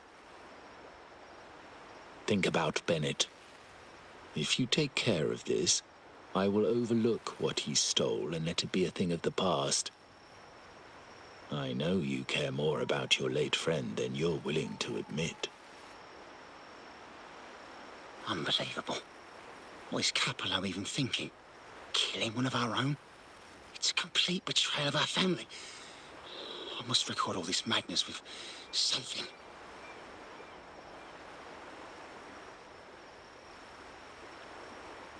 terminal. No, it's too risky. Wait, I have Bennett's body. Nobody's going to pay attention to a dead man's terminal. I'll record it, then overwrite with new data. I have to keep this record well, in case I also...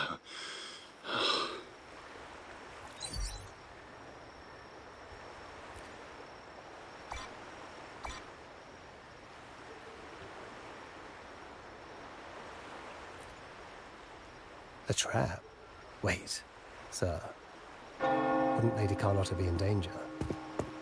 I don't think that's part of your plan. Are you really letting her face this by herself? She's already there, so why bother? I trust Carlotta and our esteemed guest.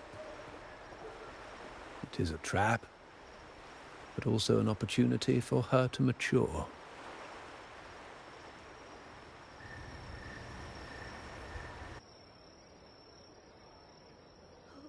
What is that? The family will shield you.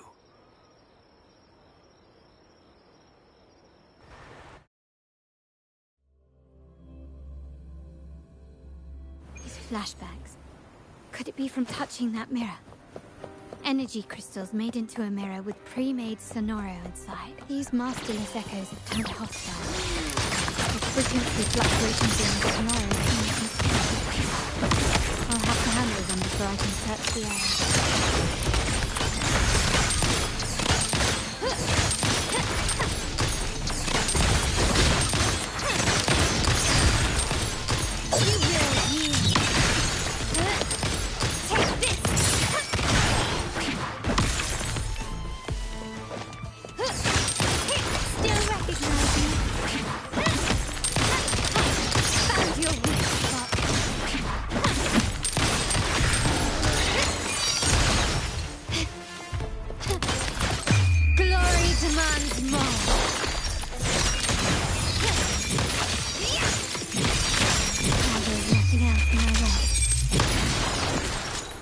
These obstacles suggest the answer is likely there. I must investigate that mansion. The way out and clues I need may lie within its walls.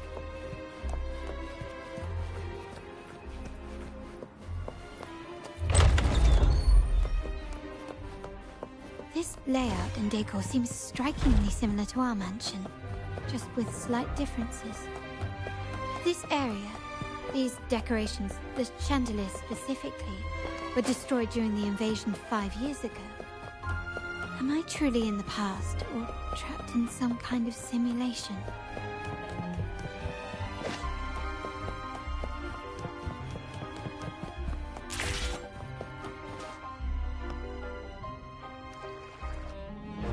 If you're telling me he's adopting that orphan girl from the other side of the family, spare me. Already heard. Actually, I imagine the whole family's caught wind of it by now. Isn't that why we're throwing this rally for her today? Tell me, how on earth do you stay in the loop, tinkering away at home like that? You must be shocked. Capello's already the heir. So, why on earth did he adopt her?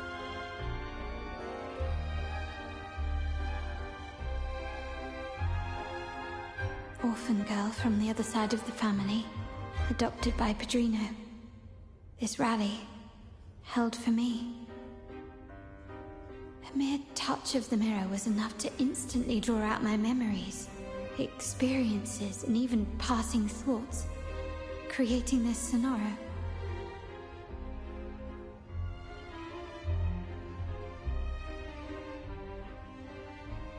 Huh. You look a little familiar. Oh, it's you again. What brings you back here? You shouldn't know me yet. Not at this time. I don't understand. What time? What are you talking about? Sorry. Please don't mind what I just said. I'm not really sure where I am, why I'm here, or what I need to do.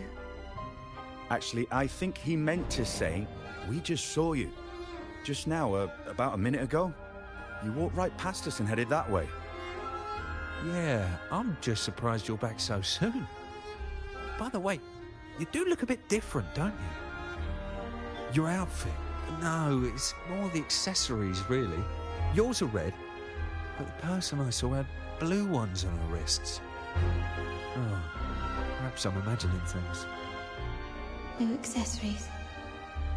I saw blue accessories on that hand that pulled me inside. I suppose she's the friend who invited me here. Could you tell me where she's gone? I've been left alone since arriving, and I believe I really should meet her.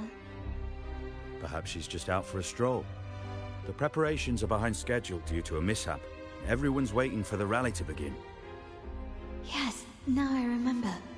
The rally didn't start on time because of a lighting malfunction. On the other hand, once the lights are turned on, something may change and it could reveal new clues. Thank you. I think I know where I'm going now. You're welcome, I suppose. Not that we've done much for you.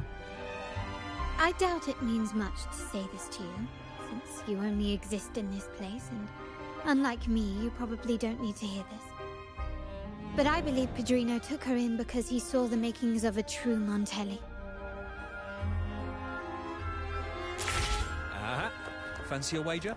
I bet 2 dinners you can't guess what.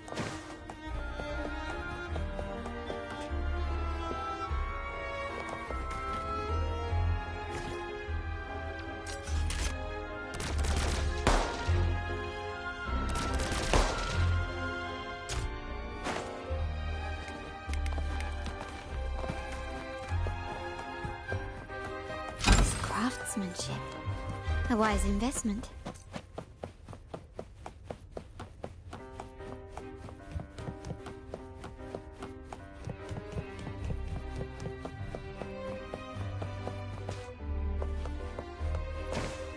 It's been 3 days. I haven't heard back from him at all.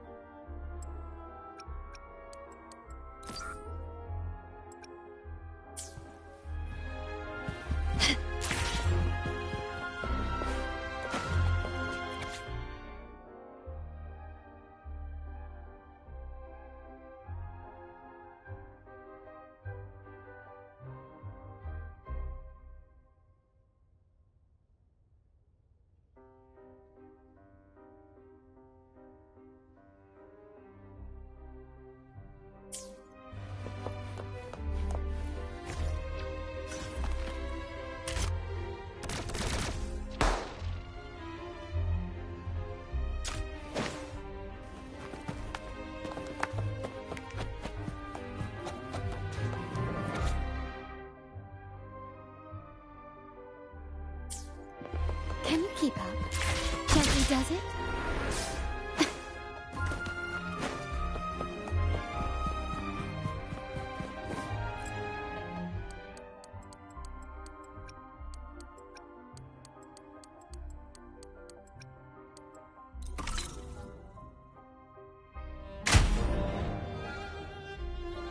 All right, time to check the lobby.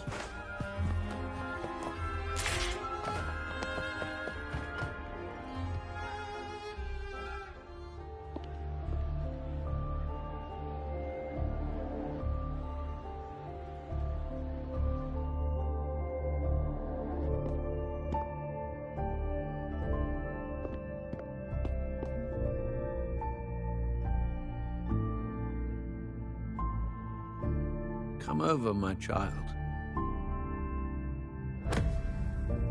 Sir, are you talking to me? Yes. Fret not, Carlotta. Come up to the front, so everyone can see you.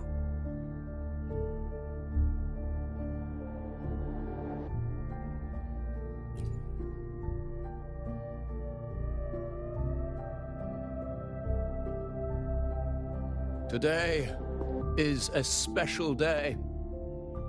The beginning of your journey as one of us. As my granddaughter, you will now carry the Montelli name. My name. The family's name. And with it, its privileges and responsibilities.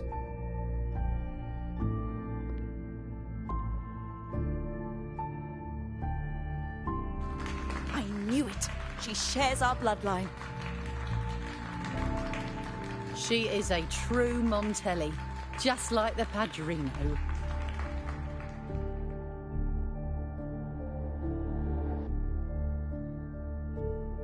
Puny little thing. Such a nervous look to her. Isn't she from the lesser side of the family? And a girl at that. Why her? What makes her worthy of the Montelli name? My thoughts exactly. I failed to see how she could possibly belong to our ranks, let alone carry the family name.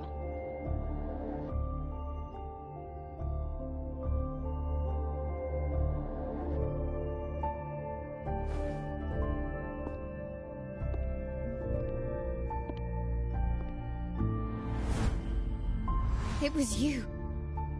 Recognition, praise, glory. Isn't that what you want?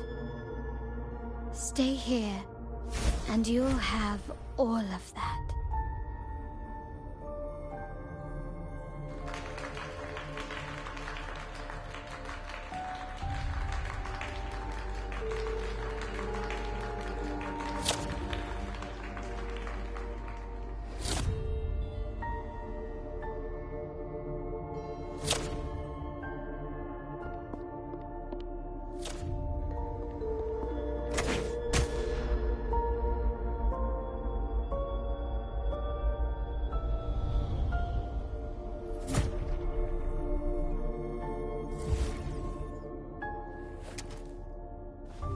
The exit.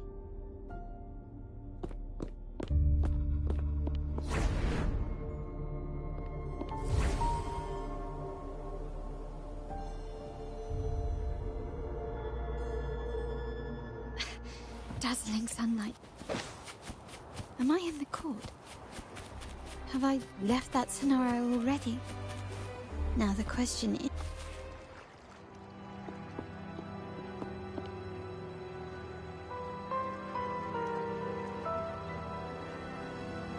How do I leave this place?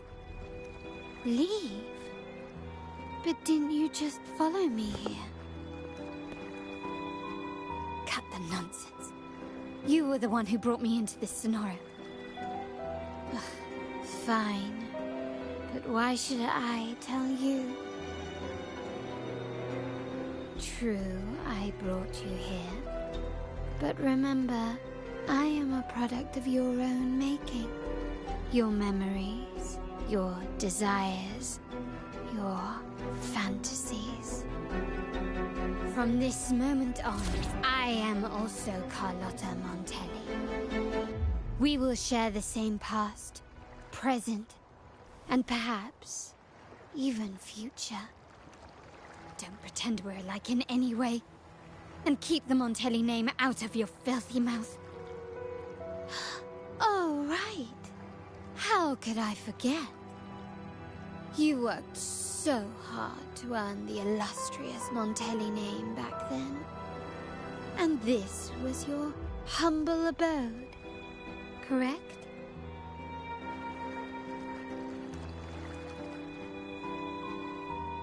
A poor little girl from the forgotten side of the family, trying desperately to fit in with the grandeur of her new home, fearing abandonment, and playing the part of a proper lady. You're a star in the ballroom, a top investor at the auction house, but your true talent, being the family's favorite weapon, carrying out orders without question. Is that all you live for? I thought you'd be thrilled with what I'm offering you. Acceptance, validation, indispensability. Did you see how everyone adored you? Isn't this a dream come true?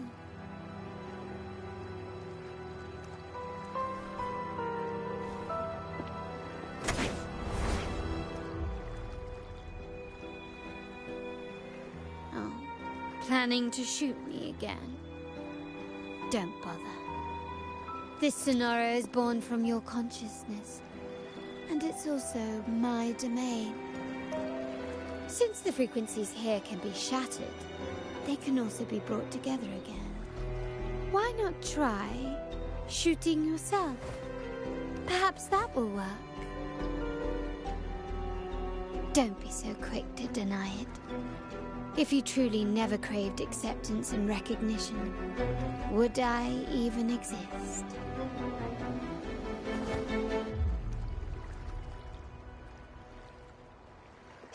Since praise and affirmation aren't enough for you, I'll give you a chance to prove yourself.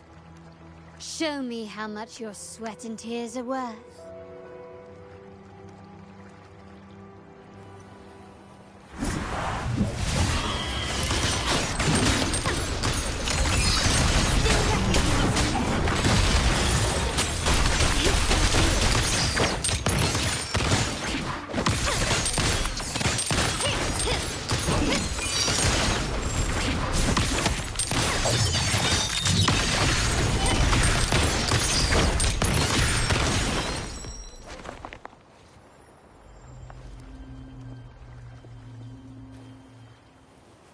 Nice work, but this is only the beginning.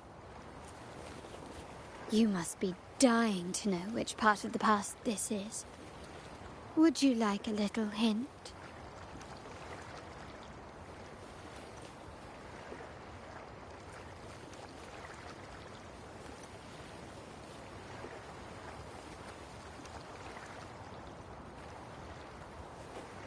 Blood debts will catch up with those who have to pay. The storm is coming. Ah, now you remember. I knew you'd never forget. The rain that night never ceased in your heart. Help! Help! Damn it! This is a trap! They've taken what's ours! In the name of the Montellis, this won't go unpunished. Did you hear that? Oh, the panic in their voice. How they must be begging for a capable leader to come and save the day.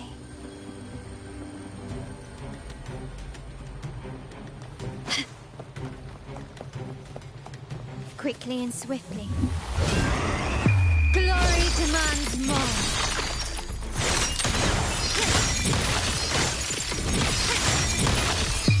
A new era awaits. Can you keep up?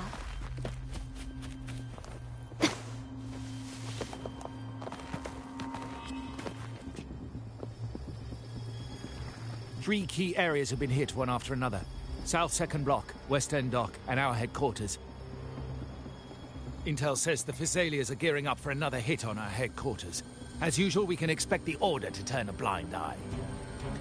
They ambushed Father first before we did anything to them. It is beyond unforgivable.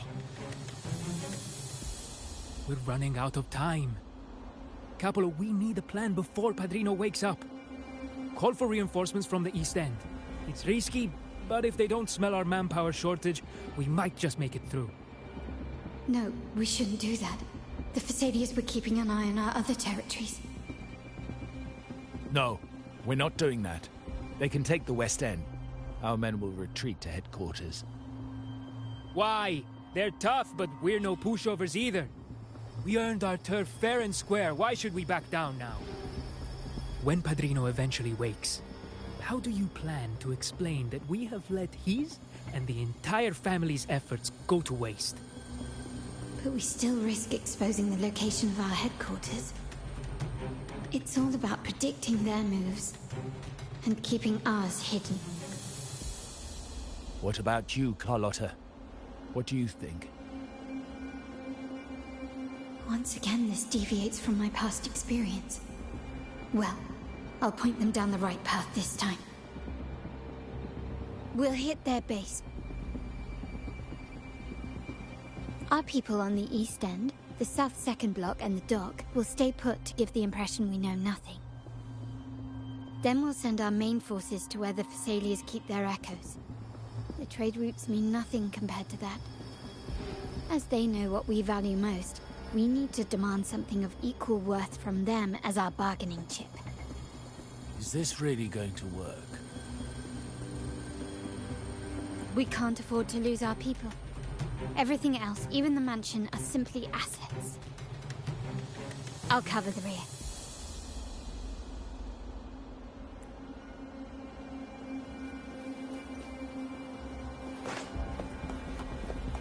Quickly and swiftly. Still recognizing. I'm still standing. Running won't save me.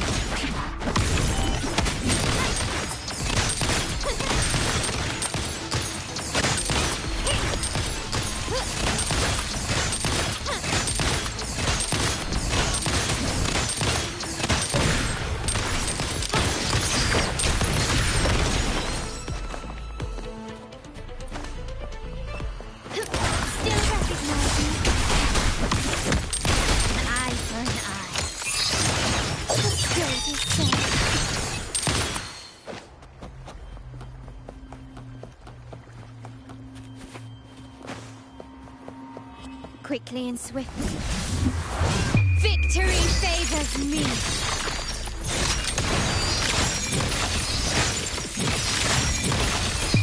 In the name of the Montellis. Still recognize me.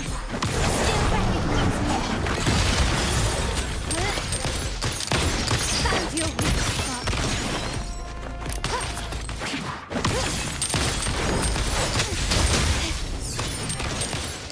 Brilliant lights the way!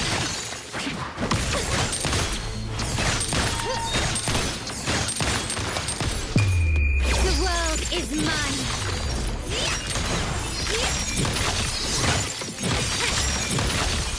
Masterpiece complete. Still recognize me. To the Montellis.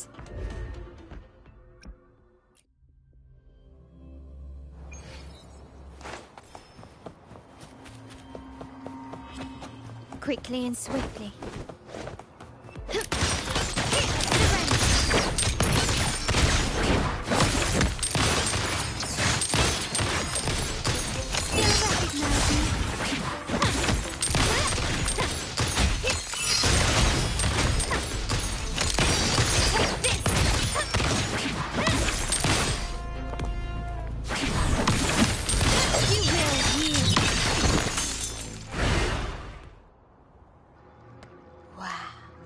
Look at you with your brilliant plan. So clever. It could have saved us from our humiliating defeat. And of course, You didn't just come up with it because you knew what happened. No. That idea has been brewing in your mind since that very day.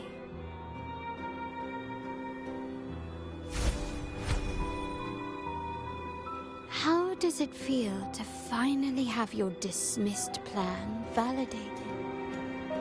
Back then, no one bothered to ask for your input, did they? The big shots like Capello and those old-timers couldn't care less. The family ended up making the worst possible choice. They called for reinforcements, depleting resources in both headquarters and the East End. No. Cynthia. Look at me. Please. Why is this happening? The West End. It's all my fault. I should have been more careful.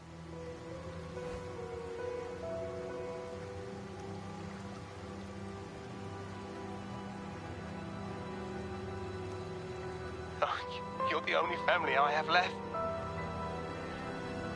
The Montelli's motto is enterprise. But there's no end to this enterprise. No end to the ambition. No end to chasing wealth.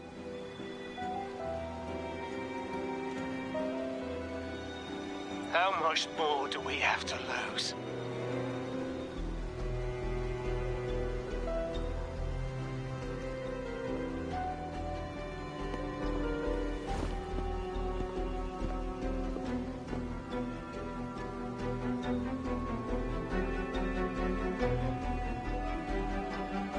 In the end, your dear grandfather had to step in and fix the mess you all made.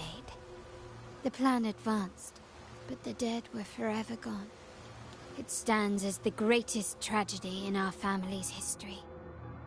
With that blood debt haunting you, you became the sharpest blade, working harder than ever to protect the family's interests. And Capello? Did he think of seeking the Order's protection after that? When it became painfully clear that his power alone couldn't secure his ambitions? Come to think of it, what's so wrong with that? Sacrifices are inevitable, and someone must bear the burden. By doing so, the family's interests can be preserved. Is this not the balance you wish to maintain?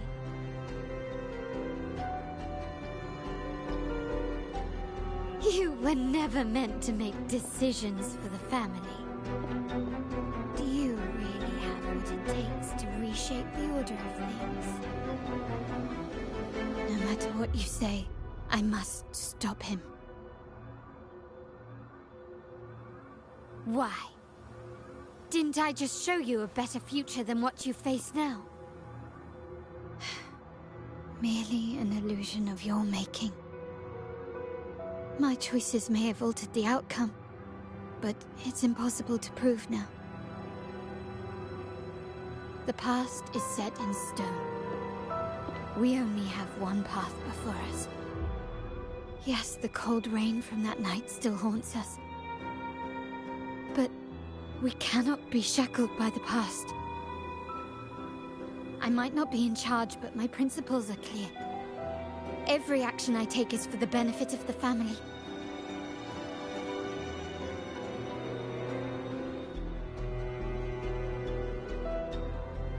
I must leave here and stop Capello. Whatever the consequence.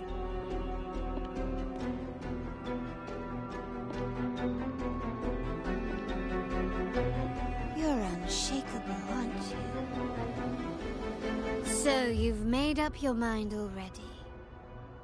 Our negotiations have reached a dead end.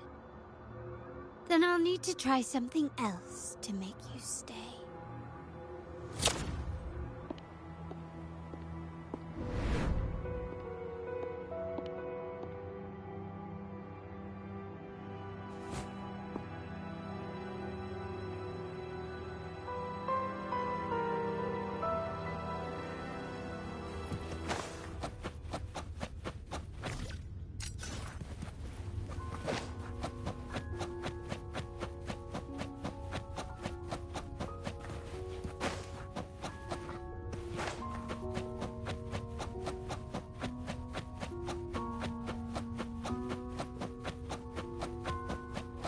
Left! You should have gone left! Wait. Or maybe not. Think it over. I told you before. You should take the easier way out.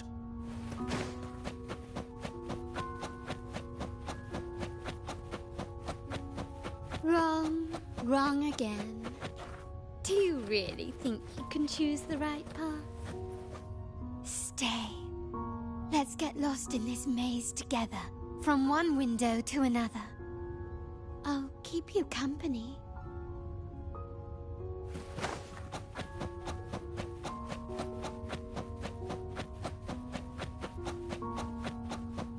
Do you truly think you are worthy of the Montelli name?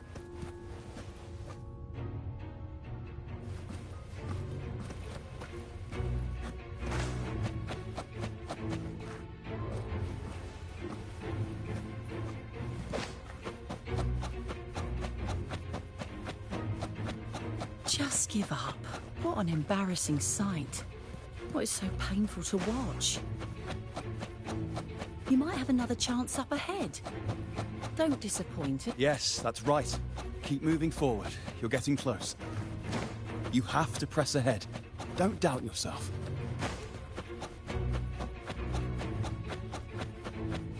Don't you see? This is what happens when you choose the wrong path and back the wrong horse. The cost will be far greater than you thought. Why do you always end up on the losing team? No, not this way, Piccolina. You should try another way. Choose wisely. You still have a chance to make things right.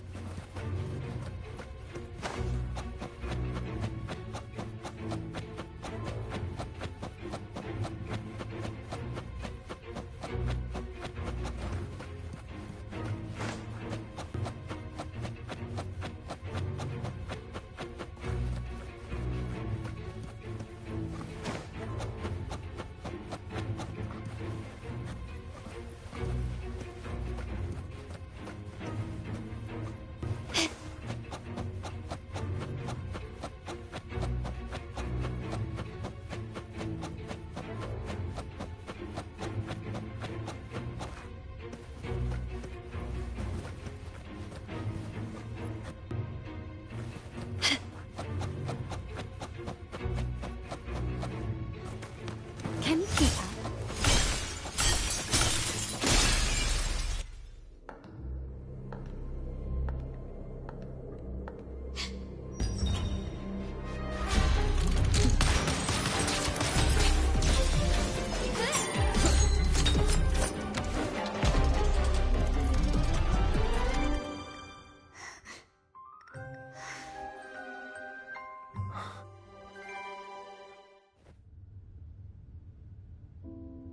Why are you? I was worried you might be in danger. Also, I'm here to deliver this.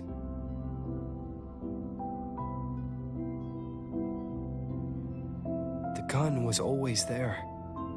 You earned the right to use it the moment you chose to act on your own accord. Looks like you've made up your mind.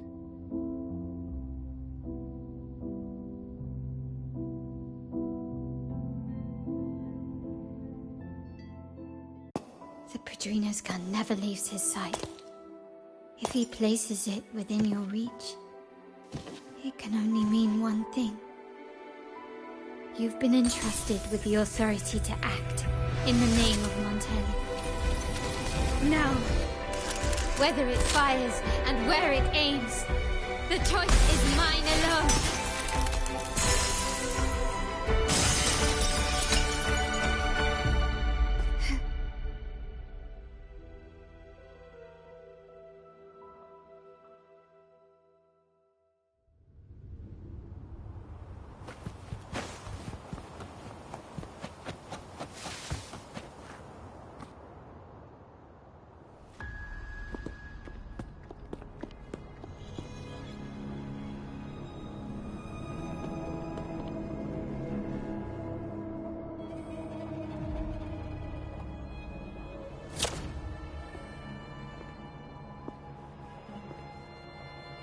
I am merely a blade made for killing. Am I really qualified to change the status quo? Why won't you obey my orders? I'm getting old. We should take the easier approach. If we can make other people pay the price.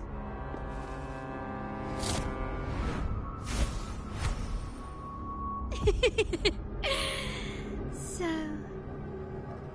why can't you just give in to me and stay here?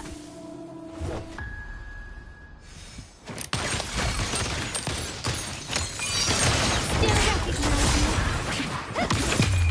The world is mine.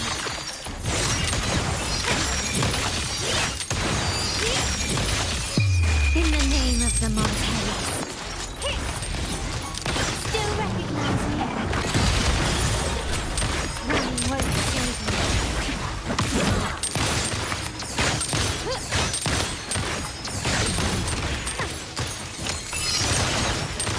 Still the same. Found your weak spot.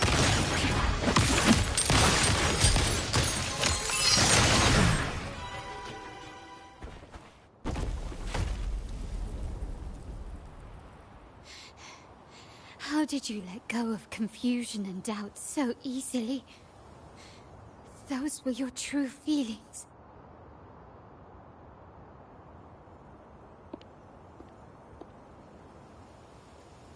You and I.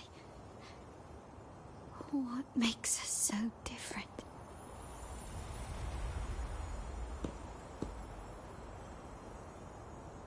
Brother, care for a story? A story about why a certain girl was adopted.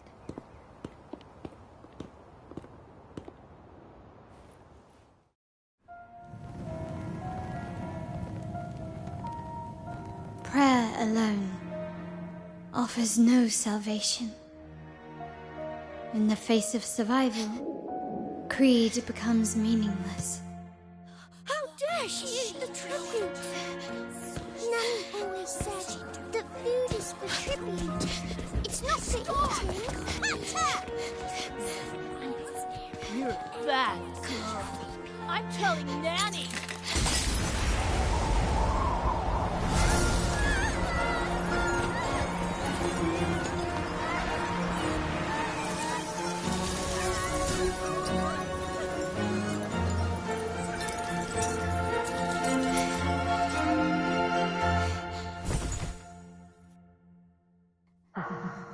Who would have thought?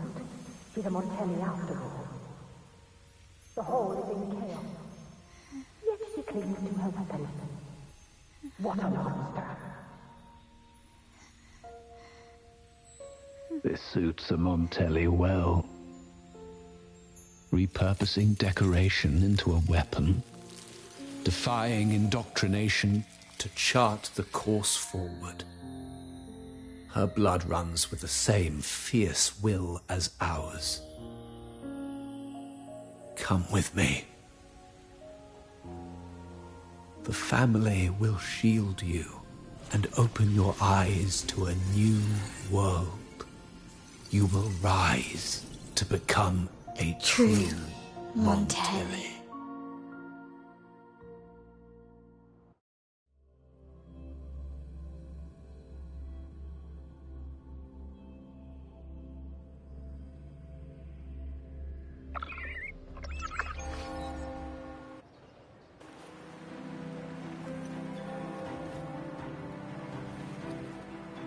I see.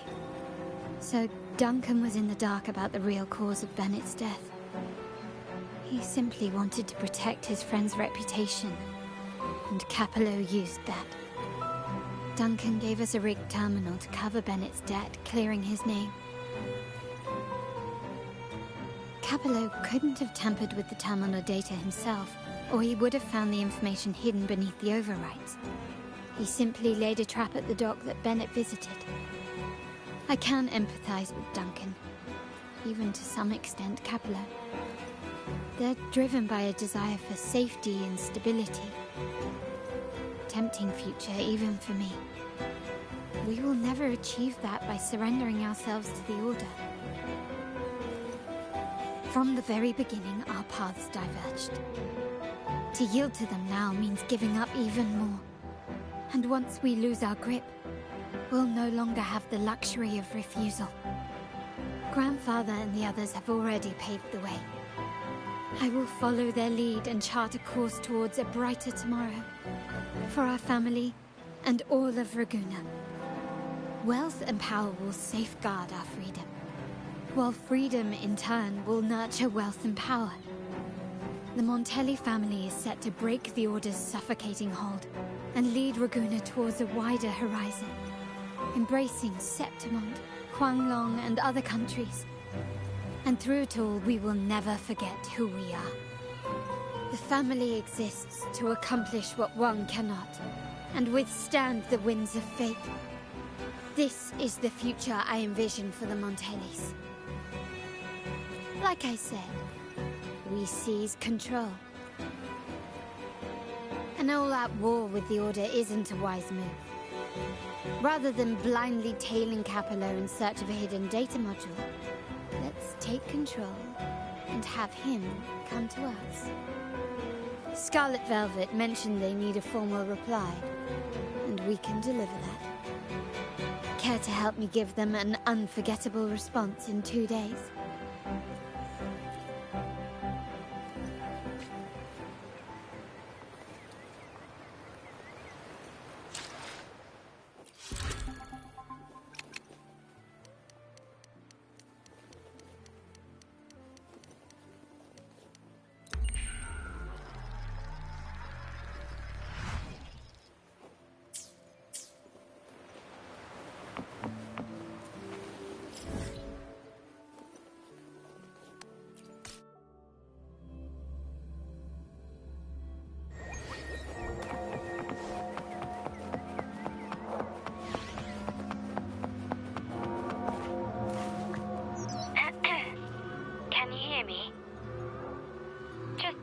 Location.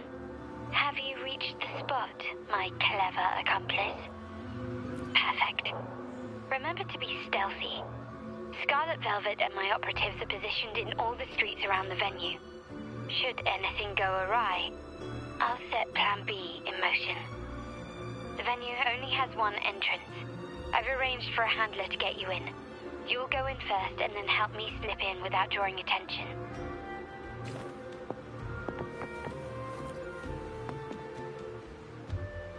Oh, the upstairs parlor is off limits, reserved for a private event.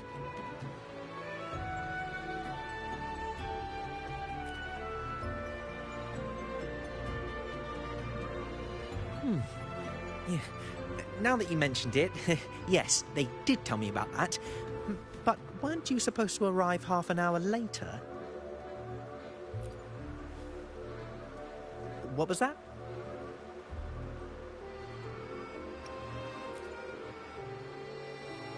You do have a point, but it's a special day.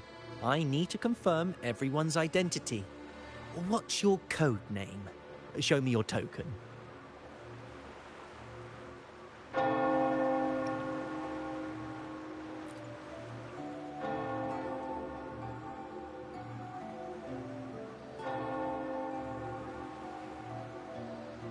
Hey, Tulip!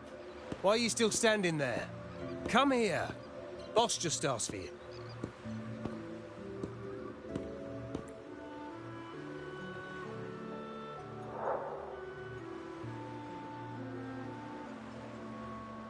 Ah, a tulip coin. I remember you. You work at the vault, don't you? We had a drink at Margarita's. No wonder you arrived early. You people at the vault are always one step ahead. Yeah. We can talk after getting the job done. Now hurry up. We'll deliver the gifts together.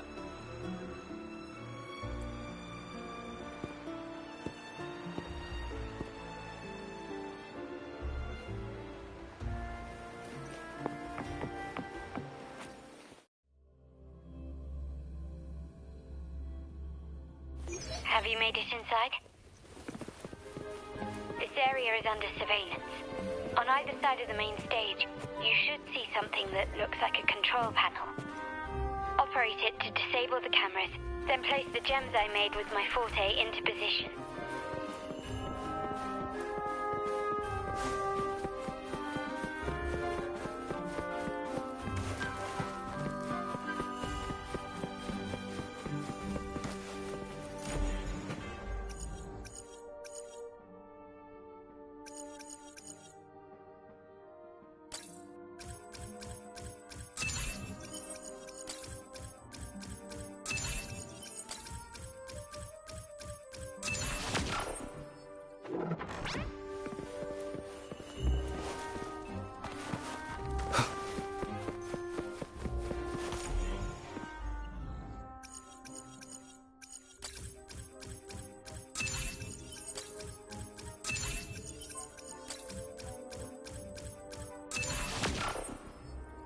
How did it go? Any issues? Everything's fine. Just got to the place we agreed on. The front of the hall. Done.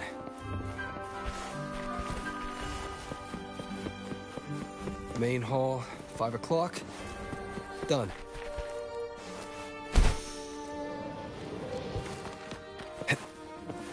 Blind spot. Done.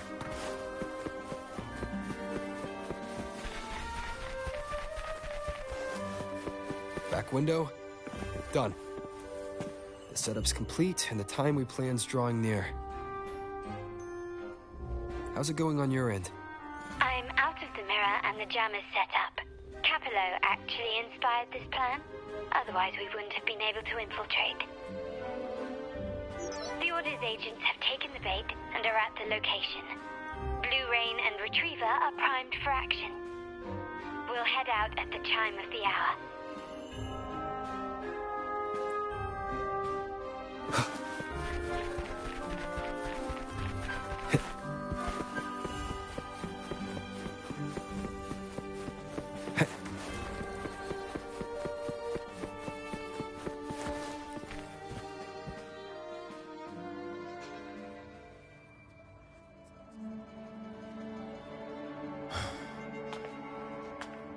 Nearly go time. The Order's men should be here.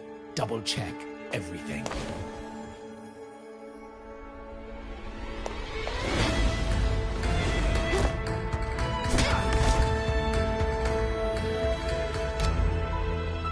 We should talk, Capello. You! Why are you here? Your guests won't be showing up today. Carlotta. Looks like you've pieced together the whole story. So it was your crew who tipped us off about changing the time and place for the deal yesterday. Let me guess. You fed the same line to the Order, didn't you? Playing both sides, setting yourself up nicely. But something doesn't add up. You couldn't have pulled this off alone.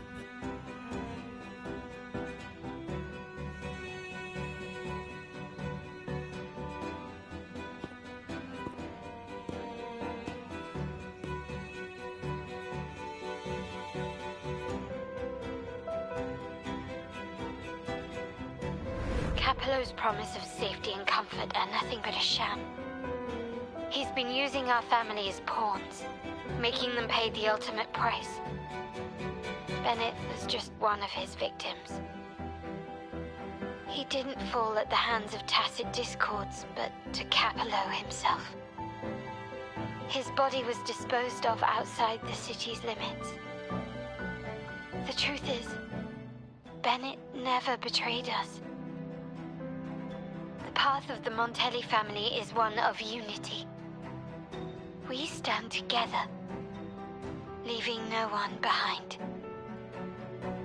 I can't promise there won't be more losses, but I will prioritize the welfare of every member. I do not take sacrifice lightly.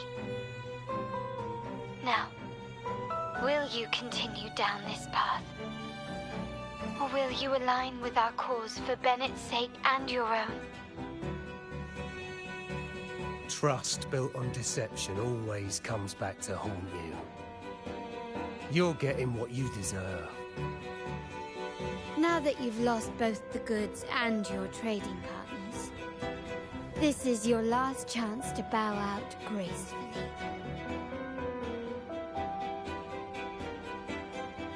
Bow out gracefully? Do you think I still care about saving face at this point? My only regret is not being ruthless enough. I should have cut you loose earlier, making you pay the price like the others who crossed me.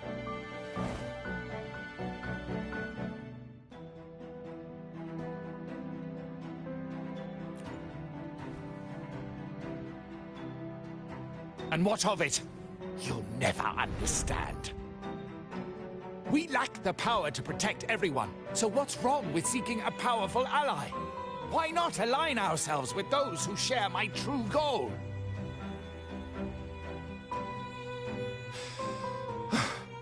You're right. I've crossed the line. But I can still salvage this if I take you out and reclaim that data module.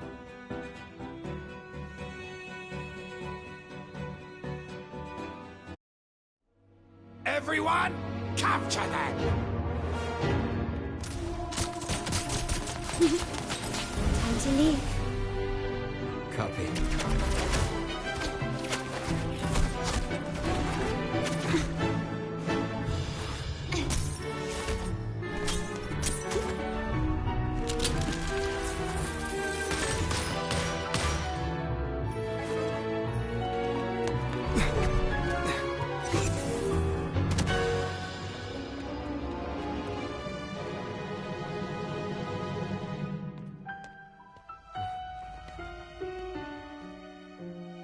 Fall for me, will you?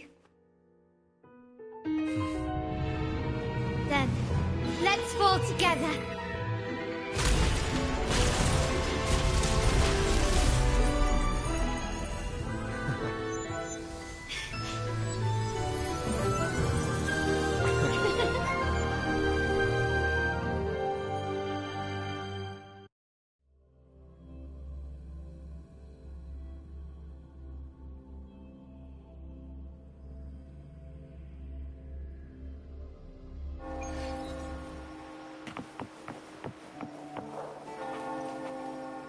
Scarlet Velvet's people have secured Duncan and will bring him to a safe house. He'll return after everything's settled. Regarding the Order, I tasked Blue Rain and Retriever to pose as Capello's agents and declare the cooperation null and void. No data module, no explanation or any follow-up. Capello is already a lost cause.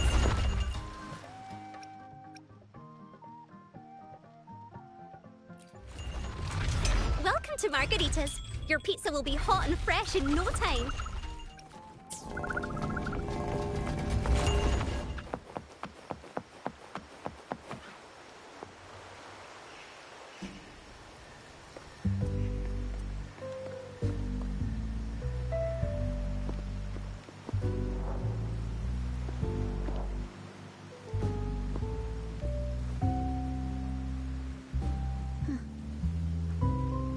Back. I remember telling Grandfather how I hated the rainy season. I once saw rain as a bad omen in Raguna. When it rains, it's easier to wash away bloodstains.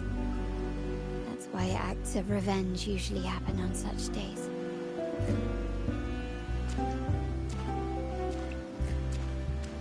But today's rain feels different. As it falls, the troubles of yesterday are washed away. I feel calm. Like I found my true self again. My present and my future are now in my own hands.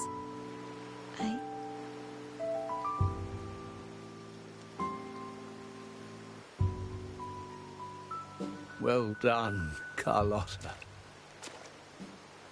Thank you, Rover.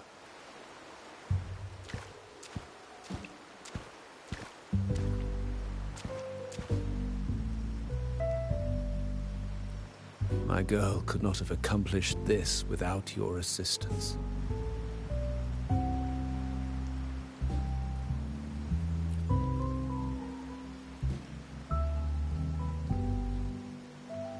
I had faith in you too, but you surpassed my expectations. It appears I underestimated the potential that you possess when working together. What he just said. Looks like someone's been keeping secrets from me, huh? I've been curious. You entered that scenario and delivered his gun to me. How did you earn my grandfather's trust so soon?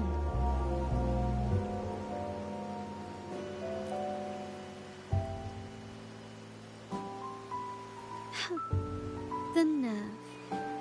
Fine. Since we make such a good team, I'll let it slide for now.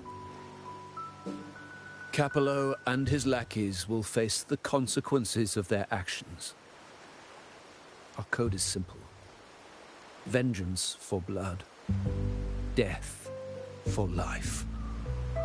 No one is exempt. There's a lot at play here.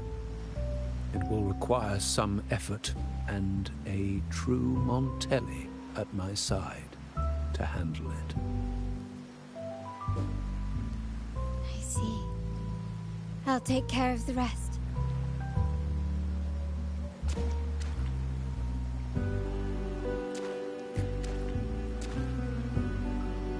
But before that...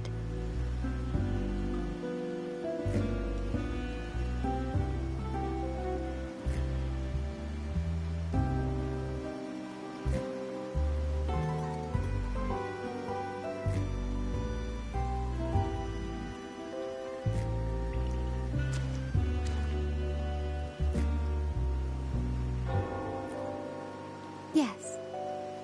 What, miss me already?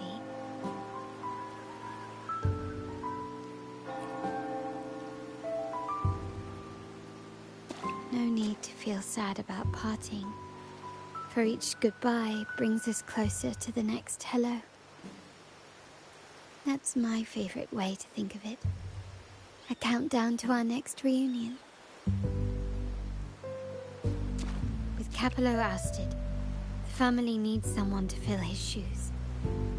I must assist my grandfather through this tumultuous transition. There's no one else to do it.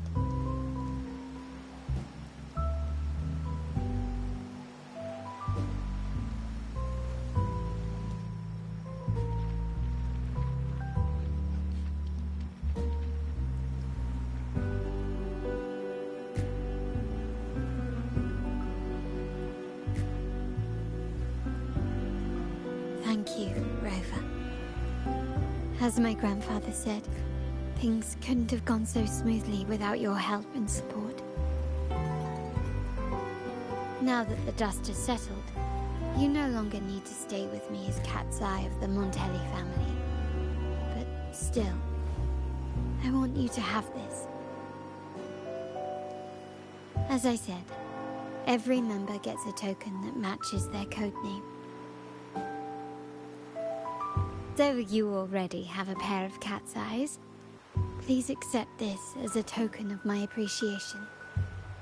No, this gem wasn't crafted by my forte. I chose it just for you. I know someone like you won't stay just for me, and joining the Montelli family might not be in your plans just yet.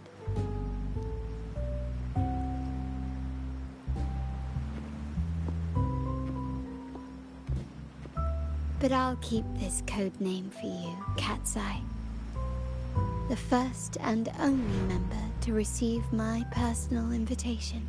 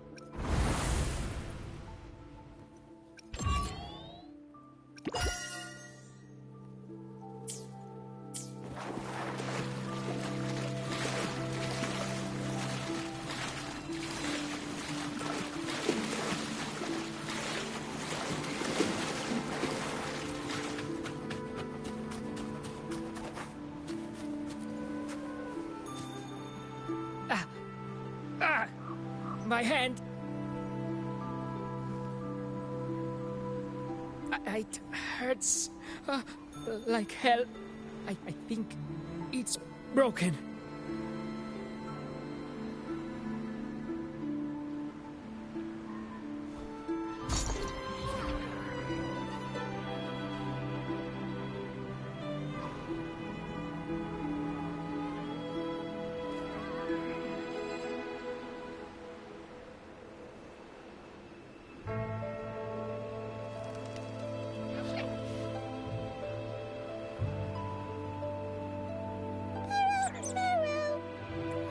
Pero says sorry.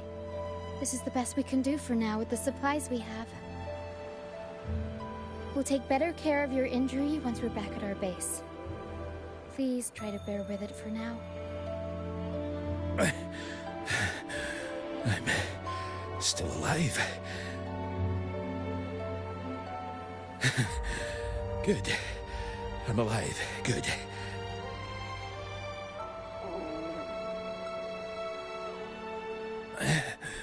Please, excuse me.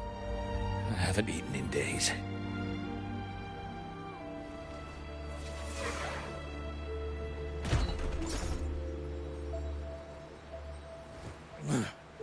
Thank you. This is the best meal I've had since boarding that ship.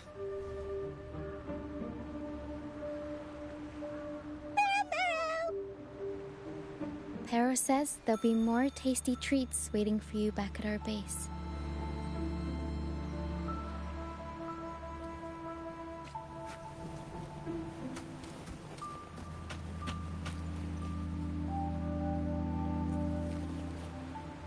We're almost done counting heads first, mate. You ready to head back? You guys go ahead with our new members. I'll stay behind for another sweep to see if we missed anything. But we can't just leave you here by yourself. It's okay. Hera and I do scavenger hunts all the time. We'll be fine. The captain handed me the reins before he left. People's lives are at stake. I can't afford to mess up. Oh, the laureate. How could I forget? Then I guess Roccia is in safe hands. Well, make your way back as soon as you're done, okay? I got kitchen duty today. I'll make sure a big bowl of pasta's waiting for you. Let's go over the cabins again, door by door.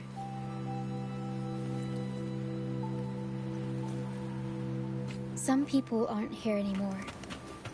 Their stuff's still around. If they brought it all the way on the Pilgrim's sail, it must have mattered a lot. Things tend to hold on to memories. Looks like Para's found something.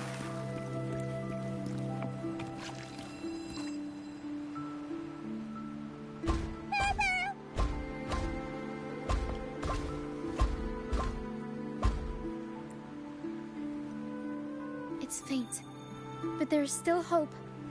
Para will come help her up. Don't worry. Para is very gentle.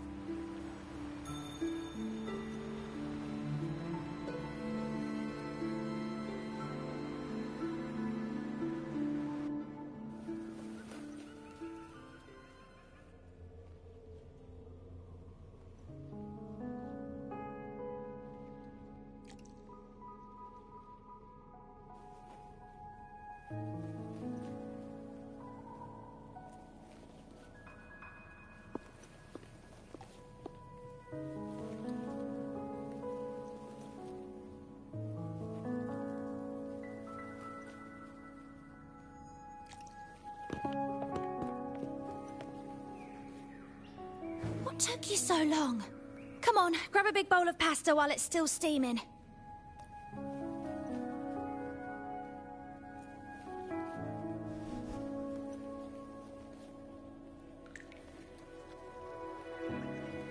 Give it to Rover. I'll eat later.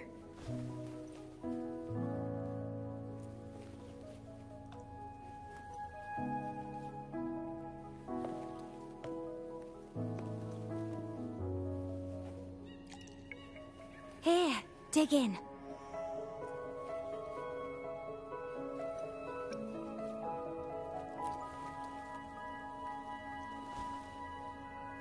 I'll come with you. I'm sure they'd appreciate the extra hand.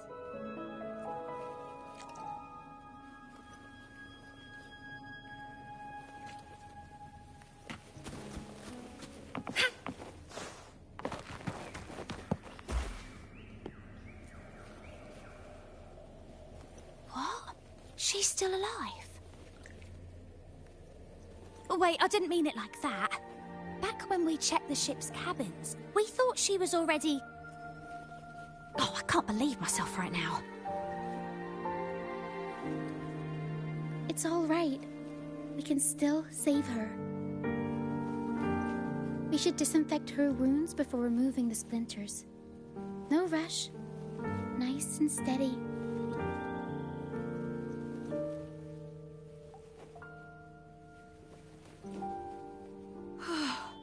That was close. She's past the worst part. She'll recover soon. How about the others, Tina? All fed and steadily recovering. Even though they're just kinda staring at the ground. Well, they've been drifting at sea for so many days, and now they've washed up somewhere completely new. They're like a sponge that's been soaked in water. All heavy and waterlogged. It'll take a while for them to bounce back. What do you think we should do? Yes, we should see if anyone needs anything.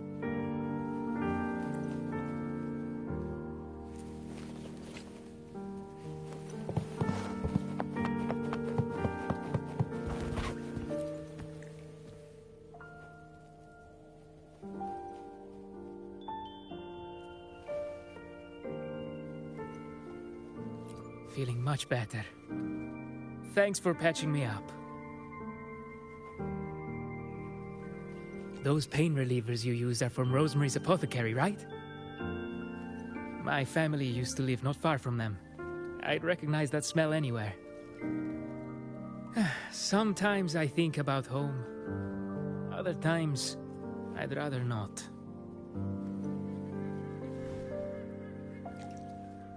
I miss my soft couch and the smell of herbs wafting from the apothecary. But those order activities, those boring plays full of codex verses, no thanks. You know, I bet if the Blessed Maiden were still around, she'd loathe this form of penitence. 1,000 stars light up the air. Freedom blooms like flowers wide. That was her favorite line from an opera. That's a line from Pegasus. Exactly. It's about a world where people can choose their own beliefs instead of blindly following some rigid creed.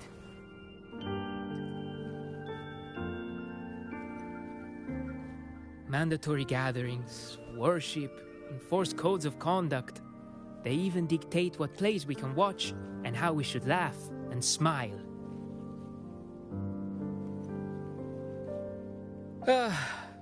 I want to go home. I really do. But Raguna isn't the same place anymore. During our so-called pilgrimage, people played lunacords and flutes. Everyone on board gathered around the star to sing opera and uplift each other's spirits.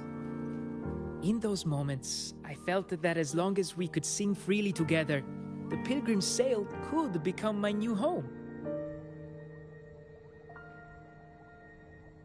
But as we drifted farther out to sea, we faced more dangers, and fewer of us survived. Even our instruments got wrecked. And now, there's no way to perform again with what's left of us. I'm lost now. Nowhere to go, and no home to return to.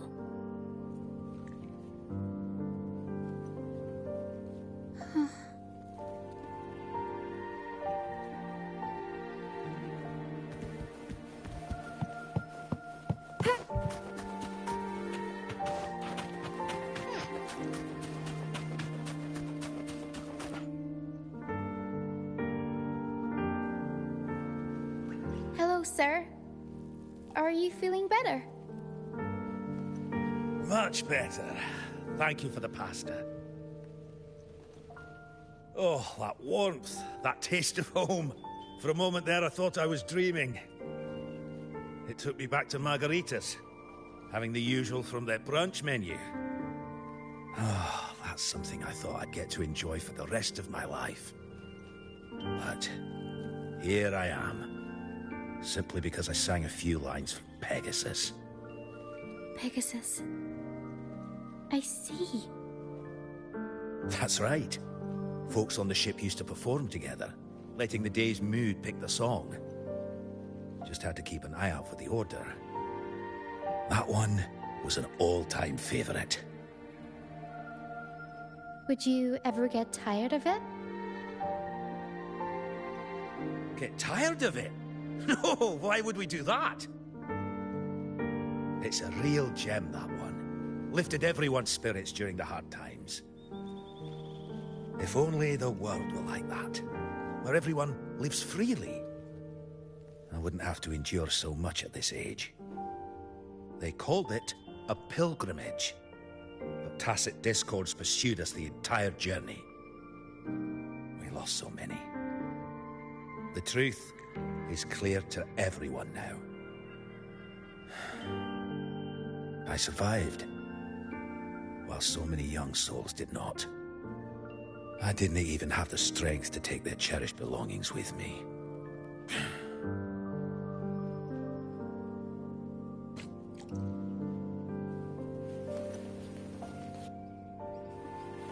Everyone has been through so much. All those rules on how to live.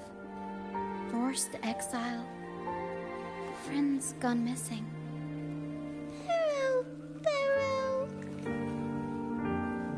Is there anything we can do to cheer them up? Well, pain relievers are a start. We've already handed those out. That will help with the physical pain part. Medicine for the body, sure. But for the soul, we need something grand. Everyone we talked to kept mentioning the Pegasus Opera. Maybe we could arrange a little performance with them and their companions. It's decided then. The welcoming opera will be Pegasus. Well, traditionally, the troupe always puts on a show for newly rescued pilgrims. It's our way of saying, congrats, you survived. We hope it sets the tone for something better for them. Pero and I searched through the ship and found what must be their companions' belongings. Some are a bit damaged, but nothing I can't fix. I'll patch them up and we'll use them in the performance. That way, they can be together again, on stage.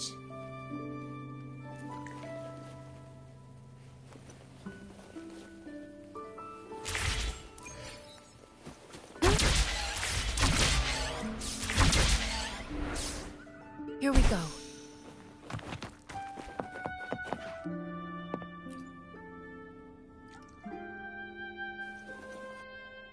A Lunacord, a prop gun, ship debris, Lucianites.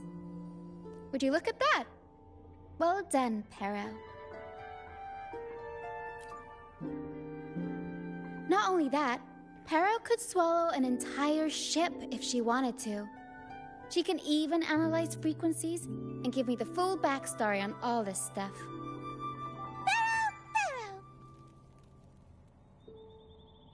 You see, objects carry people's thoughts and feelings. And what better way to share those than through an opera? What do you think, Rover? When is someone really gone? Well, there is some truth to that. But as long as Pero and I are here, whoever owned these items will never be forgotten.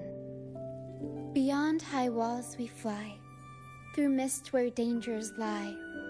Over wrecked bows and ships adrift, I chase the golden fleece's gift, under the North Star's light. If only life could be as grand as the opera scripts. Anyway, I'll fix these items up, give them a good shine, and voila! Everyone gets to perform together again.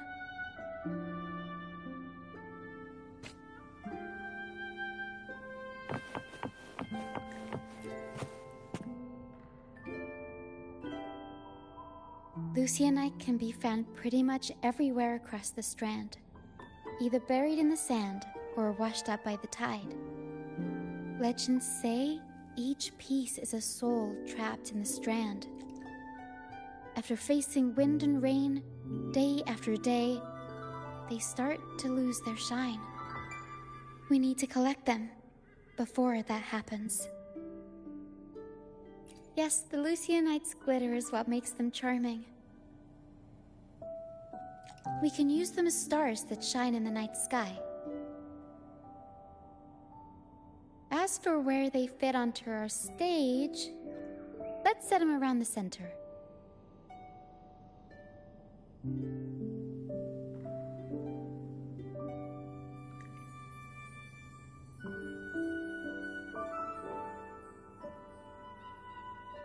Perfect. Now we have a glimmer of light to illuminate the darkness.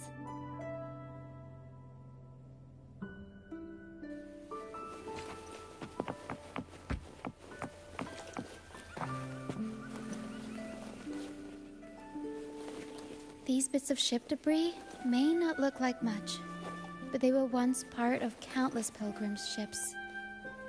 They carry all the fear and confusion people felt. But they also hold onto their strength.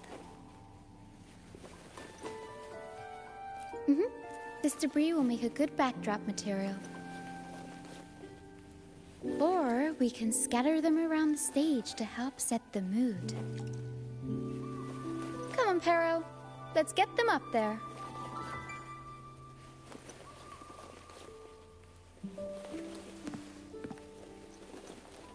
That's nice of you. But the troupe doesn't make its honored guests carry heavy stuff.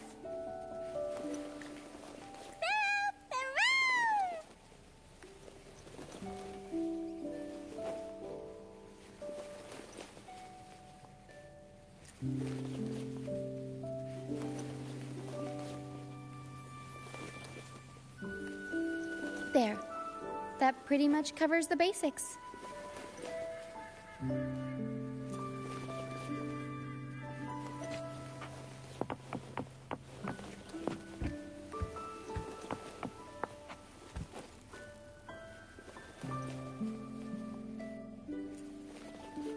The frequencies lingering in this Lunacord tell me that its owner never stopped playing.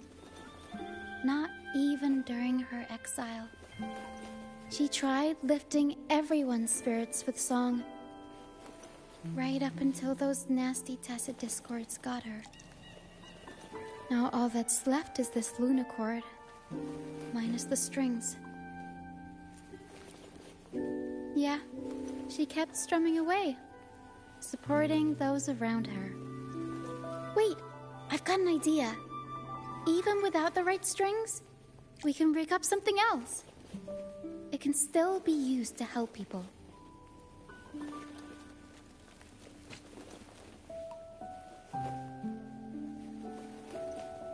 All right. Now that all the items are in place, the stage is pretty much set up. Thank you. I'm sure the sentiments tied to these items will make their grand entrance into everyone's hearts. But I feel like we're still missing something. Maybe the stage isn't bright enough? The North Star in Pegasus is the symbol of hope, after all, so it should be brighter. I remember Filippo said that everyone used to gather under a star and sing.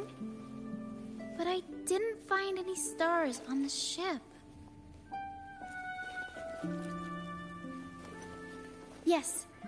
Maybe he can tell us more about it.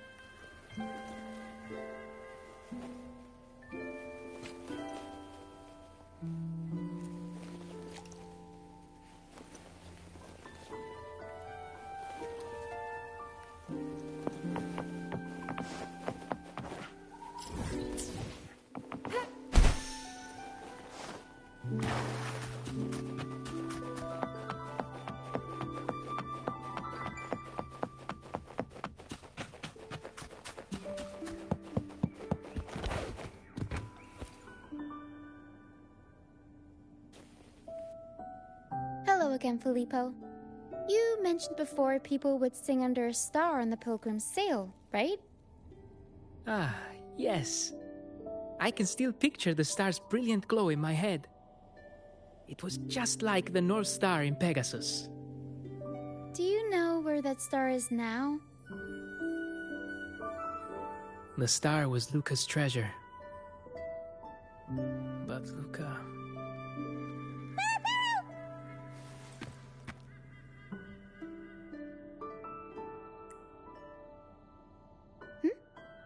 Para says Luca's awake.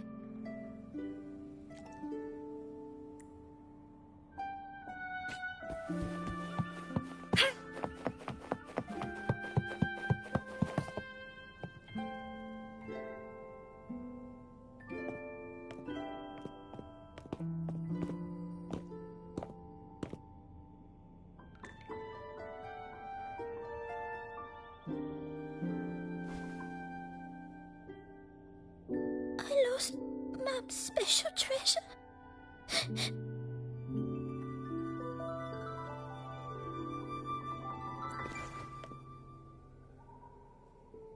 The light from the star kept the darkness away. He looked after everyone when we were at sea.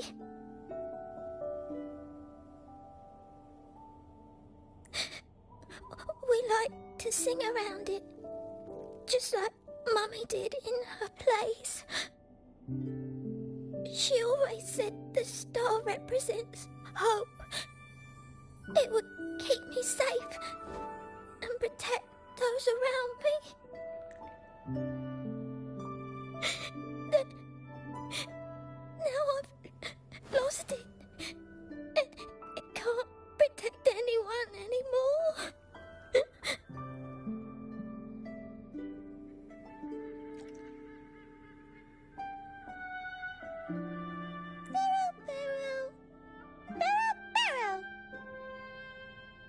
Pero says you should rest up and we'll go find the star for you.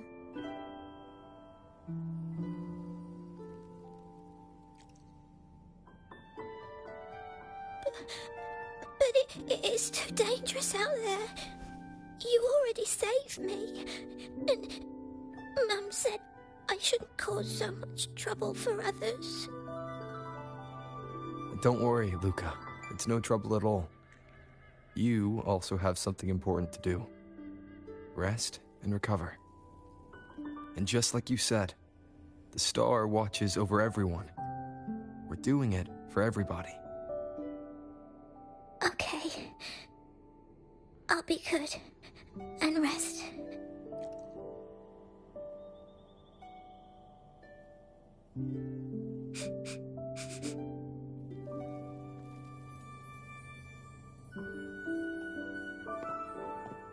Pero can sense the frequencies of the star left on Luca. Now that Pero is on the right scent, we can start our search.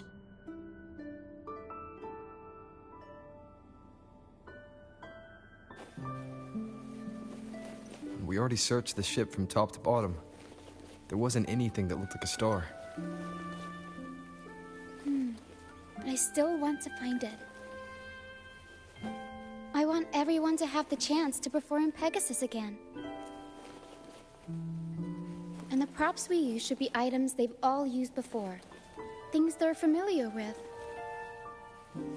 The frequencies or feelings attached to the items can affect the people using them. They all see the star as a symbol of hope. This positive vibe will get magnified by the opera and spread to more people. So yeah, I'm still going to try and find it. There's always a chance, right?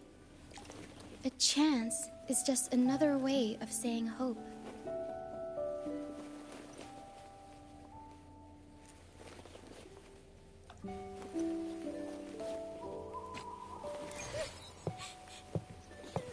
Go home. I want to go home.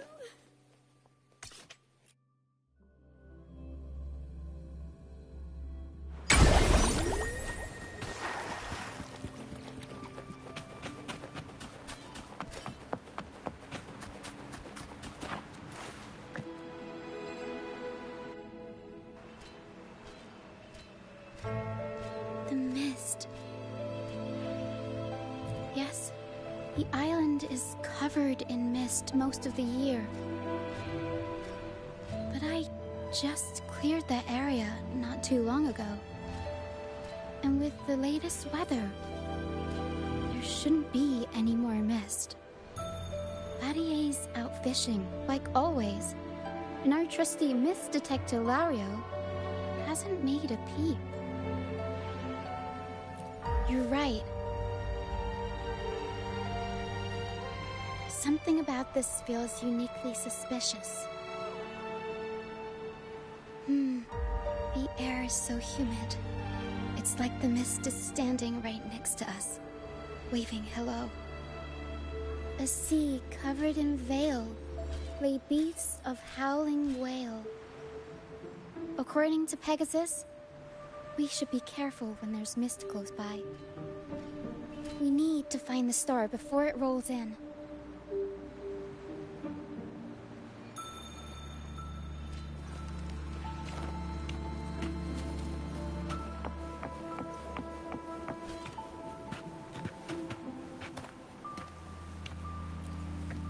Looks like a piece of ship debris.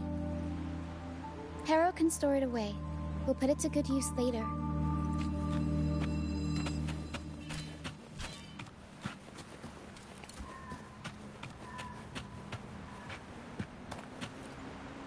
Oh, it's a seashell. Clean the seashells, toss them in with some seaweed and salt, and ta-da! Seashell soup!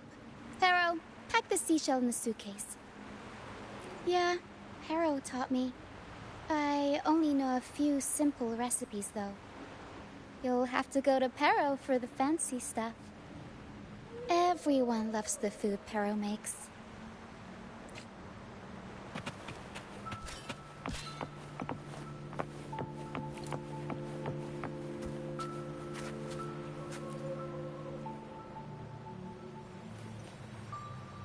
Finally!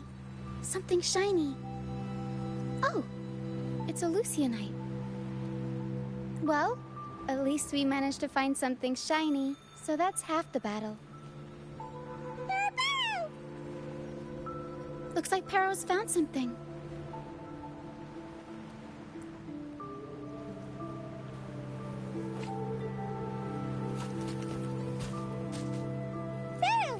Perro says she's found the star's frequencies in these traces, but there's something else mixed in with them.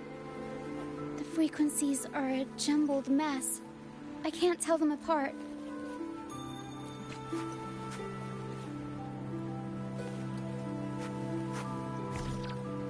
Didn't know you were this smooth with identifying frequencies.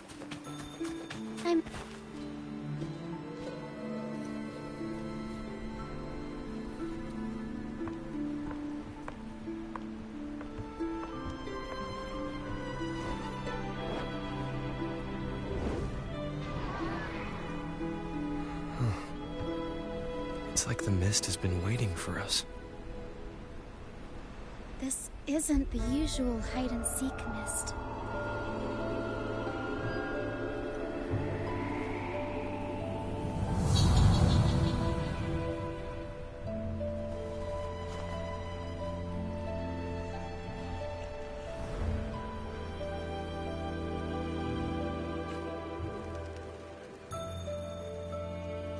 This misty maze is giving me déjà vu.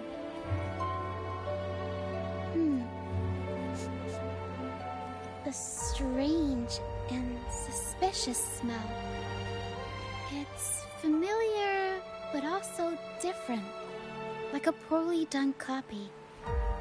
In Pegasus, the maze is woven from lies and malevolence. Inside, it's as chaotic and unpredictable as a misty sea. There's every kind of monster in there. At the heart of it all lurks an archdemon who's a master of all things evil. It steals, distorts reality, spreads confusion, and plays puppet master.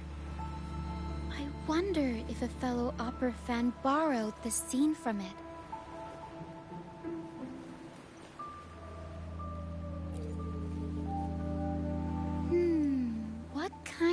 person would want to be the archdemon. Whether they're playing an archdemon or a hero, after putting so much work into this whole setup, I'm sure they're expecting something in return.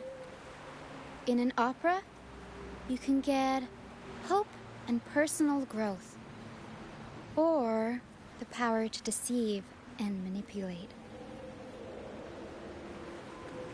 You're right. Let's go inside and see for ourselves what the mastermind behind this mess is really after.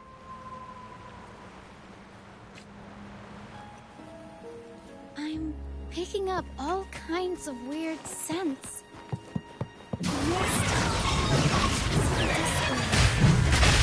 Some kind of star? Soil? Old book pages.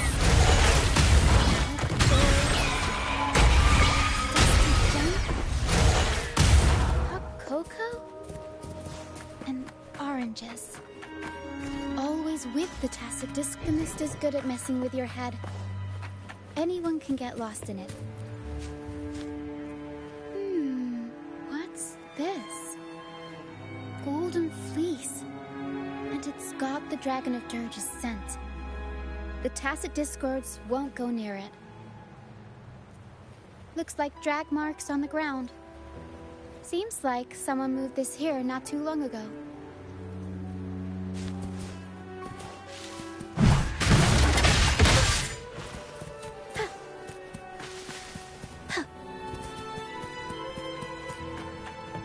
We'll improvise.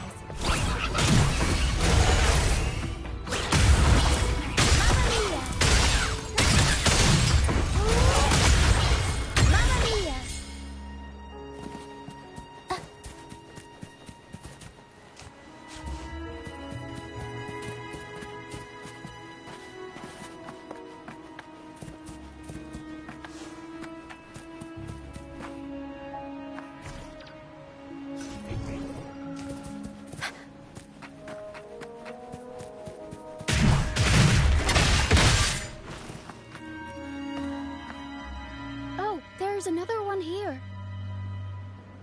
Just as I thought, Golden Fleece seems to be the universal antidote to tacit discords. Seems like someone put them here on purpose. Were they trying to force the tacit discords onto a specific route? Or were they trying to drive them away and create a safe path?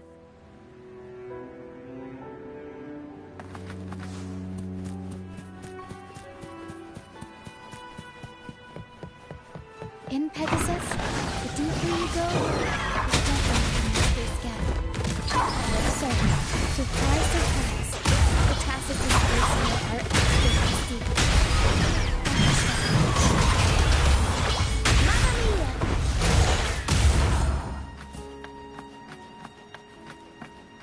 Over wrecked bows and ships adrift, I chase the Golden Fleece's gift.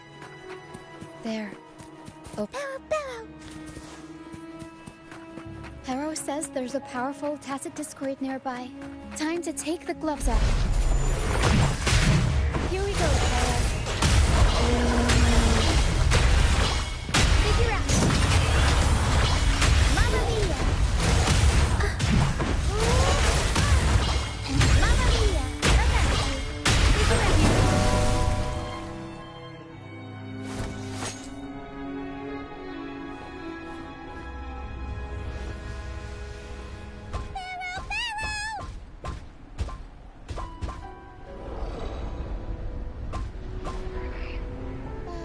Stay sharp, Harrow. I'm here with you. Okay.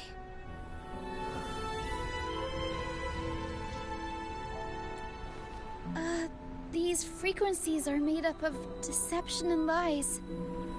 They smell awful. Harrow! Harrow senses the star inside the cave, and something else she can't describe. We're approaching the end of this path. It seems like the center of the maze is just ahead. Soon, we'll find out what lies at the core. But it may also be...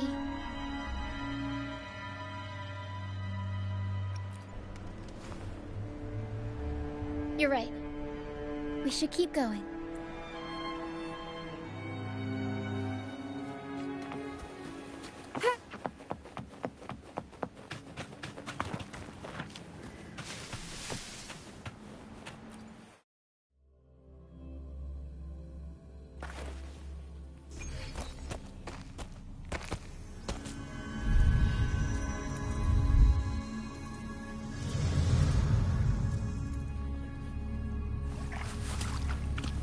Nice and easy. We're right on track. Thanks.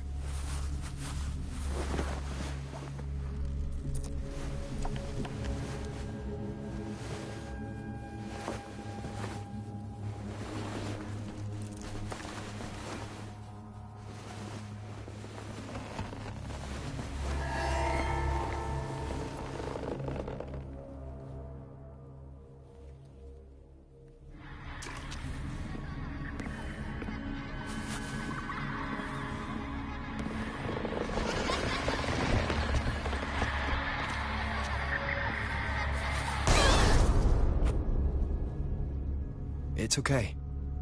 We're nearly there. Okay.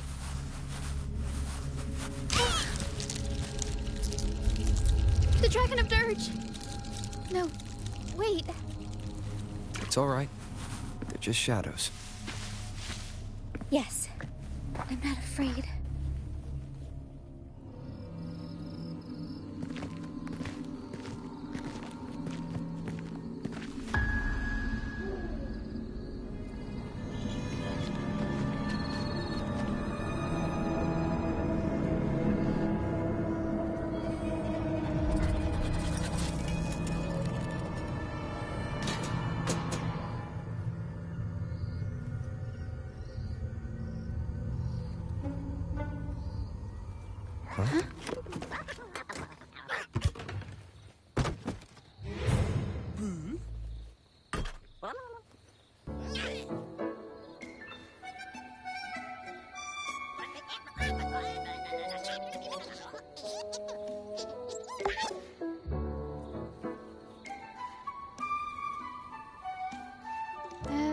Looks like they were trying to sneak away with the star, but hit the light switch by accident.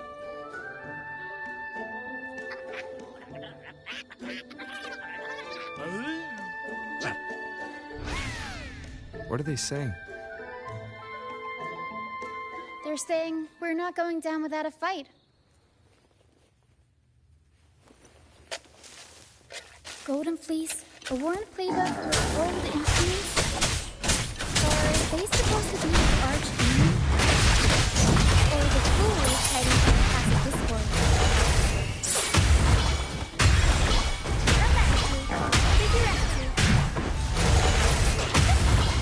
Mamma mia!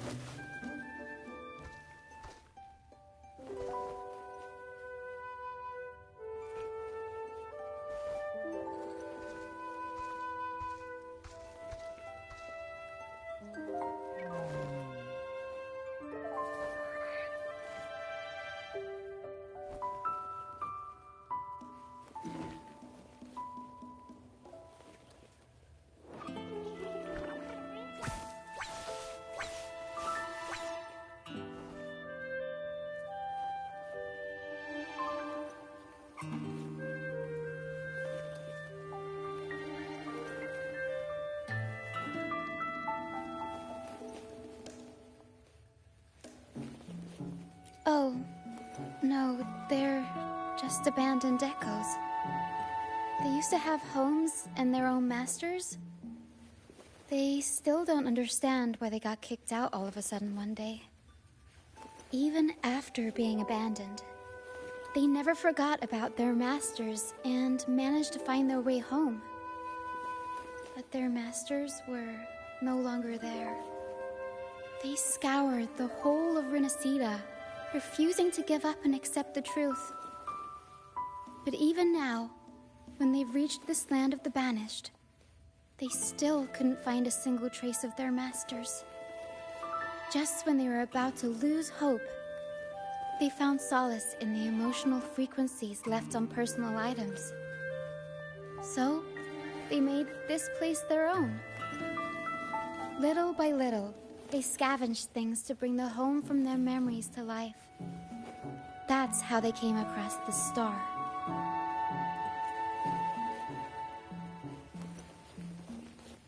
Yes, they're not really the brawling type. The tacit discords scare them, so they sneak around, grabbing anything not nailed down while trying not to get caught. With so many tacit discords wandering around the strand, all they can do is scatter a golden fleece, spooking the tacit discords to give them the chance to sneak out. They're willing to risk it all to find trinkets to make this place feel more like home. Whether you're a person or an echo, everybody needs a place to call home. They heard the Pegasus opera from their masters. That's why they went for the star when they saw it rolling away. They wanted the good, hopeful frequencies it was radiating.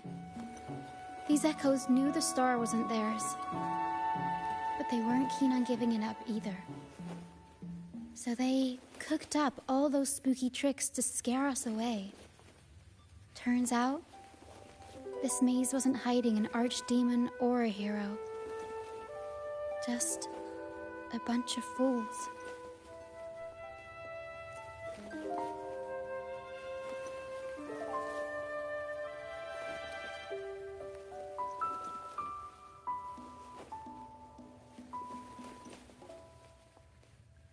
Good idea.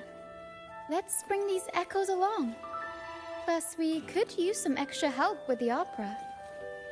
And all the stuff they worked so hard to collect? Let's bring it with us too. It must mean a lot to them.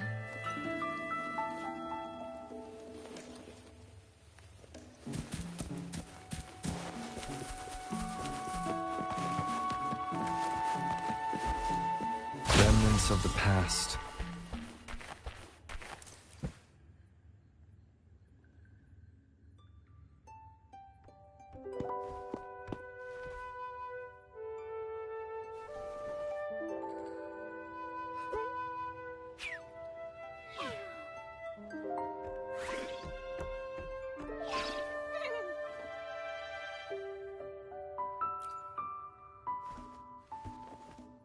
She says this accordion was from her master. Even though she hasn't found her master yet, this accordion left her with many fond memories. As the mist fades, so shines the star's unbound light. Her master used to sing this to lift the spirits of people who had been wronged. And naturally, she picked up the tune. The misty maze we just went through was her attempt to recreate the opera. She used the misty coastline as a stage, with the help of her echo friends, of course.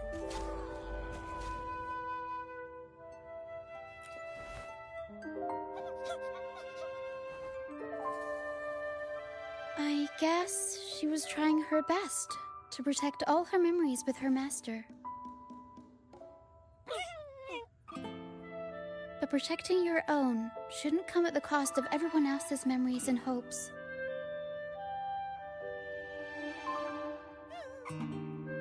For anyone who's been hurt, we're probably better off sticking together than dragging each other down, right?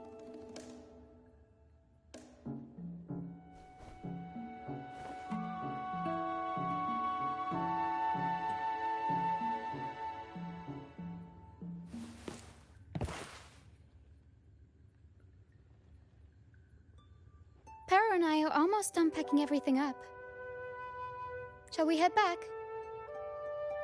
All right, back to the troop.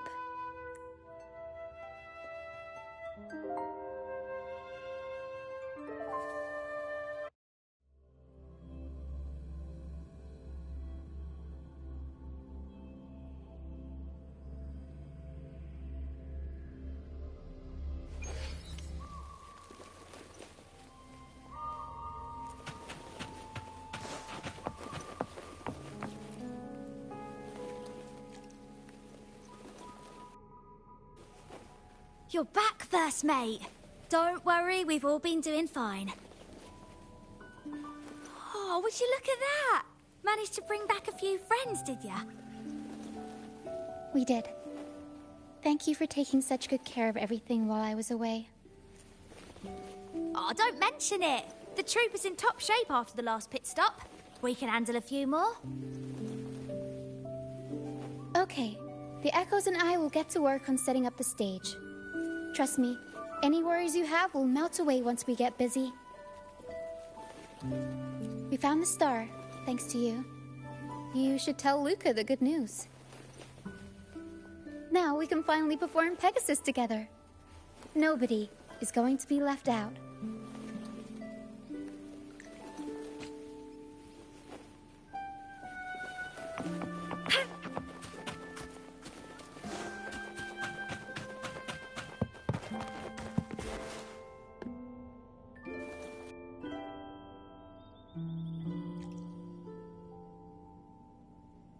The star. Oh, the star's back. Oh, thank you, mister. Now the star is here, I'll definitely get better. I'm actually feeling much better already. Go ahead. It's for the opera, right? I heard so much bustle outside while I was in bed. I figured they were preparing for a show.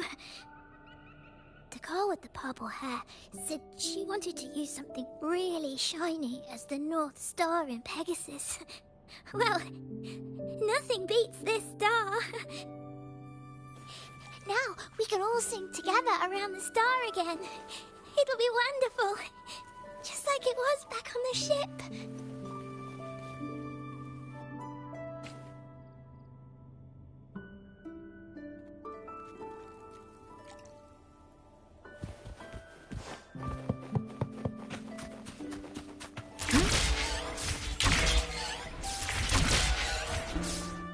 Here we go.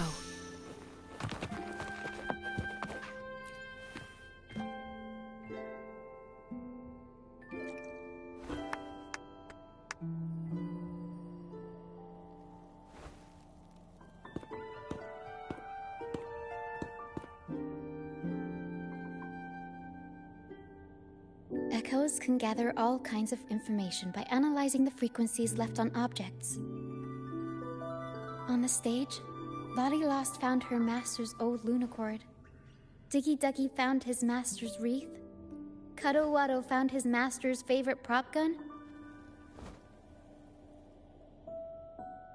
And Hocus Pocus hit the jackpot and found his master. Turns out, their masters didn't actually abandon them after all.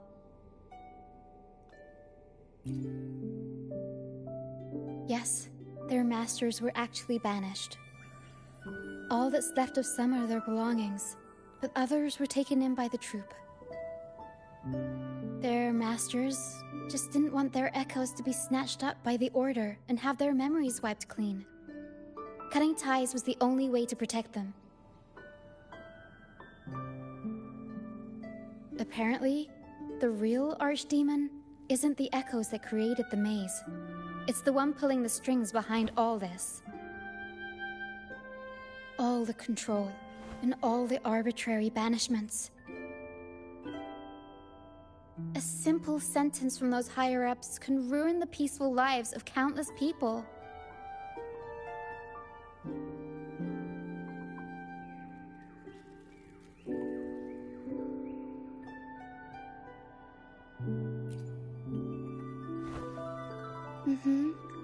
But now you've won the laurel and forced Enrico to finally back down. So I guess we're safe from banishments for a while, and the troupe can waltz back into Ragusa for performances. Which means our plays will finally be heard in a city drowning in those oh-so-exciting codex recitals. Little by little, we'll sneak our songs back in.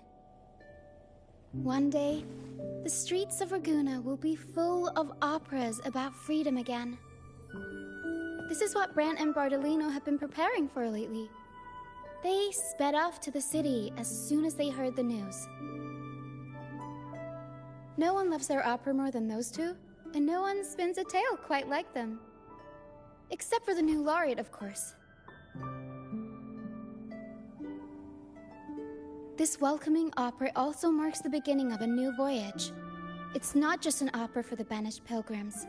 It's also dedicated to each and every fool that is still out there. So, Laureate, shall we go hang the North Star together and tell everyone the good news?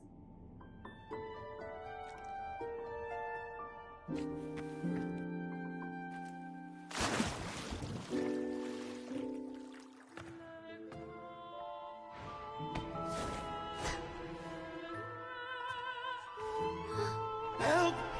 Please, help! Help me!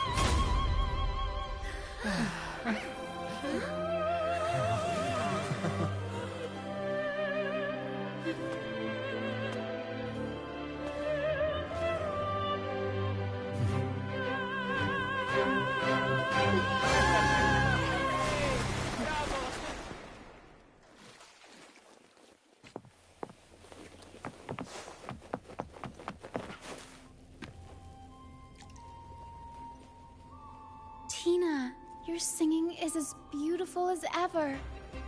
Thank you for lending us your voice for this revised version of Pegasus. Aw, thanks! I had to belt it out if I wanted to do Luca's Shining North Star justice. She can't make it up the stage, so I'll just have to bring the star to her. Lottie-Lust, here's your master's Lunacord. It's missing its strings, but it can still help people.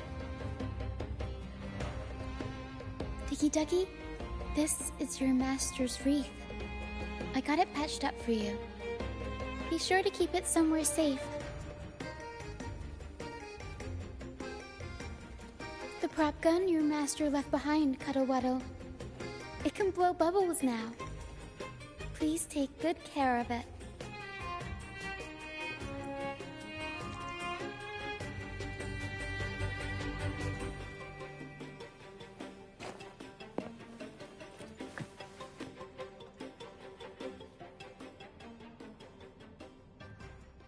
Great. Most of the items are returned to their rightful owners. Only a Lucianite left. And it belongs to Roccia. Yes. That's because I used to be one.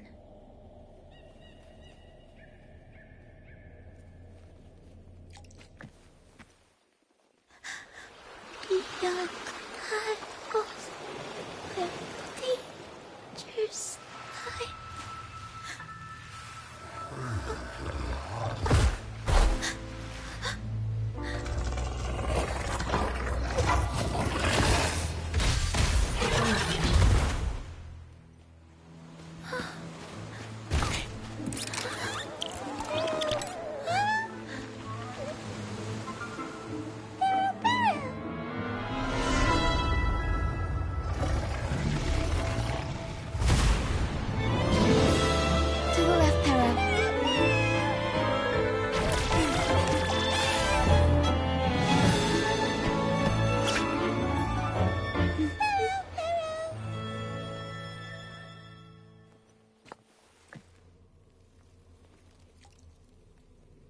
Thank you for that wonderful performance. It took everybody to make it happen. And that includes you, of course. Since we first met, Pero and I noticed something special about your frequency. So special that even Pero couldn't figure it out. Ever since you came to Renacida, the misty maze has been unraveling. Maybe, just maybe, you can be the one to change things. No, change the fate of the entire Solaris. Wherever you go, things start changing. Strange, wonderful things. You're like a magnet for the unpredictable. I know the saying, with great power comes great responsibility. Danger will be hot on your heels wherever you go.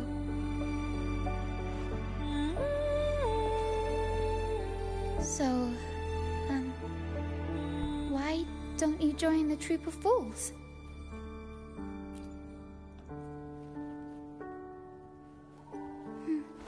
You pulled off the perfect welcoming opera and marked a new voyage. We've been on the same side for a while now. If you ever find yourself in a pickle, just come find us. The troop will always have your back.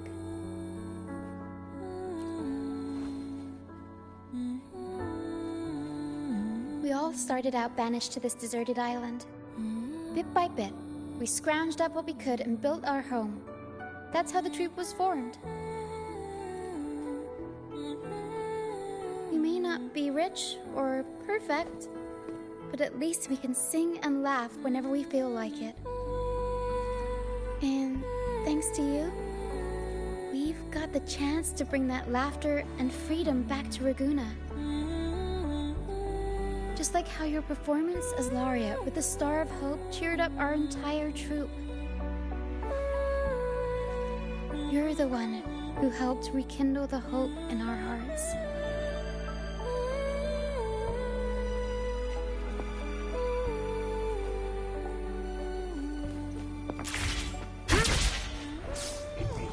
Here we go.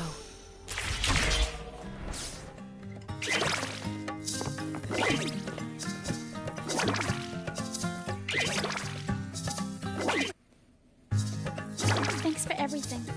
My first time running the welcoming proceedings was a hit, and the troop's voyage back to Laguna is off to a great start, if I do say so myself. Now that the weight is off my shoulders, I feel light enough to pull off a few backflips. Anyway, I think it's time we talk about that reward of yours. Aside from the not-so-basic payment, I've got a little something extra just for you.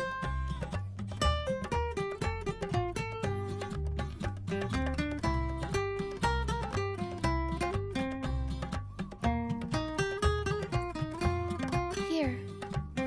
I've been searching for this in the sand for ages. A golden black Lucianite. Generally, the deeper it's buried, the better it is. I think you and this Lucianite have a few things in common. It's as deep and beautiful as your eyes. Keep it with you when you're traveling. It'll be like I'm there with you, even when I'm not. And if you ever find yourself in a pinch, don't be shy about giving us a shout. Whether Pero has to give me a lift or I sail all the way on the troop liner, I'll find a way to reach you as soon as I can.